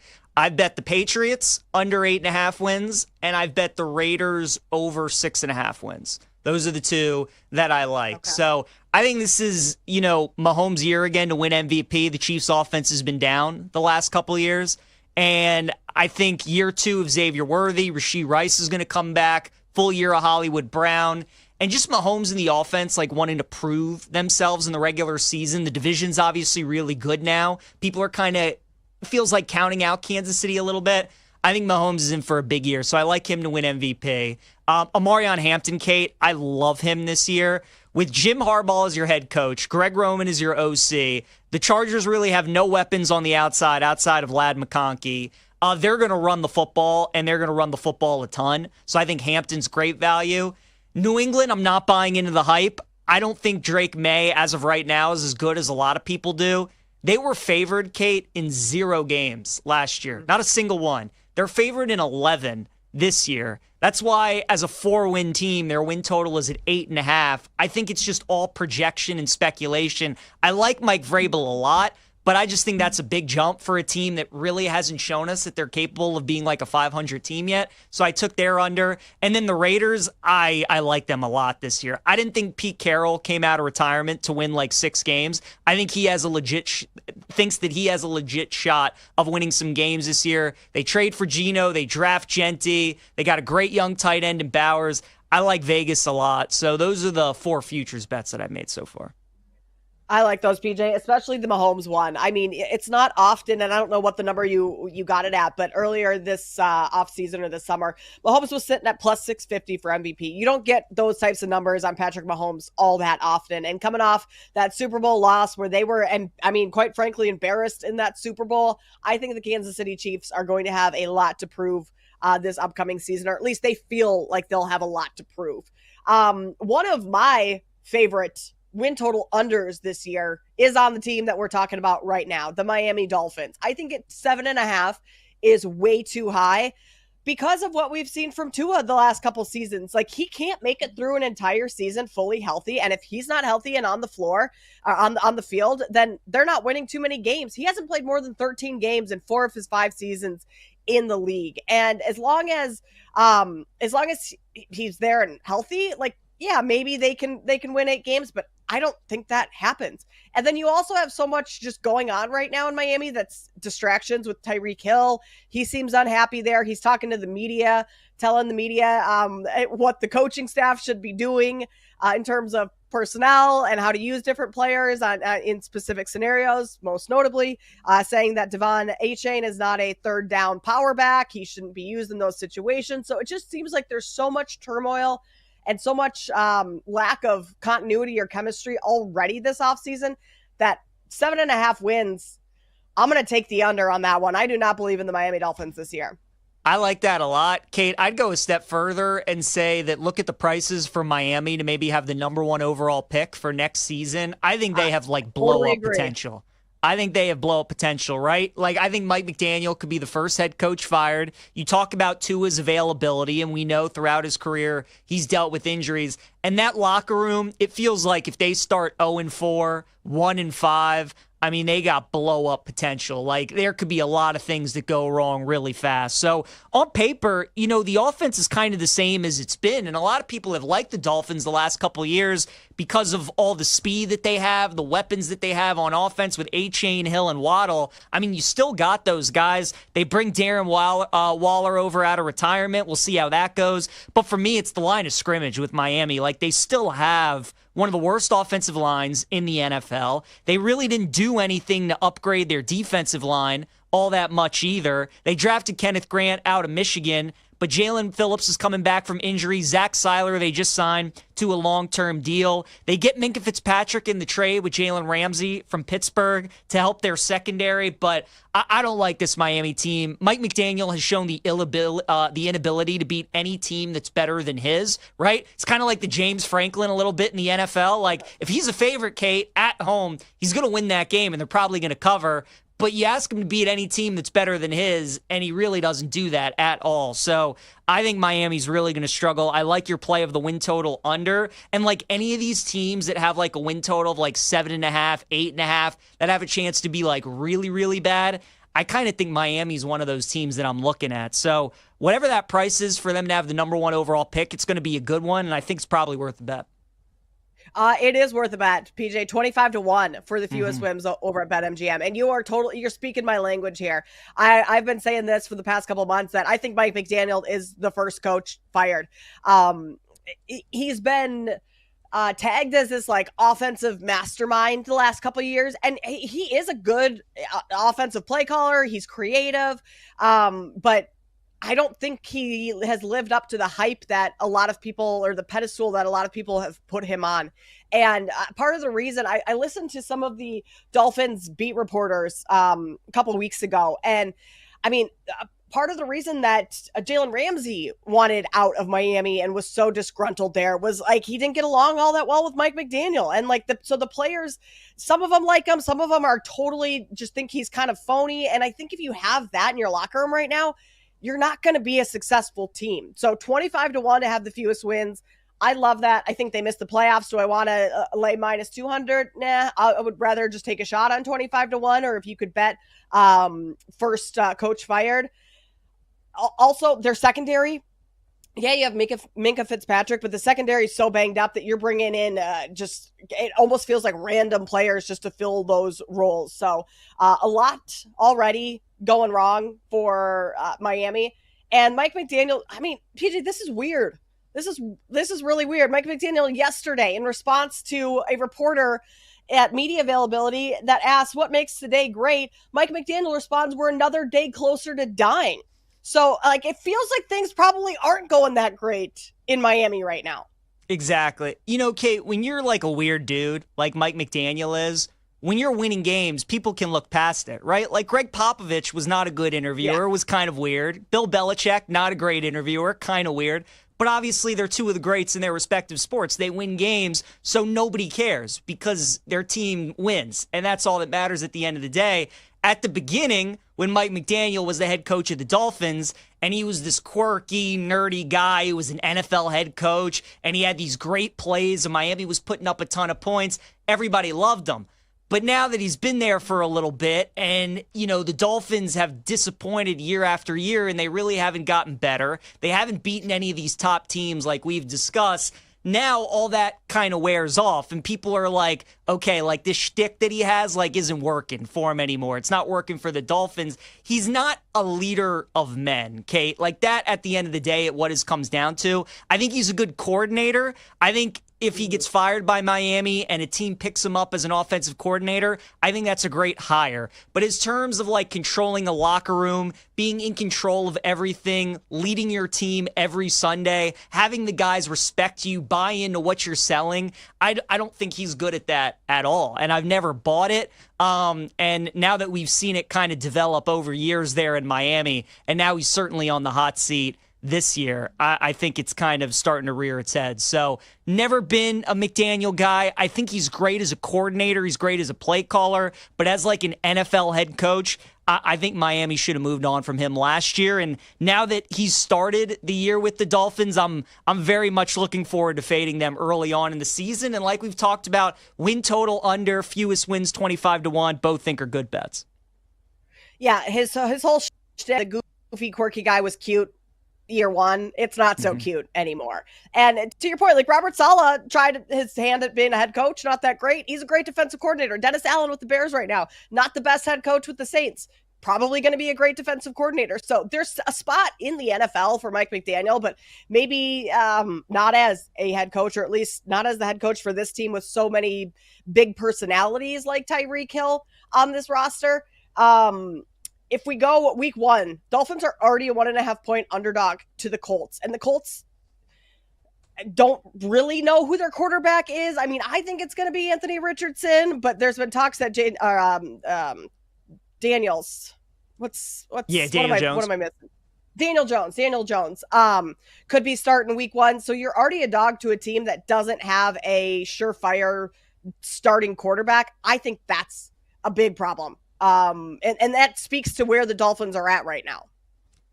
You know, this game is interesting because it's kind of been flip-flopping the last few weeks or so. When the schedule released and we got this game one game, Indy opened up as a small favorite. And then I'd say in about the last 10 days or so, Miami took some money. They were a 1.5 point favorite. And now we've swung the other way to Indianapolis being a favorite. And that's the side that I like, Kate, in the game. I like the Colts in week one. This is probably my narrative bet of week one, but obviously with the Colts honoring Jim Irsay, and there's going to be a lot of emotion in that building week one.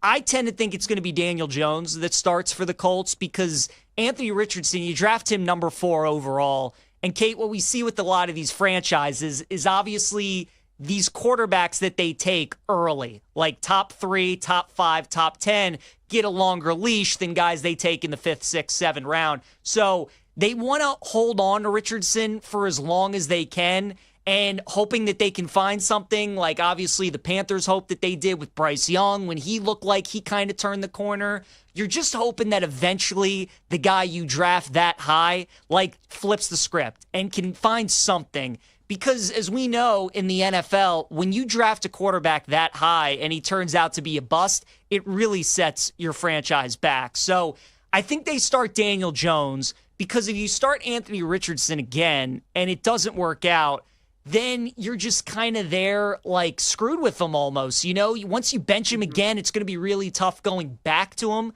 again.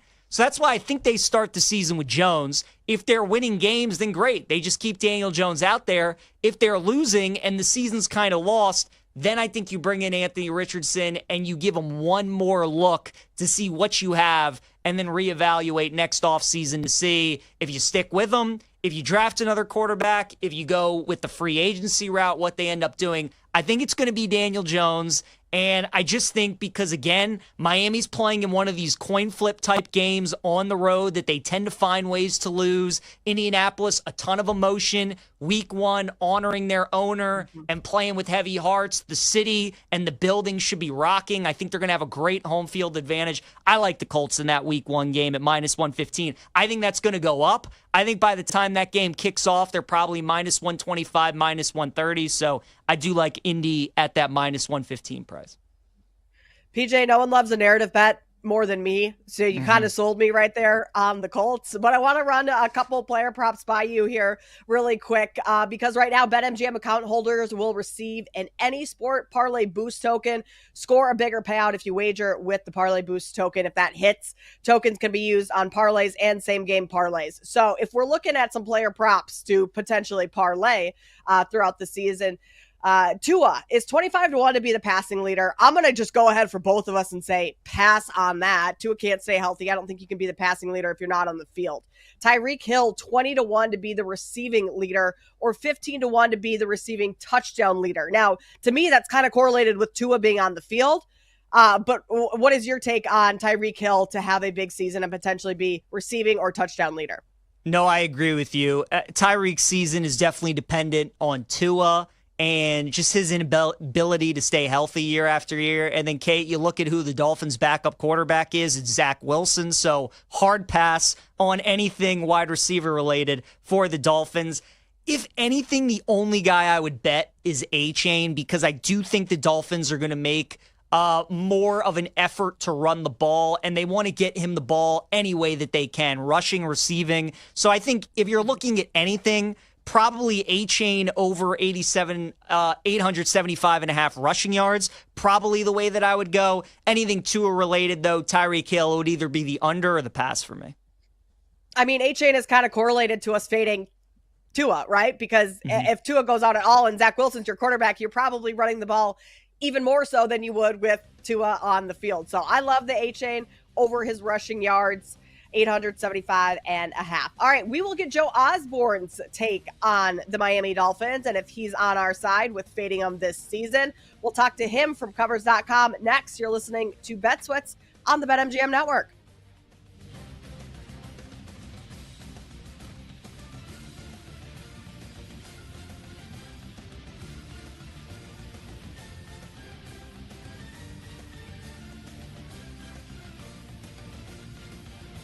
You're listening to Bet Sweats on the BetMGM Network.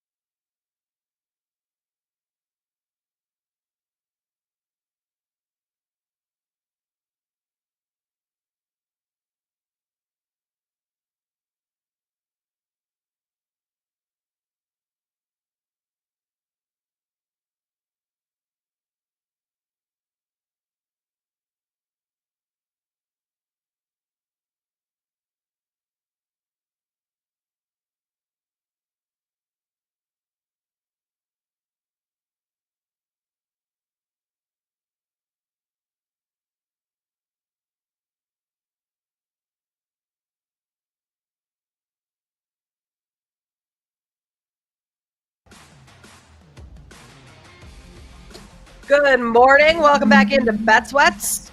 Kate Constable, PJ Glasser here filling in for Joe and Sam. They will be back on the show tomorrow. PJ, we're working on getting Joe Osborne of Covers.com on the phone. We'll talk to him about the Miami Dolphins as we continue our countdown to kickoff series leading up to the start of the NFL season. If you missed anything throughout the first half of the show or first start of the show or any other shows this week, last week, you can always listen back in podcast form, or you can watch the show on YouTube and Twitch. Just search Odyssey Sports. PJ, we just broke down the Miami Dolphins and what we think of them, and you and I don't think very highly of them going into this season, but I want to get your take on this division as a whole, because you mentioned also that you're not very high on the Patriots in terms of taking their win totals over. It could be another year before we see a huge jump with Drake May and the growth that he has. I mean, this division, it's the Bills. It's the Bills to lose, right? Like, do you see any sort of reason that maybe the Jets, I don't even mean be competitive in terms of winning the division. Like, I think we can all agree that the Bills are going to win this division, but the Jets, do you think that they take a step forward with a new head coach in Aaron Glenn, with a new quarterback in Justin Fields, and just moving on from the Aaron Rodgers saga that was the last 2 seasons? I do, Kate. Yeah, I mean, the Bills, like you said, they're the clear team to beat in this division. There's a reason they're such a big favorite at minus 325. They have one of the easiest schedules in the NFL, which is crazy for a team that obviously won their division last year, has a first-place schedule. But, I mean, there's a scenario where the Bills are like 7-0, 8-0 before they play the Chiefs in Week 9 in the middle of the season. So the Bills are the team to beat in this division. They're probably going to win this division. But I think there's a good chance that the Jets could be the second team in this division. I kind of like taking maybe an exacta in this division, like the correct order, where you take the Bills 1, Jets 2, Patriots 3, and the Dolphins 4. You know, the Jets with Justin Fields, you're a Bears fan, obviously. You know him better than I do. You've watched every game that he played as a Bear very closely. I think Fields still has a ton of talent. I just think he's kind of gotten a raw deal in the NFL so far, with not really having a lot of weapons, not having a good O-line, having Eberflus as his head coach, Luke Getsy as his OC. Like, the guy has not gotten good coaching. He hasn't had good weapons around him. He hasn't gotten a good O-line. And he's always felt like he's had to look over his shoulder for some other guy to come in when he hasn't been playing well. So, you know, when he was with Pittsburgh last year, starting the year, they were winning games early, and then Russ comes back, and he doesn't play much the rest of the season. Now that he's on the Jets, and there's not a lot of expectations, and everybody's expecting him to be one of the worst teams in the NFL again, he's got a head coach in Aaron Glenn that believes in him, that I think is going to use his legs a lot. And that Jets defense is still pretty good. So we both agree the Dolphins have a chance to be one of the worst teams in the NFL. I still think the Patriots are very overvalued. This was a team that won 4 games last year. Upgraded head coach, no doubt. First full season of Drake May should improve. They made some moves in the offseason, but I think there's absolutely a scenario where the Jets finish second in this division. So I would never bet them 18-1 to win the division, because I don't think they beat Buffalo. But betting the Jets to finish second in the division, I absolutely think there's a scenario where that happens. Totally agree with you, PJ. He has gotten a raw end of the deal. And I think we'll learn a lot about Justin Fields this year, and if he can be a long-term starting quarterback or a franchise quarterback in the NFL. Because he does have, I think Aaron Glenn is going to be a very good head coach, especially coming over from the Lions. Like, what we've seen in Ben Johnson coming from the Lions to the Bears has been very positive. I think similar stuff is going to be put on display throughout this season for the Jets, just in terms of like the culture that the Lions had built, and Aaron Glenn being a part of that, and now bringing that over to New York. And then you have the connection between Justin Fields and Garrett Wilson too, right? Like, those two played together at Ohio State. They've known each other for a long time. And that could kind of start to build something. And so I don't think this Jets roster is necessarily all that bad. I think Justin Fields just needs the right situation to be in, and this could potentially be it. All right, we're finally in a good situation here with Joe Osborne of Covers.com. We've got him on the phone. Joe, thanks so much for taking the time to chat with us this morning. PG and I have been talking about the Miami Dolphins and our expectations for them this season. They aren't very high. What are your expectations for Miami moving forward? Yay. I don't think they... Hey, how you doing? You guys Hi, Joe. You got us? Hey, yeah, good to be on with you guys. Yeah, so I consume, working in the sports content industry, I consume a lot of sports content, and there's not a whole lot of overwhelming positivity regarding the Miami Dolphins coming into the season. I do think that's fair to say.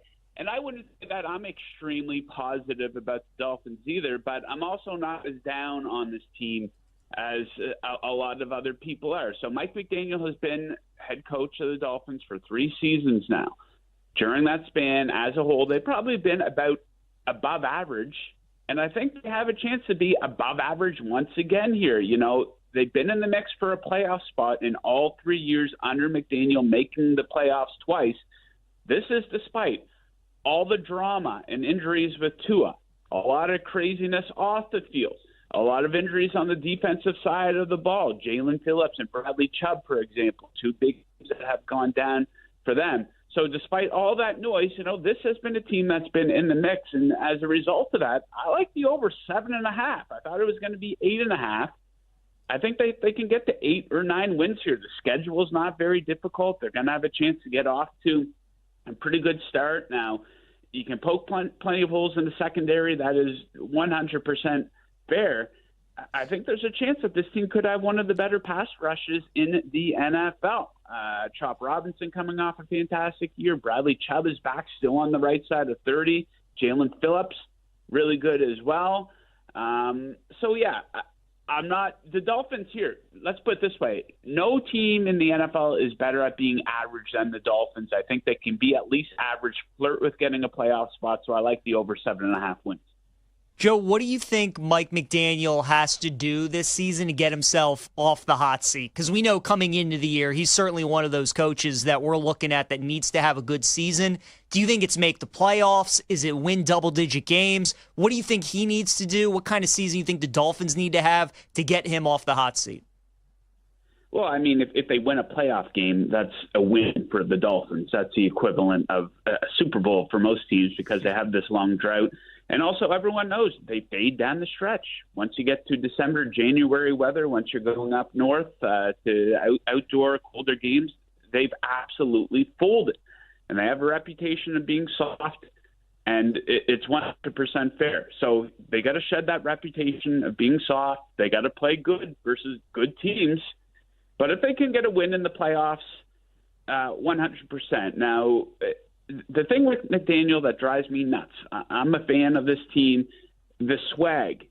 When you're winning, it's cool. People can get behind it. It's kind of funny, right? It's kind of cool.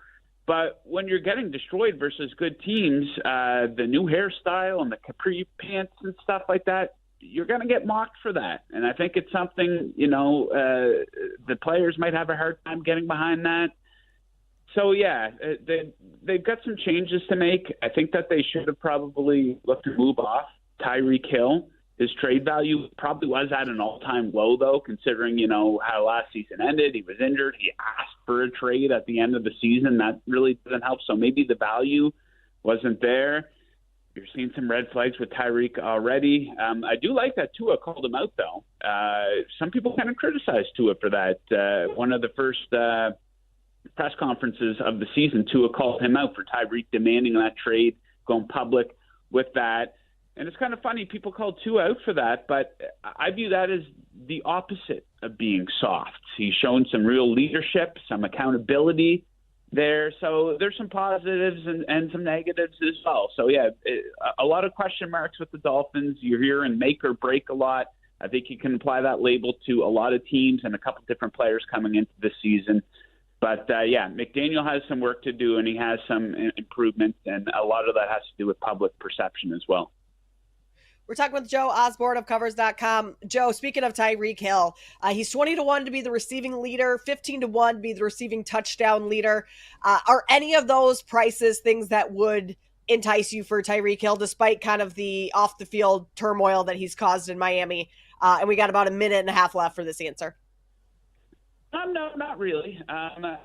any bets on anything positive to support Tyreek Hill, I wouldn't be overly interested, and it wouldn't surprise me if he has a good season, if he gets back in the top form, has that 1,200-yard receiving and double-digit touchdowns. I wouldn't be shocked by that, but there's just a lot of red flags here, guys. This is a guy who's probably at the tail end of his prime. He was beat up last season. There's been some nagging injuries. Then there's all of the off-the-field nonsense. Would anyone be surprised if Tyreek Hill got into trouble and got suspended for a couple games this season? I most definitely would not be. I like Jalen Waddle to get back on track, though. He did have a down season last year. He reached 1,000 yards and threw his first 4 seasons, the first 3. You can get Waddle to get 1,000 yards or more at around even money. That's a futures bet that I like on a Dolphins player quite a bit. Joe, we appreciate you taking the time to join us. Sorry for some technical difficulties at the start, but great insight. We will talk to you again soon down the road. Yeah, thank you, guys. Best of luck with all the bets today. PJ, I see some points of his. Mm-hmm. That the Dolphins do have an easier schedule, but he also mentioned they fade down the stretch, and that's never a good thing. So, I mean, despite Joe being a little bit higher on Miami this year, doesn't sway my opinion whatsoever. I'm glad we had Joe on, obviously, get a different perspective. Somebody who was more positive on the Dolphins, likes their win total over. Like you said, made some good points. It feels like we've done this with the Dolphins the last few years where people are kind of bullish on them, thinking they can exceed expectations. We make some excuses for them from the past season, and then they just fall flat. At the end of the day, coaching is so important in the NFL. And even when your roster has some upside to it, if that coach is still there, who's been with the team when all these things have occurred, I still want to fade that team. So as long as McDaniel's there, I'm fading Miami, and I'm going under the win total. What I am going with is an any sport odds boost token over at BetMGM. No matter where the action is, we'll supercharge the odds on your next sports bet. Use this odds token at BetMGM to boost your potential payout for any winning bet. Coming up on the other side, we'll continue with some NFL talk. How does Micah Parsons hold in affect the odds for Defensive Player of the Year? That's next here on Bet Sweats. You're listening to Bet Sweats on the BetMGM Network.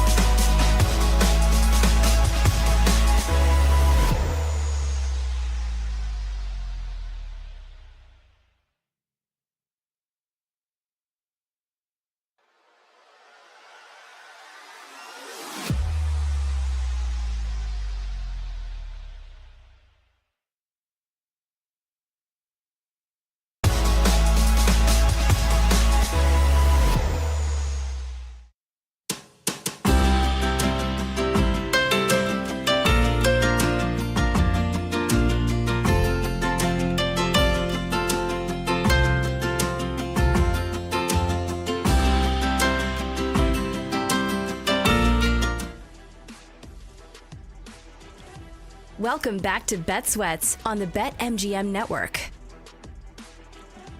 Hey, Constable PJ Glasser here, hanging out with you on Bet Sweats today. Joe and Sam out today. They'll be back tomorrow. We just talked a little Miami Dolphins with Joe Osborne of Covers.com, and PJ and I gave our own thoughts on the Miami Dolphins this season and what we expect from them. So if you missed that, you can listen back anytime on the free Odyssey app or in podcast form, wherever you get your podcasts. PJ, we do have to talk about a little bit about Micah Parsons. We also hit that early on in the show, but the fallout from him on the Defensive Player of the Year market isn't a whole lot right now. But if Parsons doesn't play, anyone who has a Micah Parsons Defensive Player of the Year ticket is in a little bit of trouble, and you're probably wanting to light that thing on fire pretty quickly. We both think at some point this season he'll play, but if he misses the first couple of games, if he holds out at all, is that ticket completely dead? Yeah, it's not completely dead, but it's certainly not going to be good, and you're obviously going to get a way better price. So I think that alone, Kate, is just the reason for not betting it at the current price, right? You still got plenty of time. The value's not going to change if he re-signs, and you know for sure he's going to be out there week one. So that's why I wouldn't have anything invested in Parsons at this moment. You wait to see how the next few weeks play out leading up to week one against Philly. And obviously, if they don't come to this deal and there's a chance that maybe he sits out games, then you're going to get an even better number and an even better number on Parsons later on in the season if he joins Dallas in week 4, week 5, whatever it may be. So I'm really not interested in him in that market until we kind of see how the next few weeks play out and if he gets that long-term deal, because I don't think the value is going to change at 7-1 if he signs that deal. Yeah, I'm with you. Right now, he's sitting at plus 750, second shortest odds behind Myles Garrett and Aiden Hutchinson, who are both tied at 7-1 for the lead there. You have TJ Watt plus 850, Max Crosby 11-1, Will Anderson 12-1, Jared Verse 12-1 as well. And then you go further and further down the board. PJ, I kind of like Will Anderson at 12-1 or Jared Verse at 12-1. Those are two players that this could be a year too early for Jared Verse, being he was just a rookie last year, won Defensive Rookie of the Year last year. So maybe he needs another season. But I still think he's got a great shot with what the Rams have on the defensive side of the ball and him being the leader of that. And then you have Will Anderson Jr. over in Houston that took a big step in year 2. And if he continues to build on that, I know they have Danielle Hunter and they have a great pass rush all around, but Will Anderson Jr. could be the beneficiary of a lot of those sacks, being they do have more than one player that opposing offensive lines are going to have to account for. So if you're looking at this board for Defensive Player of the Year, outside of Micah Parsons, like we just talked about, is there anyone a little further down the board you like? So I'm with you. The Jared Verse stuck out at 12-1. Didn't have the overwhelming stats from last season as he was trying to find his footing as a rookie, but really closed the season strong. Had 2 sacks in that playoff game against the Eagles. And Kate, you said it, that Rams defense, how they played as a unit towards the end of the season. Their final 4 games before playing the Eagles, they didn't give up more than double digits in any of those games. Week 18, they rested a bunch of their starters because they knew they were locked in to the wild card game. But those final 3 regular season games when their starters were out there, that playoff game against Minnesota, they gave up 9 points or fewer in all those games. So that Rams defense was awesome. They were getting after the quarterback. They were stopping the run. They were forcing turnovers. And Jared Verse was the catalyst for all of that. So they had a ton of rookies on that side of the ball, a ton of young players. They had a first-year defensive coordinator. Now all those guys are back, more chemistry, more familiarity with one another. I think the Rams defense could be really good. So I'm with you on Jared Verse. I like him at 12-1. It's tough for Defensive Player of the Year to kind of take longer shots because this usually is a market historically where you tend to look at the favorites. So I think he would honestly be the farthest guy down the board that I would look at. I think this is TJ Watt's award, though, at plus 850. I mean, the stats when he's out there versus when he's not and what the Steelers' win-loss record is crazy for a non-quarterback. And they're really going to lean heavily on that Steelers defense this year, right? Obviously, you bring in Rodgers, you trade for DK Metcalf, you're trying to make the offense more explosive, you're trying to put more points on the board. But the Steelers are at their best when their defense is healthy. And that's why they were so good early on in the season last year before they got some injuries and their schedule really got tough towards the last 7-8 weeks of the season. It's because their defense was healthy and Watt was out there and they were forcing turnovers and they were winning these low-scoring games. That's when Pittsburgh is at their best. So if they can start the season fast again, if Watt can stay healthy, I think he's got another great chance at winning another Defensive Player of the Year. So I like him. I like Jared Verse. If I were to pick a long shot, Kate, I think it probably would be Pat Surtain at 30-1. Broncos are going to have one of the best defenses in football. The quarterbacks that he gets to face in the division, in the AFC, he was in the conversation for it last year. He's the best corner in football. He won it last year, PJ. Yeah, so there you go. Yeah, he did. He did win it last year. So I think there's a chance that he could win it again at 30-1 because he's the best corner in football. He's got the reputation. If he has the interceptions this year, like if he has double-digit interceptions, he could win it again. Yeah, I totally agree with that. He certainly is the best corner in football right now. Proved that last year. The TJ Watt part, PJ, I don't think anyone can disagree with anyone taking TJ Watt to win this award. I mean, he's been a finalist 5 different times. He won it in 2021. It feels like he should have won it more than just once. That was kind of shocking. When I was looking at some of this stuff earlier in the week and realized that he had only won, it feels like he's won it more than once, but he's been at the top of the board come end of the season or near it quite a few times. So plenty of opportunities in Defensive Player of the Year to grab a little bit longer shots with Surtain at 30-1 and then Jared Verse at 12-1. Even 850 for TJ Watt is not all that bad. PJ, going over to some of these unofficial depth charts that have been released over the last couple of days. We talked about the Colts and Anthony Richardson and Daniel Jones. Right now, they're listed as co-starters. I don't know when the last time I've seen 2 quarterbacks listed as co-starters. That, to me, just tells me that the Colts don't know what they're doing, and based on what they've been seeing in camp, they don't have a clear-cut number one. But the Jacksonville Jaguars is also interesting because Travis Hunter is listed as a starting wide receiver. That's not the weird part. We all know Travis Hunter is a phenomenal wide receiver. He should be listed as the starter. But he's listed as a second string corner, and that's new. I mean, just yesterday, he wasn't even listed as a corner at all. So if you're looking at Travis Hunter and trying to figure out, can you bet him as defensive rookie of the year? Could you bet him as offensive rookie of the year? I think based on this list, the only way you go there is offensive, because if he's a second string corner, probably not going to get enough reps, nor do I think the Jaguars want him to get enough action on the defensive side of the ball, because that's a lot in the NFL. Playing both sides of the ball is one thing in college. You get to the NFL level, and that's a whole different ballgame. 100%. Yeah, I mean, when you're looking at Hunter, it would only be offensive rookie of the year. I'm concerned about betting him in any market, Kate, just because the durability it takes on both sides. That was my concern with Ohtani coming into Major League Baseball. Was he going to be able to hit and pitch? He obviously showed that he could. He's won a number of MVPs, and when he can't pitch, he's been an unbelievable hitter.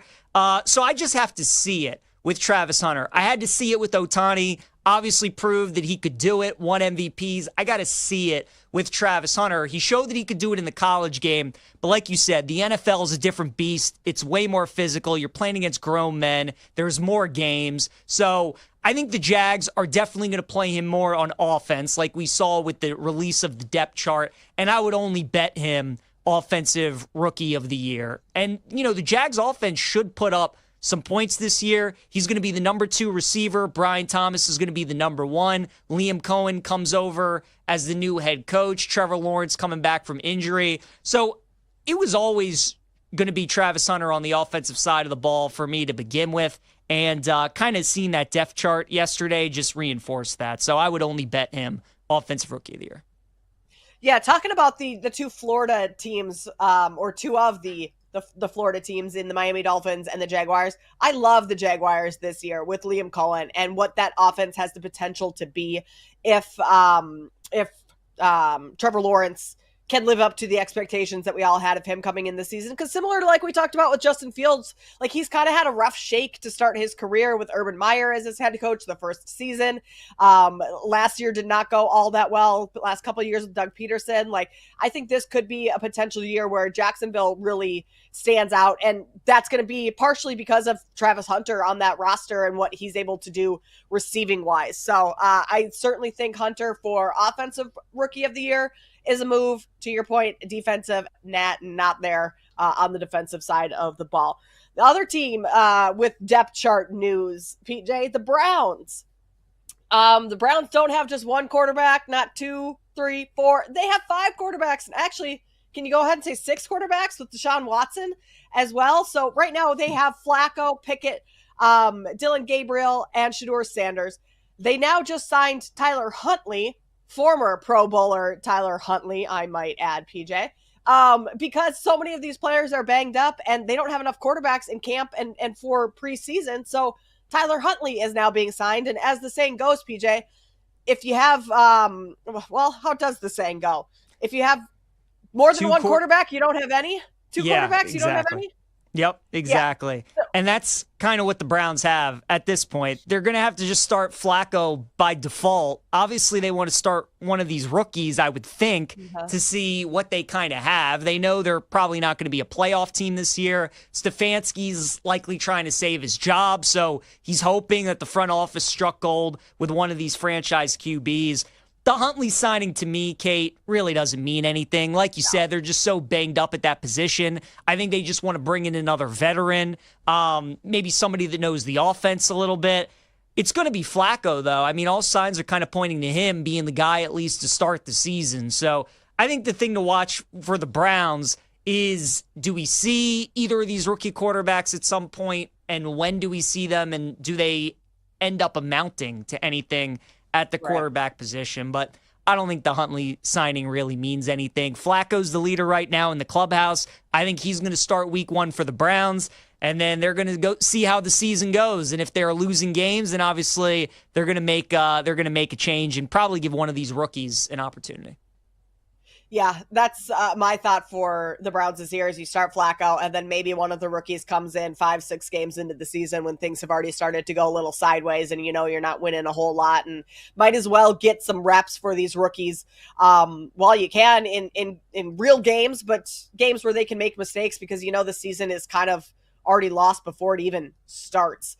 Tampa Bay, it looks like, PJ, they could be signing Teddy Bridgewater because Tampa Bay has some injuries at quarterback with the backup, Michael Pratt, dealing with some stuff right now. And so, again, Teddy Bridgewater not going to be someone who's necessarily on the field, if at all, for Tampa Bay this year, but for preseason, for training camp, for all of that good stuff, they're bringing in good old Teddy Bridgewater. They are. Yeah, good for Teddy, getting another contract, coming back to the NFL. Tampa's going to be an interesting team this year. Baker's been so great the last couple seasons, but he's had two really good coordinators that have ended up being head coaches the following seasons. We'll see if Tampa can strike gold 3 straight times. But yeah, adding Bridgewater, obviously, hoping that they'd never have to use him in a regular season game, but it'd be fun to watch him in the preseason. Yeah, a little distraction from his high school coaching drama that he has going on as well. So I'm sure Teddy likes to get that contract, maybe pay for some of the fines that he's accumulating in the high school level. PJ, over on BetMGM Network's Twitter handle, we have a social graphic that's going to be going out here soon if it isn't out already. Build your own fantasy team. It's one of those charts where you spend $20 and there's a level. $1 you can buy these players, $2 these players, $3. I think the BetMGM staff made a little mistake putting Joe Burrow as a $1 quarterback. You have to pick up Joe Burrow as a $1 quarterback to help build your roster for if you're talking fantasy team. Like, is there a better fantasy quarterback than Joe Burrow right now?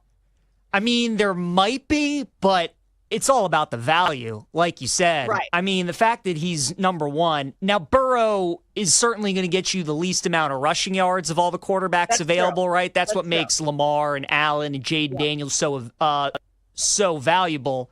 Mahomes is probably going to scramble a little bit too. But Burrow was on my fantasy team last year, Kate. He's the big reason I ended up winning my championship was because he was just unbelievable every year. The Bengals, as we know, they're going to have to put up a lot of points every single week because they don't have a defense. So, like you said, Burrow, I think, has to be your pick for quarterback. Even if he necessarily doesn't become the top quarterback in fantasy this year, the value at $1 is just too good to pass up. Running back's a little more interesting. I went with Genti for $3. I would rather bulk up at some of the other positions. And look, Kate, they could have gone a lot of different ways with that number 6 overall pick, but with Chip Kelly as the OC, Pete Carroll's the head coach, they're going to want to run the football. So I love getting Genti at number 3 with $3. Yeah, not a bad look. Gives you a little extra cash. If you go Burrow and Genti, you're only at $4. Maybe you sign Jamar Chase or Justin Jefferson with one of your $5 receivers. Keep an eye out for this. It's kind of a little fun exercise going out on the BetMGM socials very shortly. Coming up next, we'll play a little nickel or dime. More to come here on Bet Sweats on the BetMGM Network. You're listening to Bet Sweats on the BetMGM Network.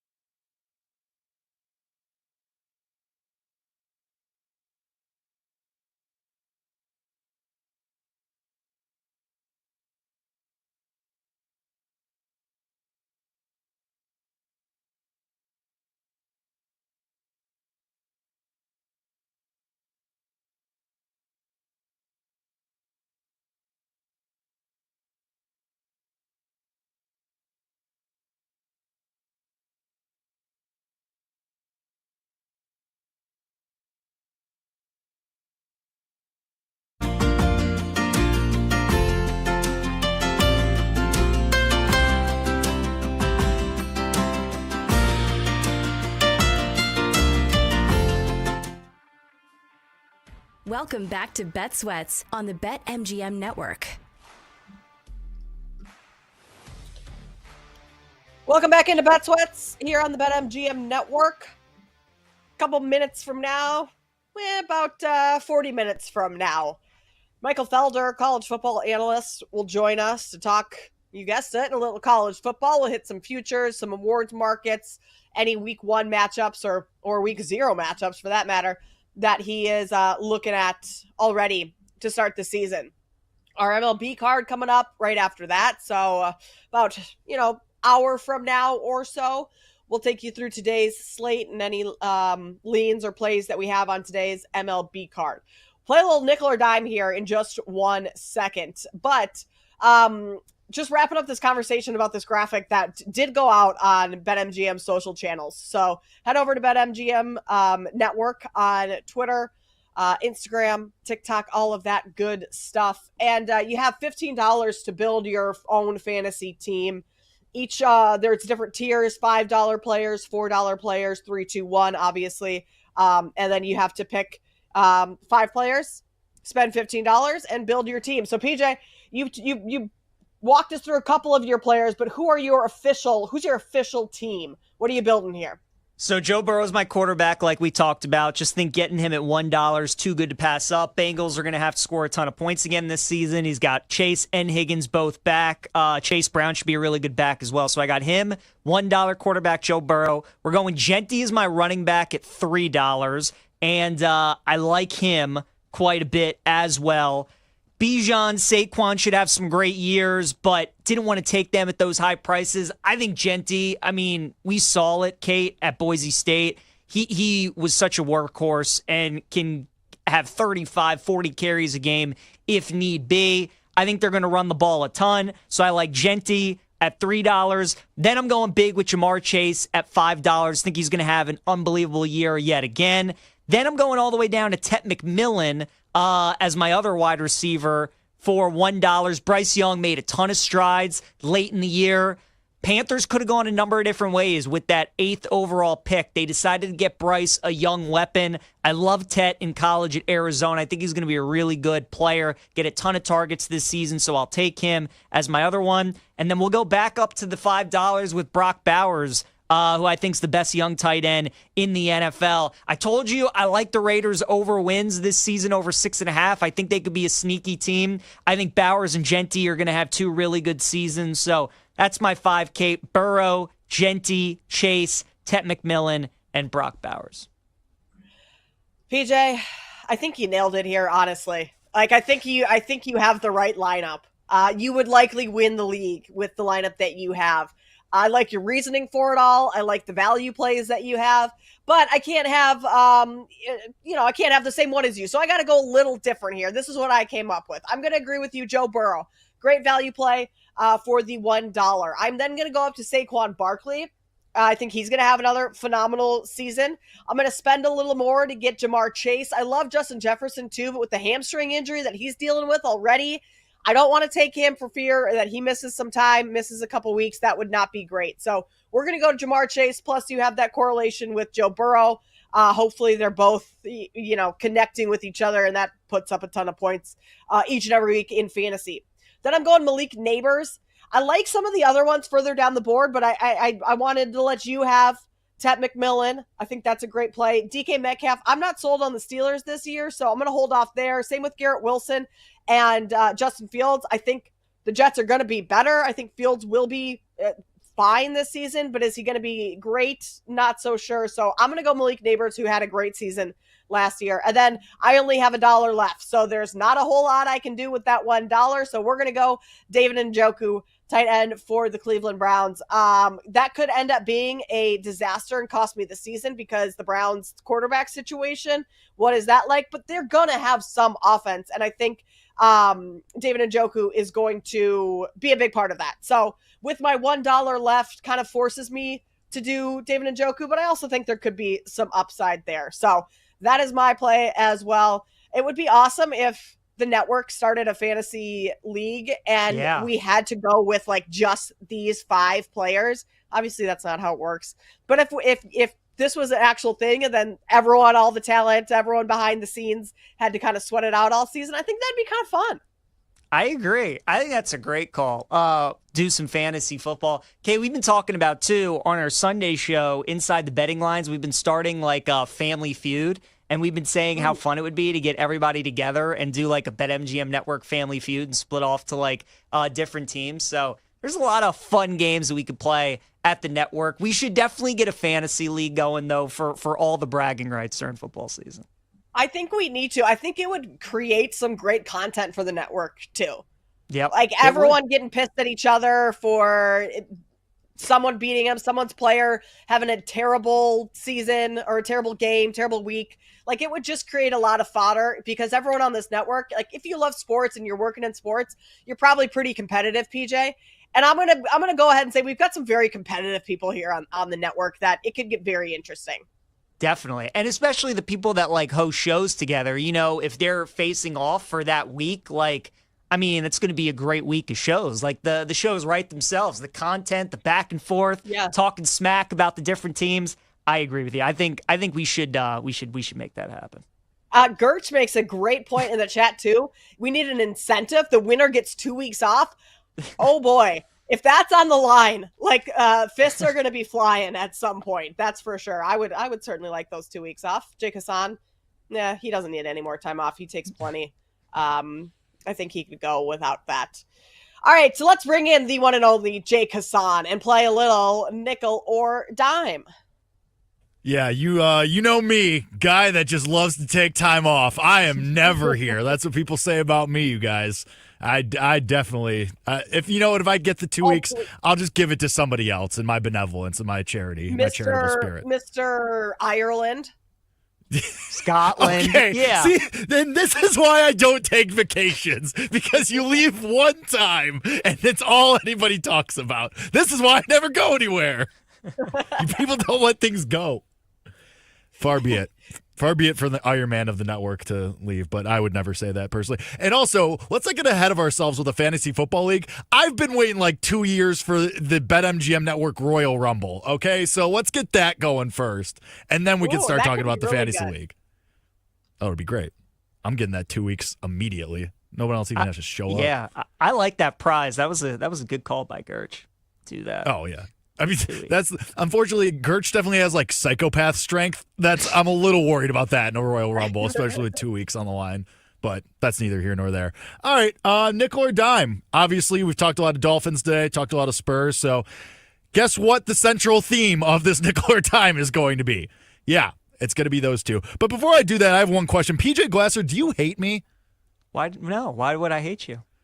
Because all you do is thumb up react to my text messages when I'm trying to put together this show. So do you hate me? Like, if you want me dead, just say that. Not at all, Jake. I don't know. I just think it would be easier when you're in group text like that. You know, I don't know if you're like the kind of guy who likes people like blowing up their messages with like reactions when all you have to do is just thumbs up. So that's why I do it, to just make it easier on you. I'm a big fan of the thumbs up. Yeah, I'm a big fan. Like, guys.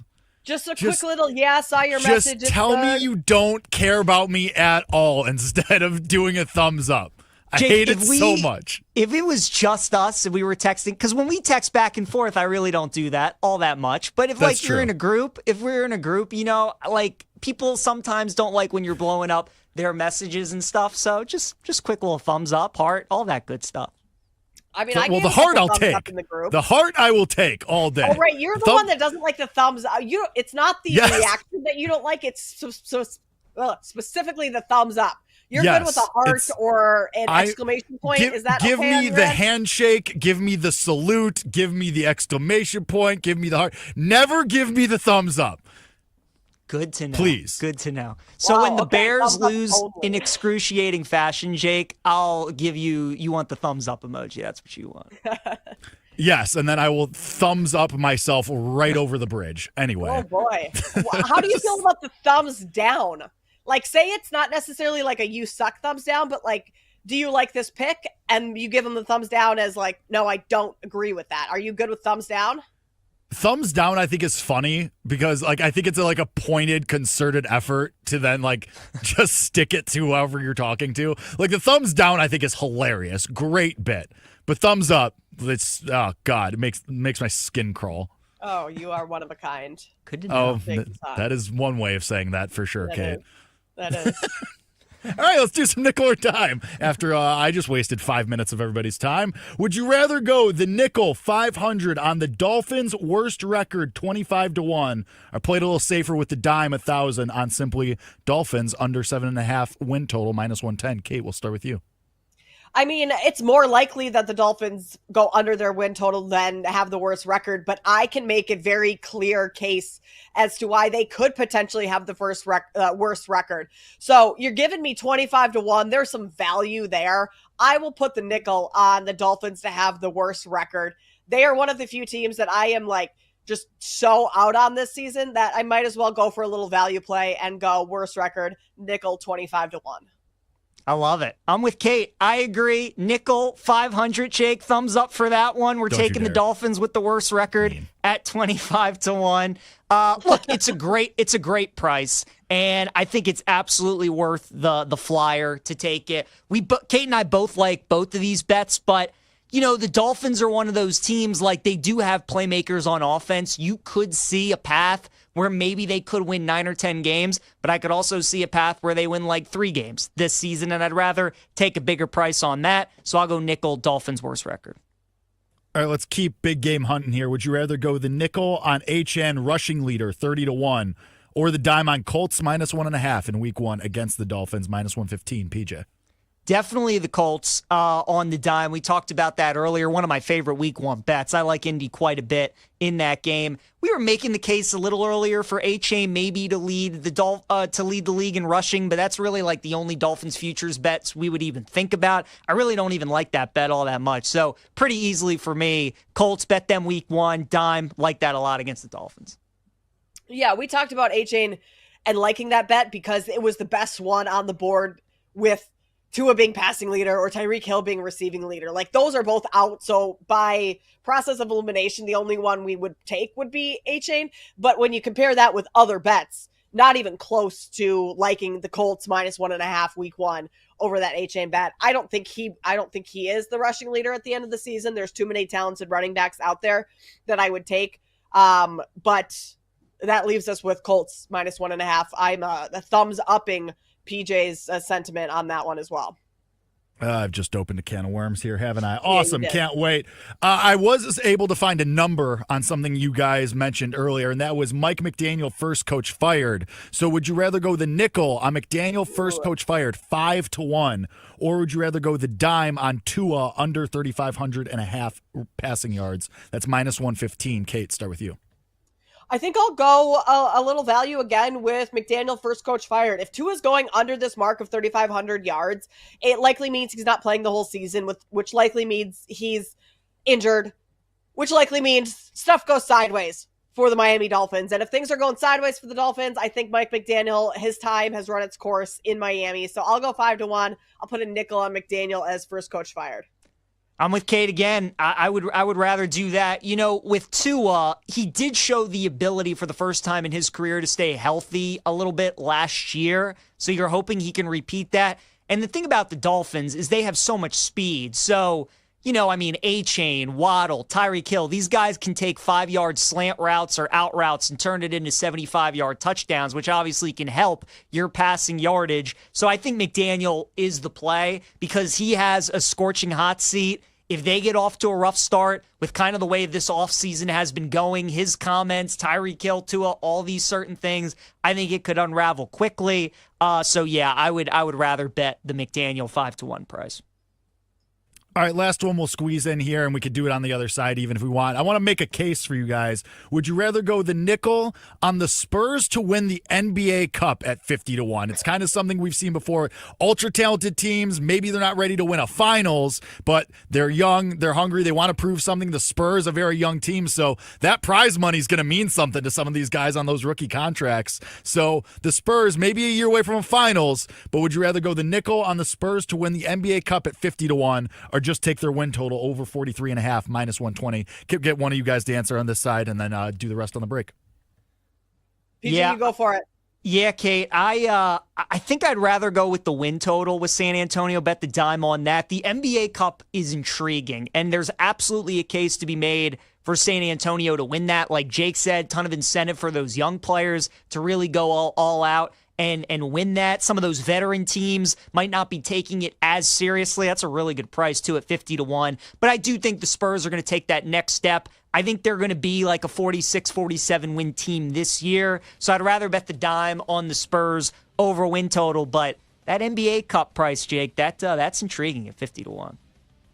I have an answer for you all on the other side. We'll see if we add on or go against PJ in this one. A little bit more nickel or dime to come, and then we have Michael Felder about 30 minutes from now. Stick with us here on Bet Sweats on the BetMGM Network. You're listening to Bet Sweats on the BetMGM Network.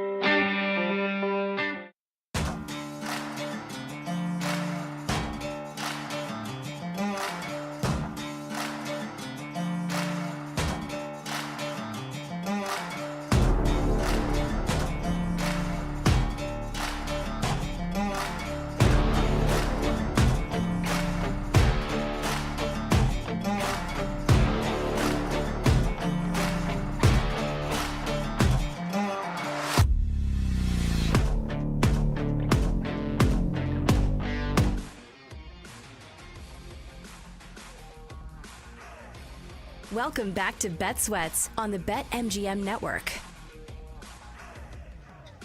20 minutes from now, we will have Michael Felder, college football analyst, joining us to talk just that, college football. We'll get some thoughts on any futures he's placed, any week 0 or week 1 lines that he likes, and maybe some Heisman bets that we should be looking at. This is Bet Sweats here on the BetMGM Network. He's PJ Glasser. I'm Kate Constable. We're in just today for Joe and Sam. They'll be back with you all tomorrow.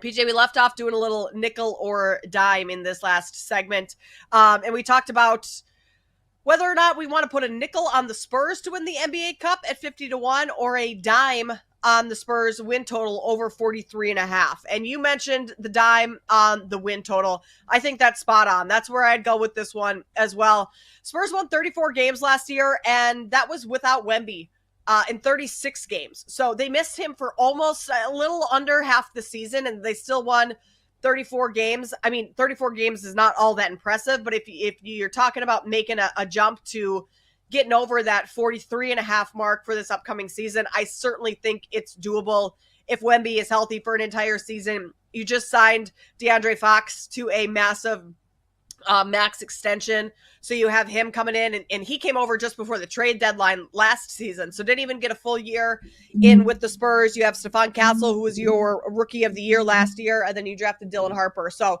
a lot of really good pieces on the Spurs team. I think they're one of the up-and-coming teams in the league right now, and so getting over that 43.5 mark, certainly doable, and I think more doable or more realistic than maybe the 50-1 on the NBA Cup winner. So I'm going to join you on the win total over, putting a dime on that. Jake Hassan, why don't you come in here and read us off a couple more nickel or dimes? We'll wrap up this game and then pivot to some more talk. We'll figure out where we go from there. I've got a couple of ideas. Nice little tease. Oh, nothing would bring me greater pleasure to get us to noon Eastern as the executive producer of this show. But I digress.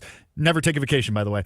Nickel on the Spurs to win the division 6-1, or the dime on Wemby Defensive Player of the Year, already at -180. It's August 5th, guys. Kate, we'll start with you on this one. I mean, it's insane that, yes, it is August 5th, and Wemby is already -180. But if he stays healthy, I think he runs away with that award. Look at it last year. It was like -5,000 before Wemby went out. And so I think by the time the season starts, we're going to be looking at like -250, something like that. And so grabbing it now, I think it's worth it. I also kind of do like the Spurs to win the division 6-1. I mean, they have some tricky spots with the Mavs and who's the other team in that division that is going to be feisty? Houston. Thank you, PJ. Or Jake, whoever said that. So I do I like both of them, but I'll go Wemby Defensive Player of the Year -180 just because I think you're not going to get much better number as the season gets closer on that. Yeah, I mean, it's a good question, right? So their division, the Southwest, is Houston, Memphis, Dallas, San Antonio, and New Orleans. You can throw out New Orleans. Memphis, I think they're going to be another decent team. I certainly think that the Spurs have a higher ceiling. Dallas, obviously, a lot of question marks. They get Cooper Flagg. When's Kyrie coming back? When's Anthony Davis going to be healthy? A lot of questions, some older players. Houston, I mean, they're ready to win a championship right now. They were the number 2 seed in the West last year, have a lot of young, terrific players, one of the best coaches in the league, and you add Kevin Durant.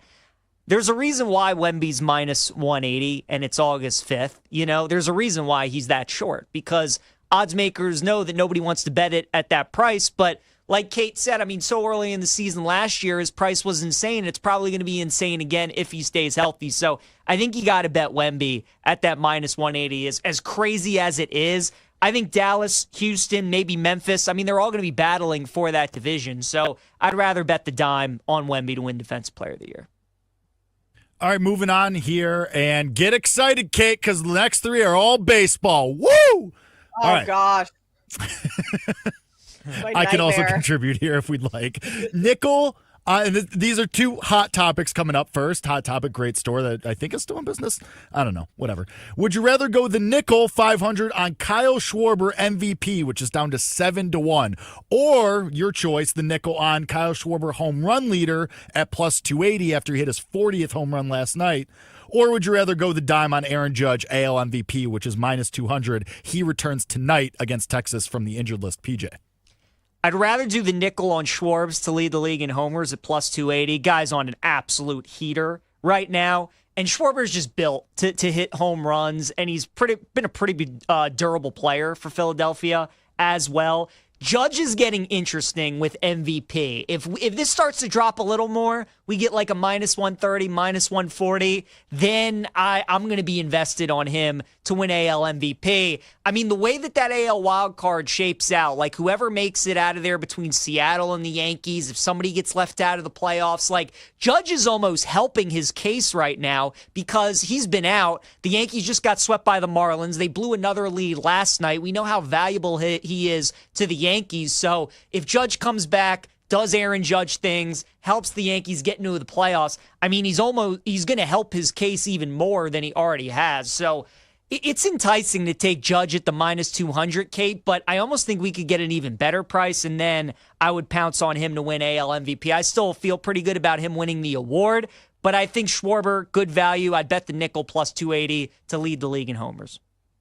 I would 1,000% go with Schwarber plus 280 to win, lead the league in home runs. He's only 2 behind Cal Raleigh right now. I'm concerned. I know Judge is coming back, right? So he'll be back on the field, or at least back in the batter's box. Might be a little while till he takes the field. We'll see. But I wonder if his swing is going to be off a little bit. Like, how many games does it take him to get back into peak Aaron Judge form? Does it take any time at all? If that's the case, then I think home run leader for Schwarber plus 280. That's where I would put my nickel. I would also, if I had a other dime, I would put that other dime on Jake Hassan. Definitely shopped at Hot Topic back in high school.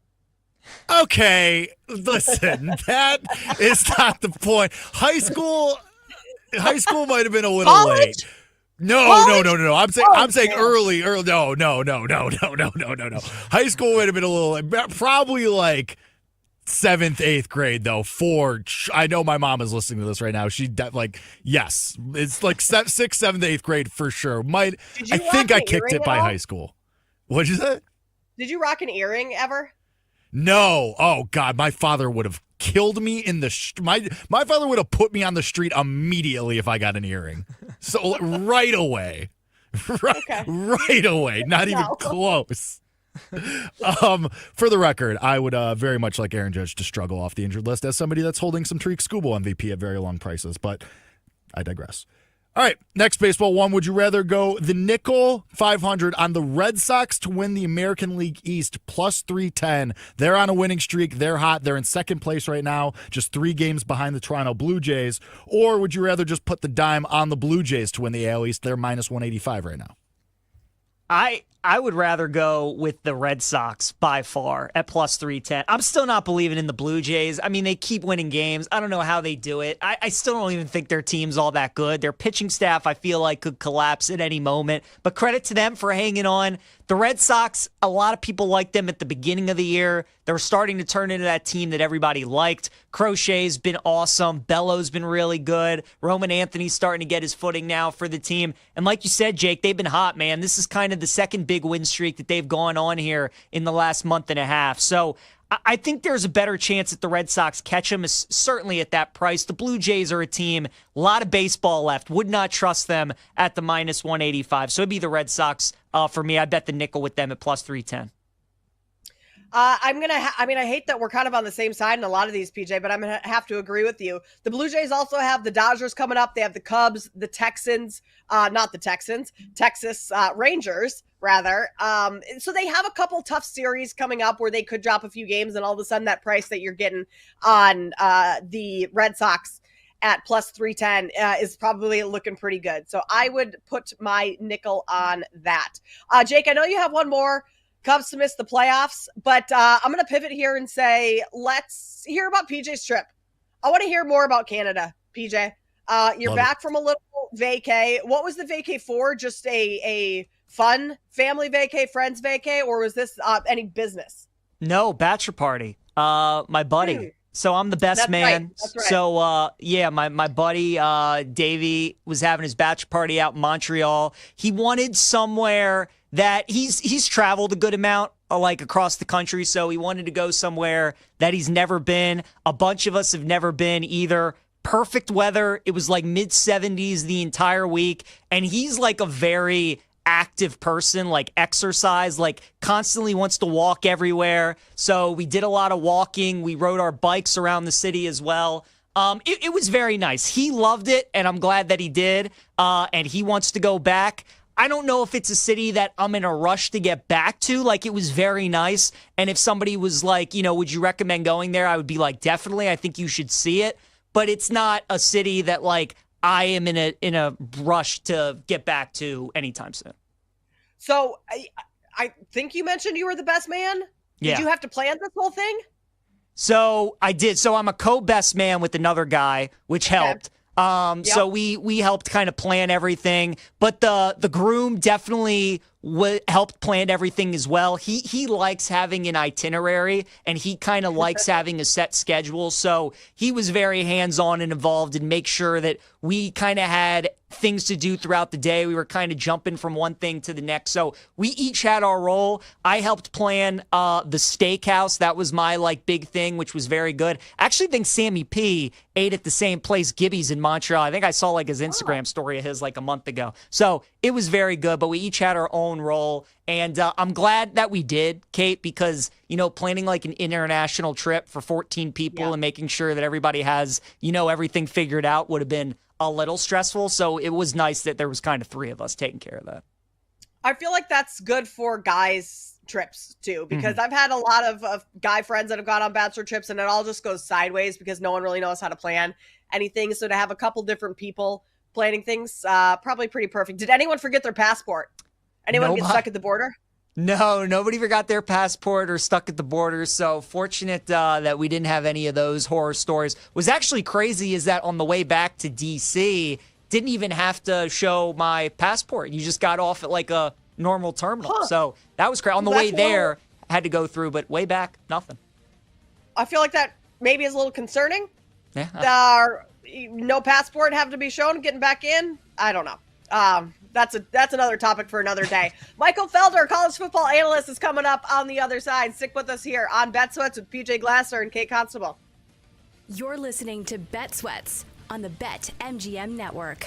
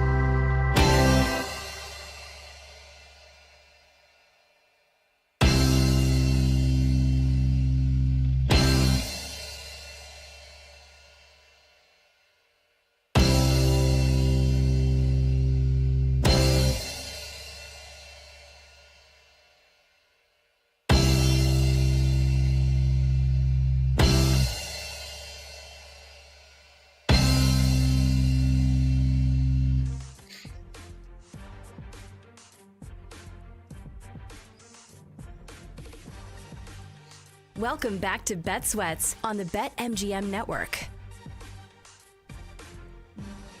Kate Constable and PJ Glasser here with you on Bet Sweats. Michael Felder, college football analyst, joins us here in just a few moments. We have our MLB card, a full MLB slate today. We will discuss games we like, plays we like, and that coming up here in about 20 minutes or so. And then we'll wrap things up with lightning bets in the final hour here. But for now, it is college football time. Michael Felder joins us. Michael, I don't know if I've ever called you Michael. I always just call you Felder. That sounded weird. Felder, how we doing here? It's been we were talking in the break. It's been a little bit of a rough summer over in the Felder household. It's a cruel summer, and but it's fine. We're doing well. College football's coming back around. I'm kind of getting back in the groove now, and literally like just looking at the coaches poll just came out. What was that? Yesterday, 2 days ago. Yesterday, and like I'm in it. I'm ready to go. Like I'm watching. You know what's crazy? I'll tell you this. The craziest thing. I'm watching like late 80s Giants footage, and I'm watching Patriots football because Bill Belichick still hasn't told anyone about what's going on. Oh, yeah. I do want to get your thoughts on North Carolina, Felder, but you bring up the coaches poll that dropped yesterday. Any big takeaways? Like, was there any team that you thought was too high, any team too low, any team that wasn't ranked that you thought should be? People love overreacting to this stuff, but just want to know any takeaways from you when you saw the poll. Penn State, too high. Clemson, too low. Oregon, I honestly, I don't know where I would put Oregon, but I guess you got to put somebody at 7, and then you throw in LSU. I feel like that's a little. I love Garrett Nussmeier. I wonder what the rest of that team looks like because they basically lost their offensive and defensive line, and I think South Carolina maybe could be higher because I think South Carolina. I'll be honest. I think the state of South Carolina has the best quarterback situation of anywhere in the country. Georgia's going to be interesting because they're at 4 and they have Garrett and Gunnar Stockton, and he, I think, is someone who fits in more with that team. So we'll see how that works. But I think South Carolina and Clemson have the best 2 state school situations at quarterback. Quarterback over at Penn State, Drew Aller, he's coming back. Nittany Lions return a boatload of players. Yeah, yada, yada. You've heard it all. Why are you not as high on Penn State as the masses are, Felder? Because I watched him play football. Like, come on. Like, I've watched Franklin coach from Vandy to Penn State. I've watched him coach, and I thought he was in a good spot when he was the coach in waiting at Maryland, and then they pushed him out. And now don't ask me. I'm going to ask you. Do you believe if you're going to put your money down, right? What's their number for them to win a 7 national to 1 championship? plus 700. Plus 700. Are you going to put your money down on that?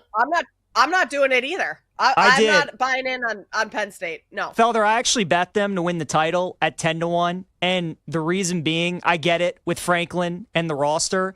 But don't you think this team is last year's Ohio State and Michigan from 2 years ago? Like, it's a coach looking for his first title. It's an experienced roster with a veteran quarterback. I know they haven't proved to us that they can do it, but my thing is Franklin has never had, like, the best team. His teams have never been better than Ohio State or Oregon. They've never been better than Bama or Georgia. I think this year they might be. Do you think there's an argument for that this roster might be as good as some of those other teams in the country?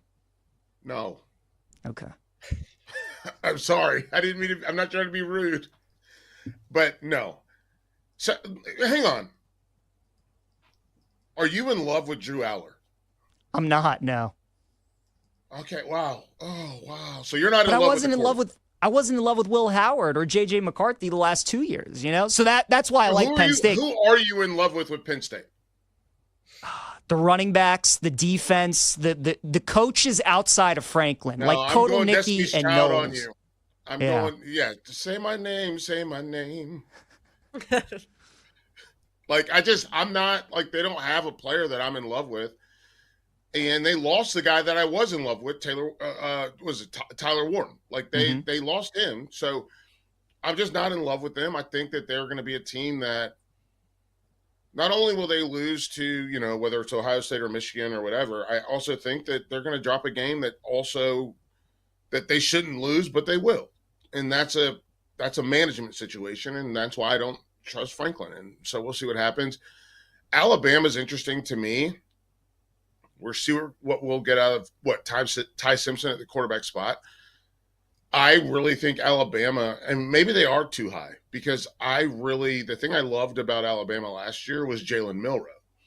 Because Milroe was a guy, and I don't know if you guys saw this, but he was this like bridge between regimes where he would stand in the tunnel as they came in for halftime, and he would literally like dap up every single player and say, "Come on, guys. Hey, we got to do better. We got to live up to this standard." And I don't know who does that for them now, especially with all the guys. Like Alabama had backups that got drafted in the NFL, and that was one of the craziest things when I was doing NFL draft coverage, was seeing guys that played like a handful of snaps get picked, and it's like, oh, we trust these guys more than we trust your starters. We trust these guys. Same thing with Georgia. Same thing with Ohio State. Ohio State's going to be interesting this year. But I will say this, like, we got to give credit to Texas. But, oh, hang on. Where did Sark get this edge from?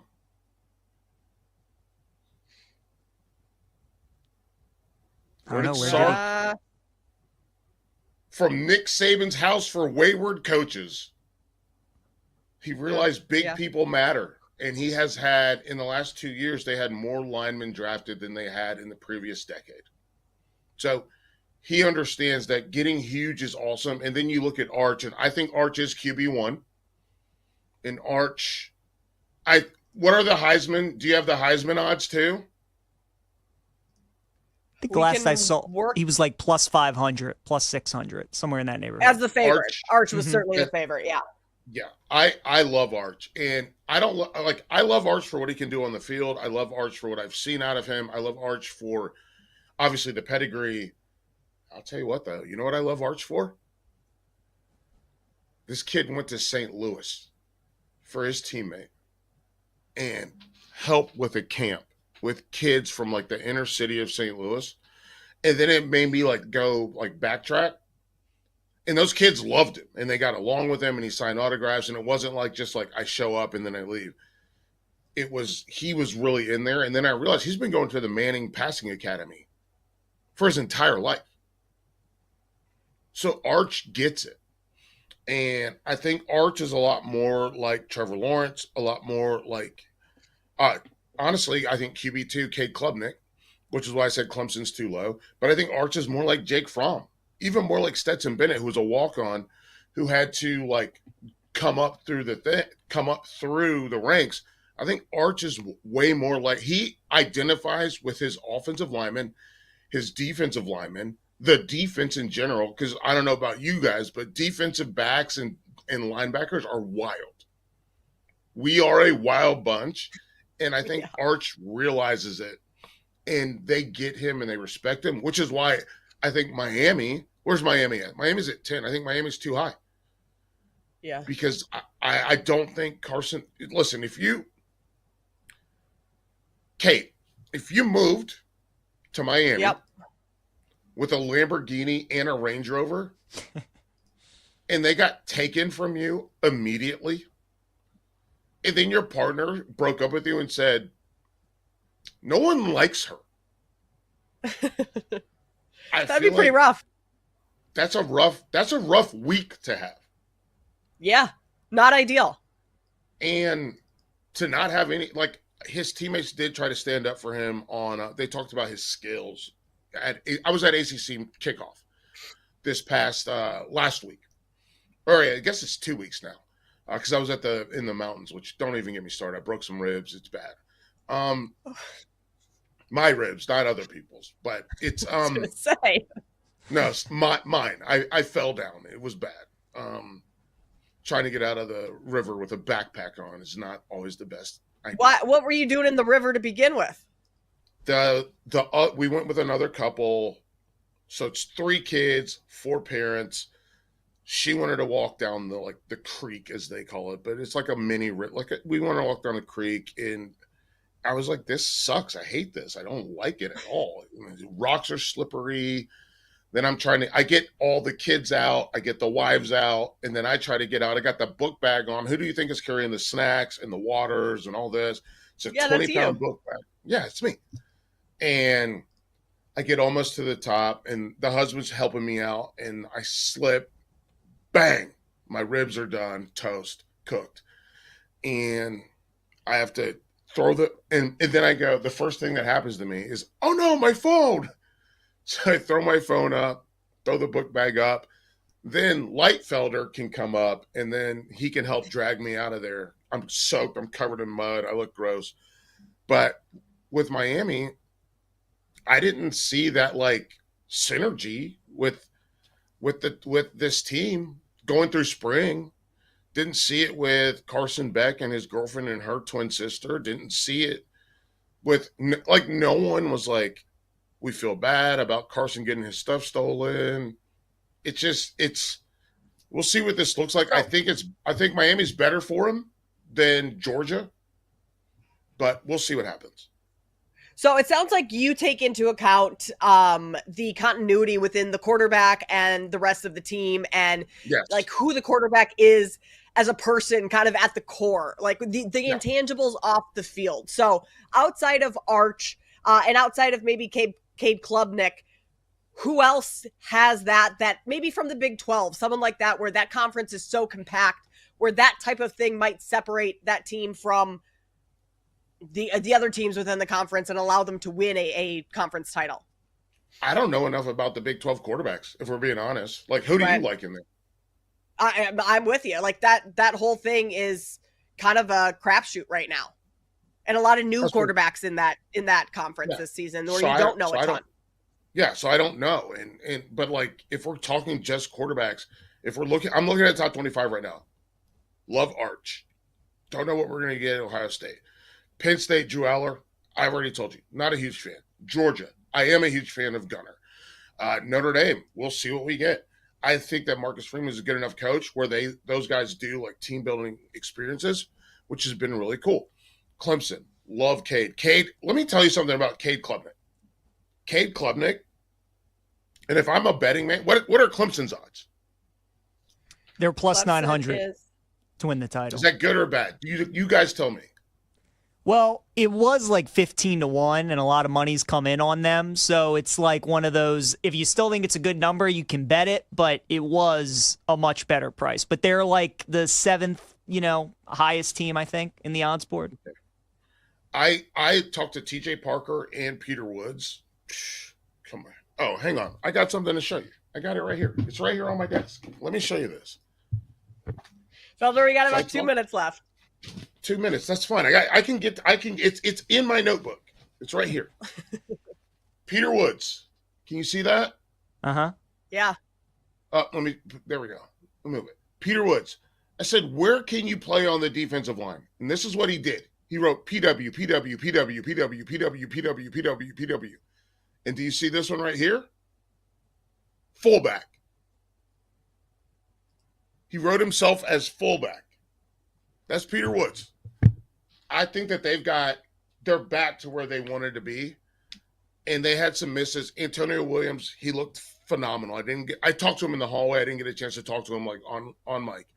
So I love it. And I think that Cade Klubnik, man, so impressive. Again, I think he's QB2. Cade Klubnik literally goes, I waited until everybody got done trying to interview him at the breakout rooms and stuff. And I walked up, I said, I'm Michael Felder, Learfield. And he goes, yeah, I know who you are. He goes, your neighbor. Is your neighbor still there? And I said, yeah. He goes, can we shoot it? And he was like, can we shoot a video? And I was like, yeah, no problem. So he shot a video for my next door neighbor whose parents both went to Clemson, who's going to go to Clemson, who's a Clemson fan, who's a big Cade fan. He remembered that. And again, we went back, going backwards to go forwards. Cade's one of those guys that his teammates respect. We'll see what that looks like with Miami. I think Garrett Nussmeier is probably QB2B. and then we'll see what we get out of Alabama, Oregon. I think Illinois at 12 feels crazy because I think South Carolina should be ahead of them. But I do love, Lenore Sellers? He's going to be amazing. He's going to be amazing. I think South Carolina has something great in him. Luke Altmaier is the quarterback over at Illinois. 12 feels a little high for Illinois at this point in the season. Felder, we appreciate you taking the time. I hope those ribs heal up soon for you, and we will talk to you down the road.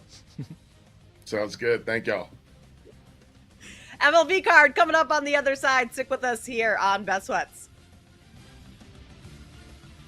You're listening to Bet Sweats with Joe O and Sammy P on the BetMGM Network.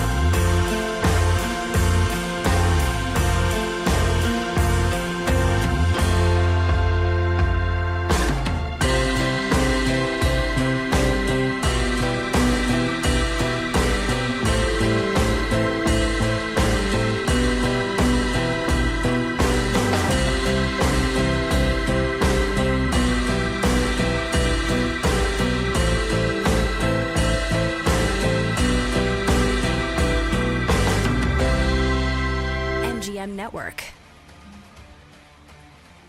Today's MLB card coming up in just moments. We've got a pretty large slate on the board, and plenty of MLB news to talk about as well. But just want to wrap up the conversation we just had with Michael Felder. Great stuff from Felder, college football analyst. He was over at, what did he say, ACC Media Days. PJ, takeaways from what Felder said. It sounds like he is extremely high on Texas and as well as Clemson this year. So Clemson, they're the favorite in the ACC right now.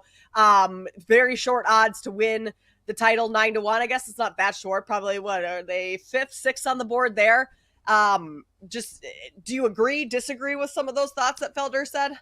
So, yeah, I think with Clemson, they've been a trendy pick this offseason, Kate. Dabo has won 2 national titles, obviously. I think this is the best team that he's had in about 5 or 6 years. So I understand why everybody's excited. They have like 17 starters coming back. Klubnik, the quarterback, is back as well. Underrated move is that they got Tom Allen as their defensive coordinator, who was the head coach at Indiana a couple of years ago. He was with Penn State last year. So Dabo's got a really good staff. Garrett Riley's still the offensive coordinator. My thing, though, is when Dabo's won his national titles, he's had Deshaun Watson and Trevor Lawrence as his quarterbacks. 2 awesome quarterbacks, like 2 of the best in the last 10, 15 years.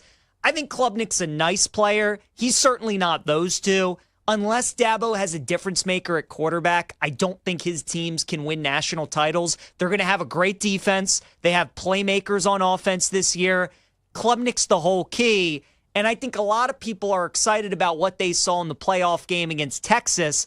But, Kate, we also got the other 3 games that he played against good teams last year, and he was a no-show in those games against South Carolina, Louisville, and Georgia. So I just need to see more out of Klubnik, especially like you've kind of missed the boat at this point. If you got Clemson at 15-1 and now they're at 9-1, well, obviously that's a great bet. Now at 9-1, you're kind of selling high a little bit on, you're buying high a little bit on the Tigers.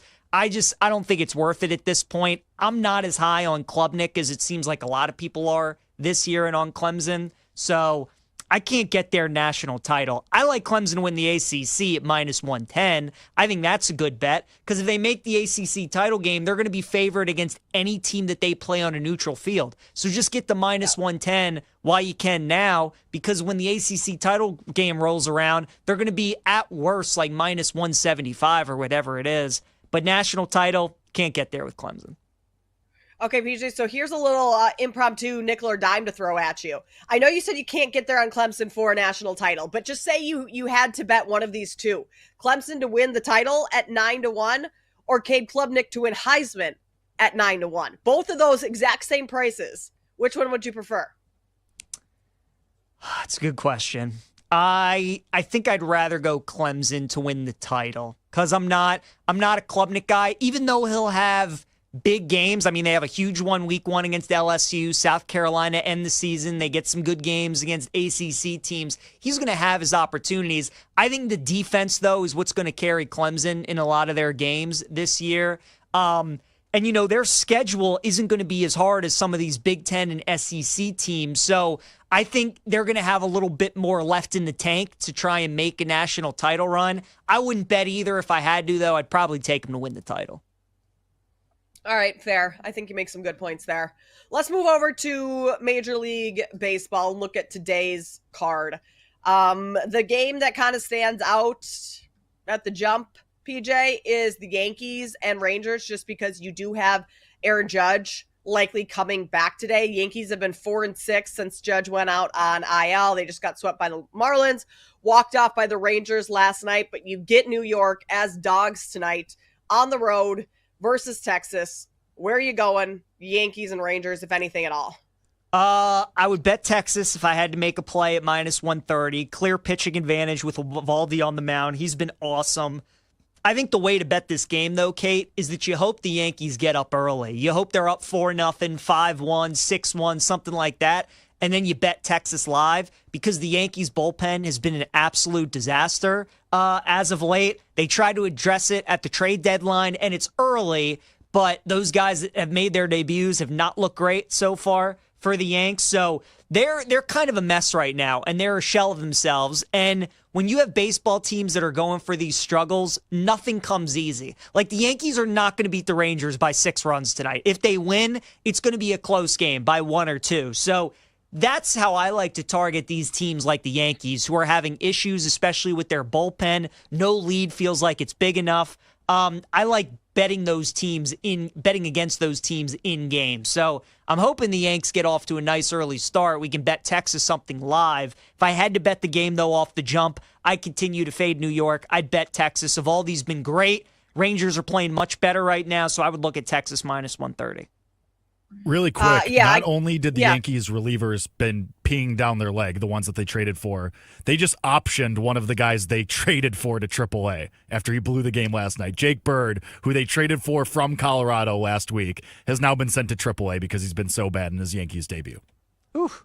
Well, that is rough. That's not ideal to trade for a guy and then option him. I was going to go with the Rangers first 5 here. Totally hear you on the Yankees bullpen and relievers being terrible. But I think if you just talk about Evaldi going up against Will Warren, I think Evaldi has a clear advantage here. You can get the Rangers first 5 even money for them to minus half a run, so them to be winning after first 5. I think that could be a look as well. Another pitcher that a team just acquired and was awful or now has injuries. Yesterday, the Cubs, Soroka, 2 innings pitched, PJ, then he goes out with a shoulder injury. Not ideal for Chicago, who just acquired him. They take on the Reds today.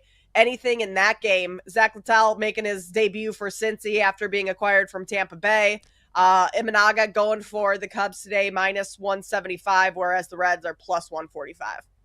It would only be the Reds money line or nothing. I do like the Cubs tonight to win, but I would not lay minus 175, and I wouldn't bet them on the run line either, because recently all the games that they're playing have been nail biters. Just talked about the Yankees bullpen being a little bit shaky. Cubs bullpen has certainly been shaky. You mentioned Soroka only goes 2 innings, so they're a little tired going into this game against Cincinnati. And these are big games for both of these teams, Kate. I mean, the Reds are trying to battle and scrape and claw to get into the wild card picture. The Cubs are obviously battling with Milwaukee for the division. So these games, this time of the year when there's a lot on the line, they tend to be tightly played. They tend to be close. And the Cubs got all the pressure. They got their number 1 on the mound tonight. They're at home. This is a game that they need to win. So I could never lay minus 175 with them in a game like this. It would probably be the Reds money line or nothing. Maybe this is another game that you wait. You can get a better money line price on the Cubs later on if it's tied and Imanaga's out of the game and it becomes a bullpen game. But it would be Reds or pass for me, if anything. But the Cubs, I'm getting a little concerned. You know, their offense was so good to start the year. There was no way that was going to be sustainable. And now they've starting to cool off a little bit. Imanaga and Boyd have been really good with their starting rotation. After that, though, it's been shaky. And then this bullpen, I know, is very concerning as well. So I'm concerned about this Cubs team, and I would not lay minus 175 with them against a good Cincinnati club. I would not lay minus 235 with the Boston Red Sox tonight on the money line against the Royals, but I would consider taking the Red Sox on the run line, minus 110 for minus 1.5 run line. The Red Sox, like when it has momentum like this, when they're riding a big 6-game win streak, they're kind of tend to be a team that I want to continue to back. And especially when you have someone like Garrett Crochet going on the mound for the Sox today, I think that is, I mean, minus 110 on the run line, not ideal. You'd hope to get a little plus money or at least closer to even money. But I think just based on the current state of this team and the way they've been playing, I don't really see that slowing down anytime soon, PJ. I'm with you. I mean, look, the last 10 games in which Crochet has pitched, the Red Sox have won 9 of them. 2 of them have been decided, or 3 of them have been decided by a run. So there is a good chance that if they do win, it's going to be by multiple runs. Like you said, they're red hot right now. Crochet's been everything they've hoped for when they traded for him in the offseason and gave up a lot to the White Sox. But I'm with you. I like Boston on the run line. I bet him last night with Bello on the mound. They cashed that. I'd come right back with them tonight again with Crochet on the bump. All right, what else are you looking at today? You eyeing your O's against the Phillies this afternoon, or is there anything else that you have on your card?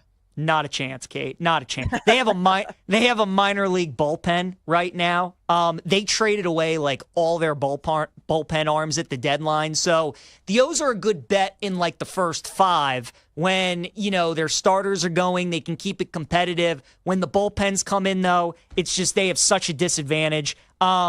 It does feel like a little bit of a shorter price. Dean Kramer's been pitching pretty well as of late. I wouldn't bet that game, though. I like the A's today at plus 115 against the Nationals. Severino's been a guy who I love betting when he's on the road. His home and road splits this year when he pitches in Sacramento, you want to fade him. When he's gone on the road, he's been much better. Only reason the Nats are favored today is because Mackenzie Gore is on the mound, but I think the A's are the better team than the Nationals. James Wood has been really, really struggling here as of late. And the Nats' offense to begin with is not very good. And when Wood's struggling, they don't have much that they can really count on in their lineup. So I like the A's today at plus 115. That was kind of the first game that jumped out at me. Told you I like the Rangers. I think that they're a good bet, though, on the live line if you can get them as well. And then I'm going to continue to bet the Brewers, man. We keep pricing the Braves like a team that we know the potential, we know the talent that's on that roster, but the Braves are just a bad baseball team. Like, let's call it what it is. They're a terrible baseball team going up against arguably the hottest team in all of baseball right now in the Brewers, who have maybe their best pitcher going tonight in Peralta. So I like Milwaukee at minus 145 on the money line as well. Yeah, Peralta has been great as of late. I know he has coming off of 2 losses and got hit pretty hard against the Cubs, but other than that, I mean, you look at his strikeout numbers as well. Not too shabby. I also think the Twins are a team that you can kind of just continue to fade. They pretty much sold off everyone. That offense, pretty terrible. Paddock is going up for the Tigers today against his former team in Minnesota. So not an official play for me, but something that I've kind of just been keeping an eye on is like this Minnesota team just not very good offensively right now. Jake, do you want to come in and share any of your MLB bets for today? I've been staring at this number, and we alluded to it in nickel or dime for a little bit. I'm thinking about playing the Cubs 13-1 to miss the playoffs. I know they're the first wild card right now. They're 3.5 games up, but you just watch this team, and they stink, baby. Like, I just watch this team, and I don't feel good about it. Like, they find ways to lose in just these Looney Tunes-ass ways. Like, yesterday, for example, tying run comes across the plate, but they get it overturned because the runner, I forget who it was, but infield single gets overturned because he didn't touch first base. So the run gets taken off the board to tie the game. They lose the game 3-2. And that bullpen is just absolutely terrible. They melt down over the weekend, too. Kate, we were talking about that Saturday on the Better Angle when we were hosting. And I just look at this team, and the offense is kind of coming back down to earth. I just don't see it. I know Matthew Boyd's been awesome. Shota Minaga's been fine, but they got nothing else going, and the Reds are playing really well right now. And that's the problem here, right, is that the Reds are really the only threat to take that spot. Like, it's the 3 wildcard teams right now, the Mets, or whoever comes out of the NL East, the Padres, and the Cubs. So it's really only the Reds that you have to count on. And it's just... But I look at this team, and I'm just like, they don't have it. They look awful, and I want to go against them. I think they might just stumble into the playoffs, but that at a big number at 14-1 at MGM, it's got me thinking.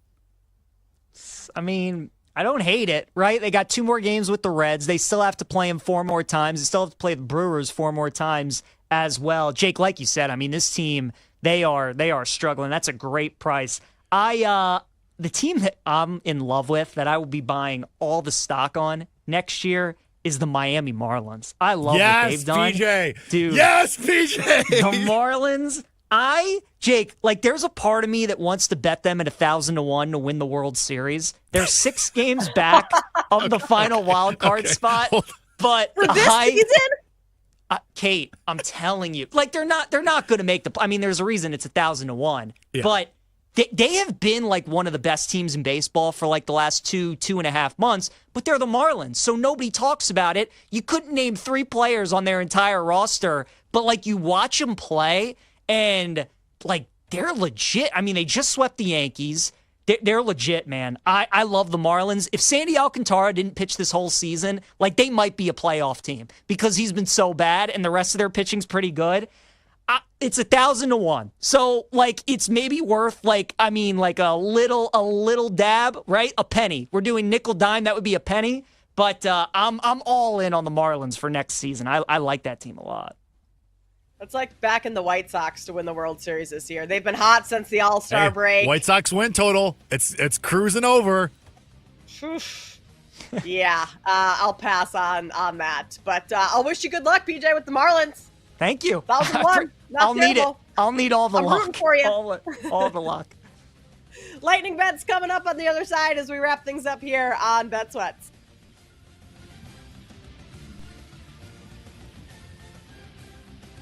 You're listening to Bet Sweats on the BetMGM Network.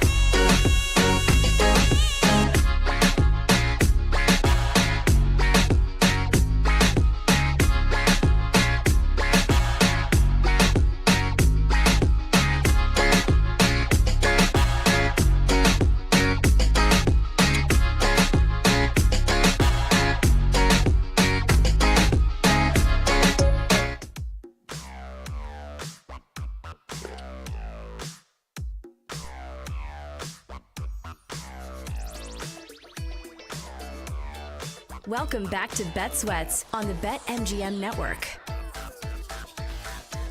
Wrapping things up here on Bet Sweats. Kate Constable, PJ Glasser with you. Joe and Sam will be back on the show tomorrow with you all as well. We'll have our lightning bets coming your way in just a few moments. PJ, the social media graphic that got put out this morning on BetMGM Network social handles of build your favorite fantasy team with the players that are within this graphic, and you have to get to $15. Everyone is up in arms that Joe Burrow is $1. People think that's just criminally low, which I don't disagree, but the way this goes is you have 5 quarterbacks and you rank them, $5, $4, 3, 2, 1. Someone has to be one. Yeah. I don't necessarily think Joe Burrow is the worst of the quarterbacks on the board, but someone's got to be there. And if anything, it just gives you some more value to build the rest of your team around a top-tier quarterback.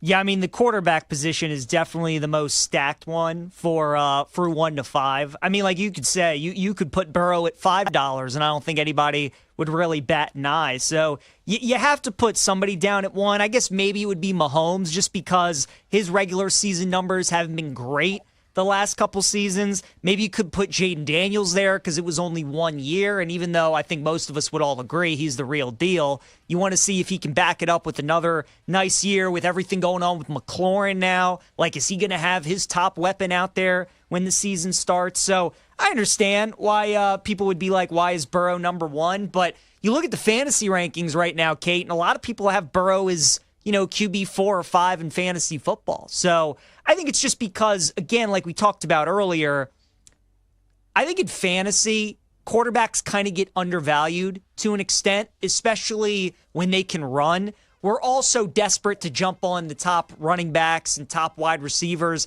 and maybe even the top tight ends, because nowadays, like, the top tier tight ends have kind of separated themselves from everybody else. I mean, most of us, when we have our teams, we're kind of just shuffling in tight ends. Maybe we're picking somebody up on waiver wire, whatever it may be, just hoping we strike gold with somebody from week to week, that we kind of forget that the quarterbacks are valuable. Like, some of the top quarterbacks are valuable, especially those guys that can run.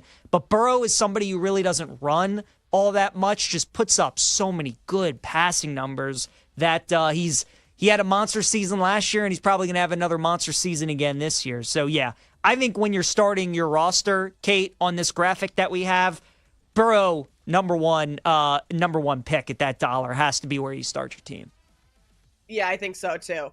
Patrick Mahomes, I think, for as good as Patrick Mahomes has been throughout his career, he's not like one of the better fantasy quarterbacks because he doesn't run a ton. And I know Burrow doesn't either. Like, you're not going to get Burrow scrambling all that often or rushing for too many touchdowns, but you'll probably get a couple bit more passing touchdowns a game, maybe 1 or 2 than you get from Mahomes, just because of that offense and the Bengals needing to score a significant amount of points every week, considering that their defense also gives up quite a few points. So go over to BetMGM Network on Twitter, on TikTok, Instagram, all of those spots, any social platform, and take a peek at this graphic. Build your fantasy team and let us know. Tweet at us or post at us, whatever you call it on X. Let us know which players you would take, how you would build your team with $15 to spend on these players. All right, PJ, let's go into a little lightning bets for today and this week. Who do you have? I'm going with the A's on the money line at plus 115 against the Nationals. That's my favorite bet in baseball today. Luis Severino on the mound for the A's, Kate. I love betting him when he's on the road. He has pitched much better on the road than at home this season. I think the A's are the better team than the Nationals. Mackenzie Gore is on the mound, why the Nats are favored today. But James Wood has really been struggling. And if Wood can't give them anything, that Nats offense doesn't have much that they can work with. So I like the A's. I think that's a good price, getting them at plus 115. The Dolphins that we talked about a bunch on the show today, going to bet them to have the fewest wins in the league at 25-1. I think there's a lot that could go wrong fast with Miami if they don't start the season quick this year. I think Mike McDaniel could be the first coach fired. I still don't like their offensive line. I think their defense has a bunch of issues as well. And Tua, we know throughout his career has had struggled to stay healthy. And if he gets hurt again, they got Zach Wilson backing him up. So that could get ugly real fast for the Dolphins.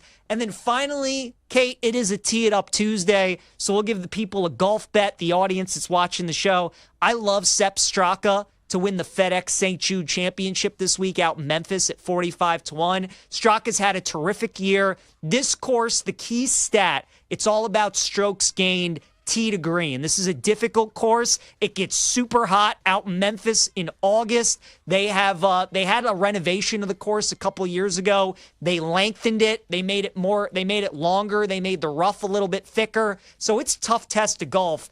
And you just got to be a complete player. You got to have every tool you got to have every club in your bag, be able to hit every shot. Straka's had a great year. He's 8th on tour in strokes gained tee to green. He's been playing well on Bermuda grass, which is what they're going to have to putt on this week. So a lot of things pointing towards Straka. I think his price is way too high. So I love him 45-1 to win the St. Jude Championship this week. Love it, PJ. I'll start in Major League Baseball today. I'm going to take the Rangers minus 125 right now over at BetMGM on the money line going up against the Yankees. Bullpen for the Yankees has stunk. I don't think Aaron Judge coming back today is going to make a massive impact within the lineup in his first start after being on the 10-day IL. So I'll back Nathan Eovaldi and the Rangers here at home. Going over to the WNBA, I'm going to continue to ride Sabrina Ionescu. Her points over. It's climbed up to 22.5 going up against the Dallas Wings tonight with Brianna Stewart out for New York right now. Sabrina Ionescu's had to pick up a lot of that slack. She's had 31, 23, 36 in her last 3 games. A couple of those were to the Connecticut Sun, who are a pretty poor defensive team, but the Dallas Wings are also extremely poor on the defensive side of the ball. So I'll take Sabrina over her points at 22.5. Then I'm going to take the under on the team total for the Chicago Sky. That is under 75.5. The Sky are without Angel Reese again tonight. They're without Ariel Atkins tonight. A number of this Sky's offense, when those two players are out, is just absolutely atrocious. They've put up 67, 66. They had a 57 a couple weeks ago to Seattle. It's just been real bad, real tough going in Chicago with so many injuries on that roster. So I will play under 75.5 for the Chicago Sky. Do we have Jake Hassan back from his little BRB break that he took? Well, as somebody that was running the board and playing the rejoins and stuff, yeah. Yeah, you would have had to have been back for that. Yep, that would make a whole lot of sense. If I wasn't back, we would have had some real issues here coming back for the final segment of the show. But no, of course. Well, we're glad to have you back, Jake. Oh, thank you. Happy to be here. Nowhere else I'd rather be than with my good friends Kate Constable and PJ Glasser. Me and Kate have had a lot of social time lately. I mean, not social time, it's at work, but you know what I mean. We've had a lot of FaceTime with each other recently. Yes. Outside of our text threads as well, which is really nice because every time I open our text thread, I am horrified. But that's neither here nor there. We don't have to get into all of that. But Kate, it's always great to see you. My Kate, I almost called you for kickball last week. I almost needed you. We almost had to bring you off the bench. It was It got dicey for a second.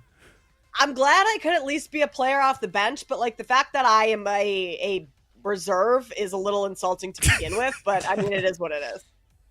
Well, Kate, listen, we had some incumbents. We didn't have as much roster turnover as I thought we would this summer, so we had to relegate you to the AAA team. But you almost got the call last week, my friend. It was Lollapalooza really threw a lot of call next time. We'll see if I even answer. I might just big time you. Nah. Jake, what position you play in kickball? Oh, I'm at first base, PJ. I'm making stretches. I got some real fun turf burns right now. It's awesome. Love that. Are you like the contact guy? You try to hit home runs every time you're up at the plate? What's your strategy? No, we got some home run hitters on the squad already. So I put myself as the benevolent captain I am to try and get the team more at bats. I put myself towards the bottom of the lineup. And if there's ducks on the pond, listen, I can find a gap if I need to, but it's more just about situational kicking for your boy and just real solid Gold Glove defense.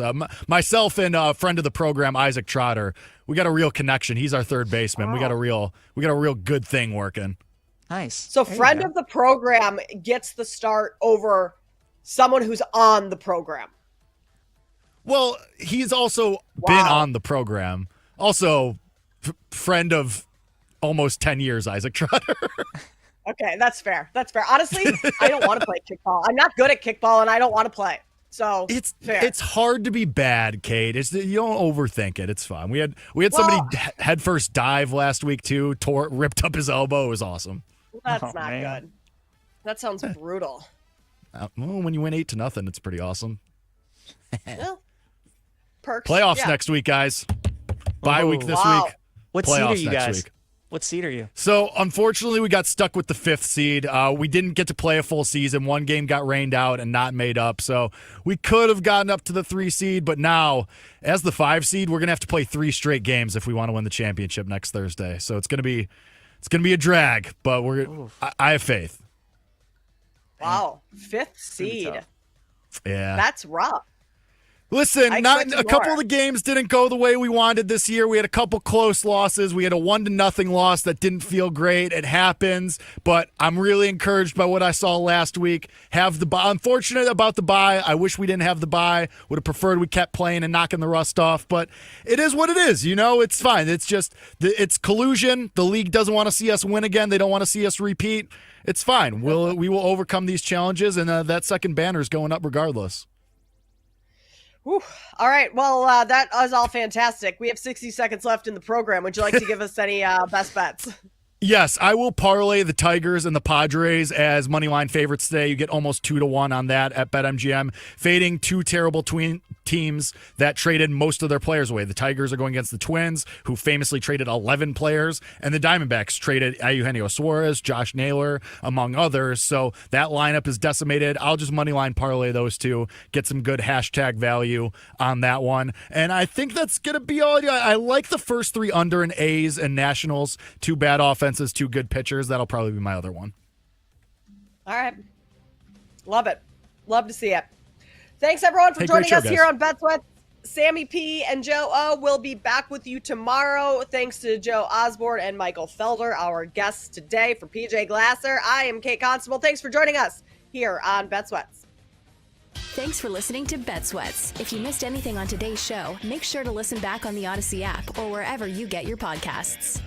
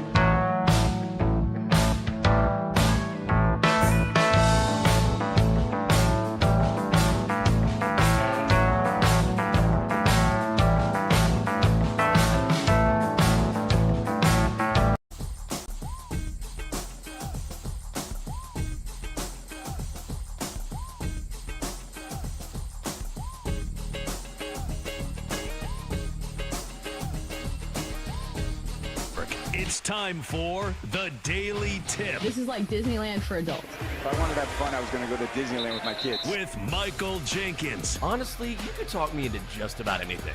Like, you want to do shots? All right, let's do shots. You want to put together a 10-leg teaser? Sure, let's put some money on it. In fact, I do a parlay with Champions League soccer and the WNBA. And Chelsea Messenger.